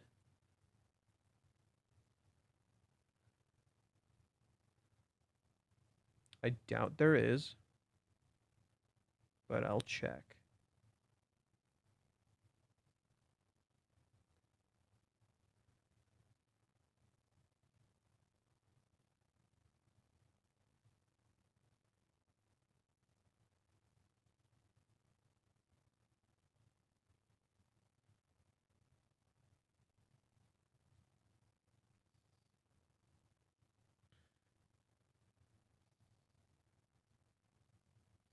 Yep, doesn't seem like there's anything else. If there's like big news from that event, I'll share it. I'll do like a short stream and talk about it. If there isn't, there isn't. It is what it is. You win some, you lose some.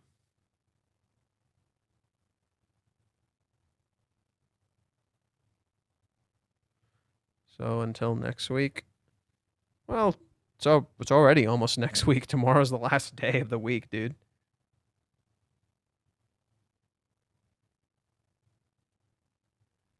Create an archive of the images.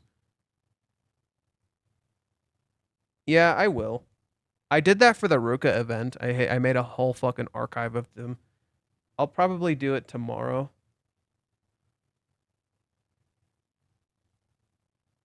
Wait, what do you specifically want me to archive? Like the Nakano City event?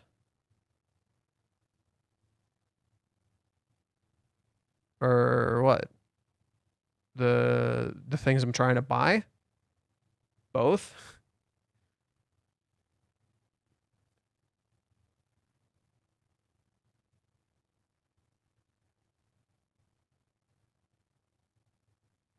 Both. Yeah, fair enough.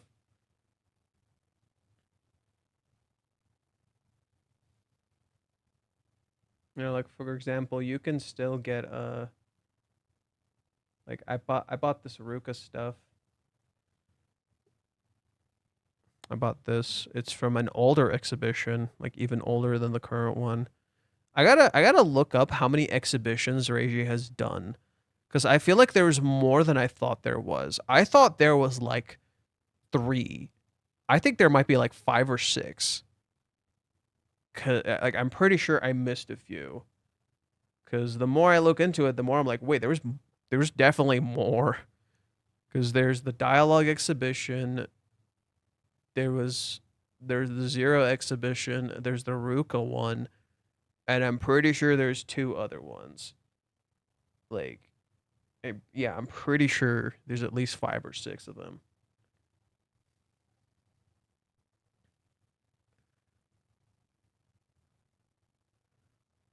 But here, I'll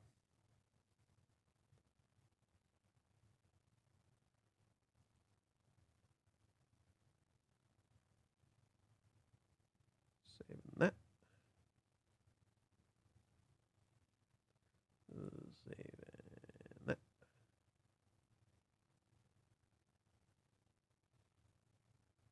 Saving that. And saving that.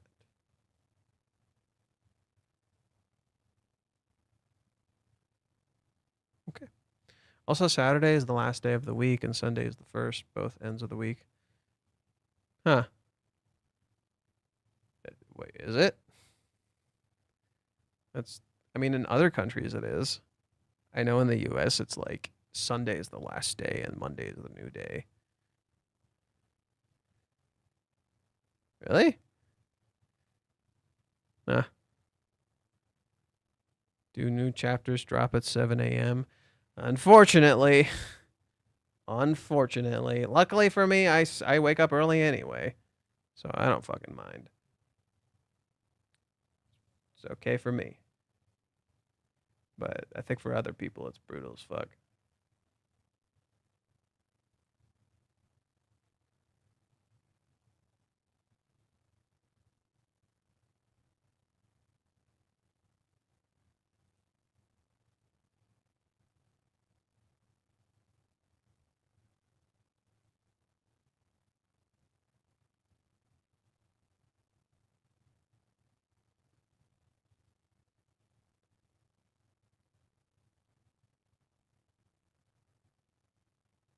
Sorry, I'm seeing if there's like a thing.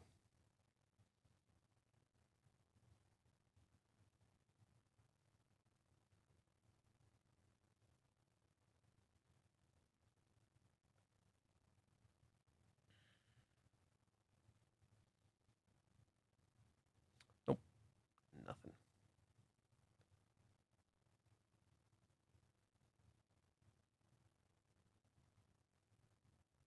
Okay, Sunday is the first day of the next week. It's a weird, never made sense, and my overall religious mother explains why. Then it's even more confusing. The days are based on the planet's gods. Sunday is the first day of the week. I mean, I guess I could think about it. Sunday, it's when the sun rises. I don't know. To be fair, when I lived in another country, um, it, Friday and Saturday were like the weekend, and Sunday was the new day. So, I kind of get it. But in the U.S., the weekend is Saturday, Sunday, and then Monday is the new day.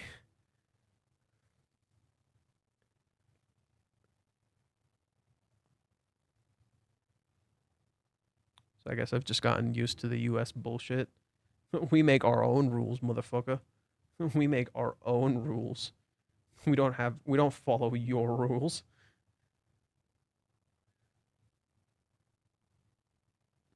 The day starts when I wake up. Okay, I think I've dragged this on long enough. I should end it here. We've been at this for a little bit. Fucking took you guys on a journey with me to through my fucking buying list. I took you on a journey with me through my fucking buying list, dude. What even was today's stream? Today's stream was so weird. Today's stream was so goofy. We went through one hell of a fucking journey, dude. One hell of a goddamn journey, and it was so goofy and weird. Tomorrow should be interesting, though. Hopefully, I have some news to you guys about what Reiji said in that event. Hopefully, people are like willing to share. Hopefully, people are actually like willing to share and talk about it. It would blow if they weren't. That'd actually kind of suck. Like, oh yeah, I just can't tell you. Oh, okay. Thanks, I guess. Man, that would suck. If they don't want to tell me anything, that would suck so much. Think, oh man. It's chill hanging out with you, bro. Well, thanks, I guess. Sometimes it's just good to talk to people. Sometimes it's good to talk to people. I'm trying not to make like streaming too stressful for me, so I can actually like do it. Finding a good life work balance is good, but I also don't want to make you guys feel like like we're actually close, because you still have to find a good balance with the crew. With the gang, with chat. I gotta find the right balance with chat. What do you guys think of the analysis for the whole mommy thing? Was that interesting? Enlightening? Sun, Moon, Ter, Odin, Thor, Freya, Saturn. Interesting. Is Saturn? I didn't know Saturn was a Norse related thing. Interesting. Sun, Moon. I do know Tyr, Odin, Thor, Freya. Yeah. You know what that explanation works? Shannon means wise river. Do you find it ironic given what I write in chat sometimes? So at least you're self-aware.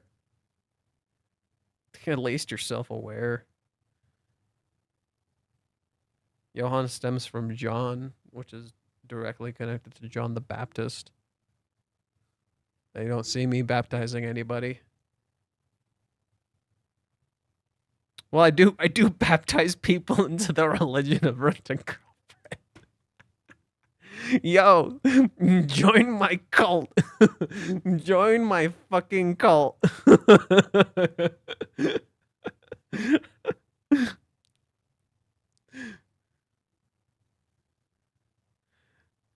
Kazuya is not gonna learn shit in chapter 401. If you think Kazuya will magically fucking learn in one chapter what the fuck he's been doing wrong, I'm sorry, you're missing. You're reading the wrong series. Kazuya is gonna notice something. Kazuya is gonna be like, wait, why did she think that? And there's gonna be a little bit of change, but it's not gonna be like as dramatic as what you think is happening. Like Kazuya's road is not so short. I think like maybe in like maybe around chapter 409 is when Kazuya might start figuring shit out and realize what the fuck he's doing. But I don't think it's gonna be super duper long. Reishi's definitely picking up the pace a lot. So I don't think it's gonna be super long. Things are moving. But Kazuya will start figuring things out. He's already almost kind of starting to. Like a little bit. It's kind of slowly catching up to him. But it hasn't happened quite yet. And I think we're getting there. But it's not gonna happen in one chapter. Will there be a sequel to Rent-A-Girlfriend live action? It doesn't look like it. It seemed like it was a one-time thing and they're done with it and that's it. The conclusion felt very conclusion-y. It felt very like, go read the fucking manga. It didn't seem like we were planning to do anything more for it. I highly doubt there will be a sequel. Highly. It never felt like they intended to make a sequel. That never felt like an intended thing they wanted to actually do. So I just don't see it.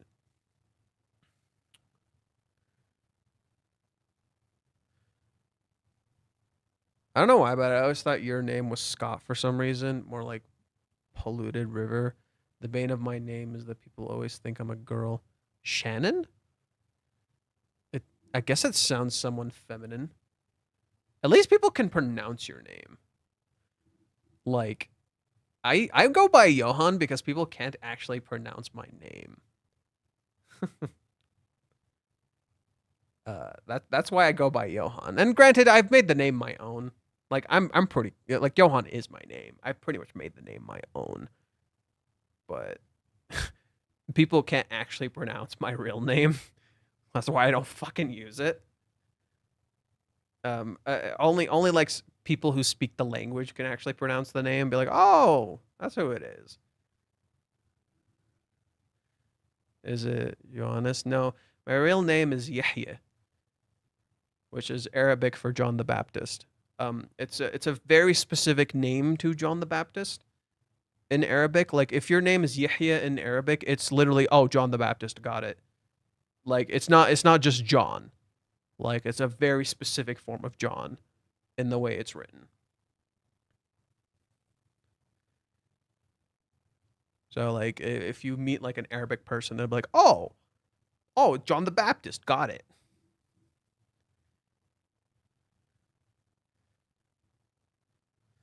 That's why I said it's derivative from John. Because Johann is derivative from John. But the way I spell Johann is with a Y, so Yohan. Whereas German Johann is what is it? Whereas German Johann is spelled with a J, so Johann. That's how I believe that's how German Johann is spelled. Mine is spelled Yohan. And then my real name is spelled Yahya.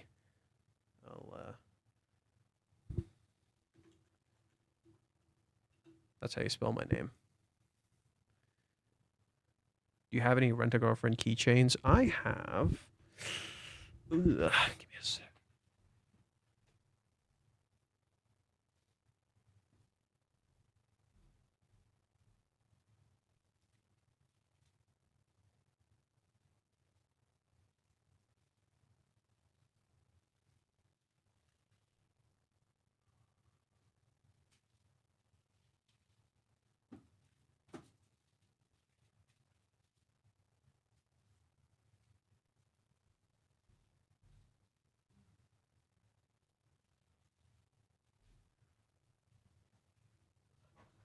a fucktillion Rent-A-Girlfriend keychains. I have this one. This one. Mommy. Another mommy. Another mommy. Is that the same one as earlier? Oh, yeah, it is. I have two of these. Sumi. Another mommy. I had another pair of that one. Chizuru. Ruka. Sumi again. Chizuru again. Ruka. I have this one from the event. I told you I had this one. Ruka. Sumi. Ruka. Chizuru. And mommy. Yeah, I have duplicates that I got by accident. It happens sometimes where, like, I'll find a product that has a crap ton of stuff I want, but it will have duplicates of things I don't need, but it's worth it for the price. So it's like, it's fine. I'll get the duplicate because I get other things that, like, I get more things that I need than just the duplicate. Because some people, like, sell stuff for, like, really cheap when it shouldn't be. Like, I got an order of a fucktillion posters, and they were really nice and super cheap. Like, the shipping was not cheap, but, like, the order itself was extra duper cheap. So, like, let me show you.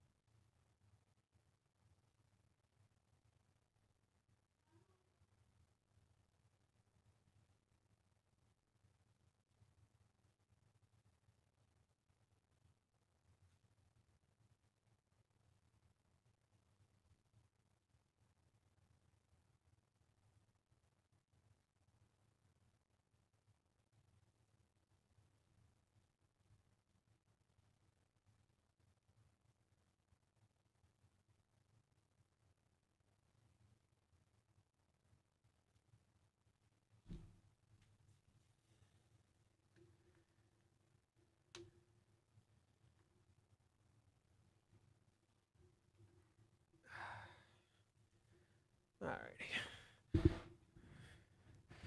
Yeah, so all those were posters. The thing that was on the chair was actually a pillow. They had a pillow from an event, and I just didn't. The only reason I kept it in the seal is because I have a cat, and my cat will wreck it. My cat will wreck it, dude. Not like tear it apart, but he has black hair. It's gonna get all over it, and it's gonna ruin it. And I kind of don't want to ruin it. So you got that faster than Kazuya's hair. What the fuck, Bacon? Wait, what? Oh. Never mind.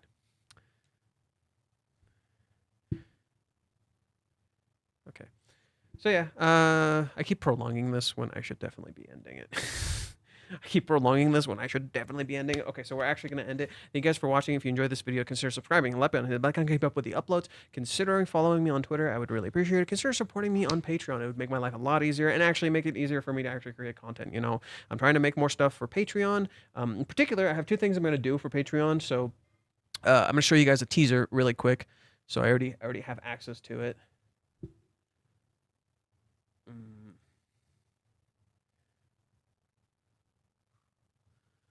I actually have the Ruka event. What is it? The Ruka event manga. I got the whole thing.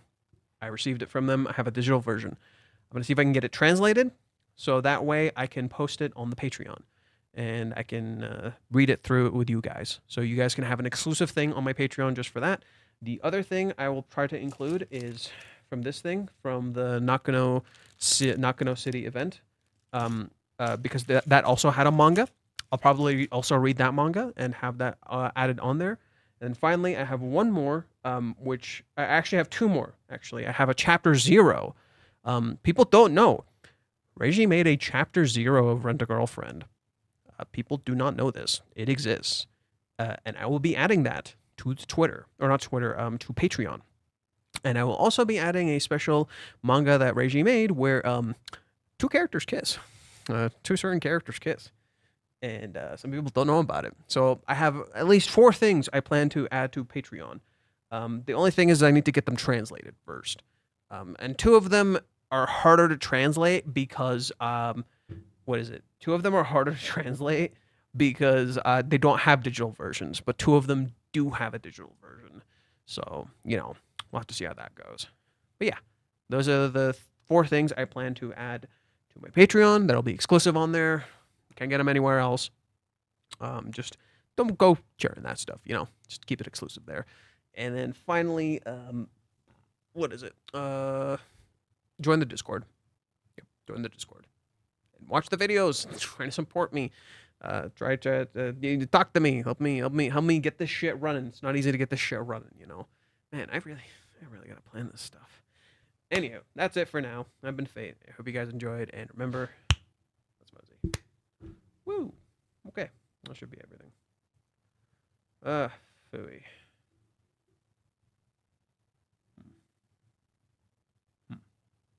Okay, I'm gonna call it a night. If there's anything new, I'll do a short stream tomorrow, and we'll go from there. Bye-bye. Take care. Have a wonderful rest of your night or day, wherever the damn hell you live.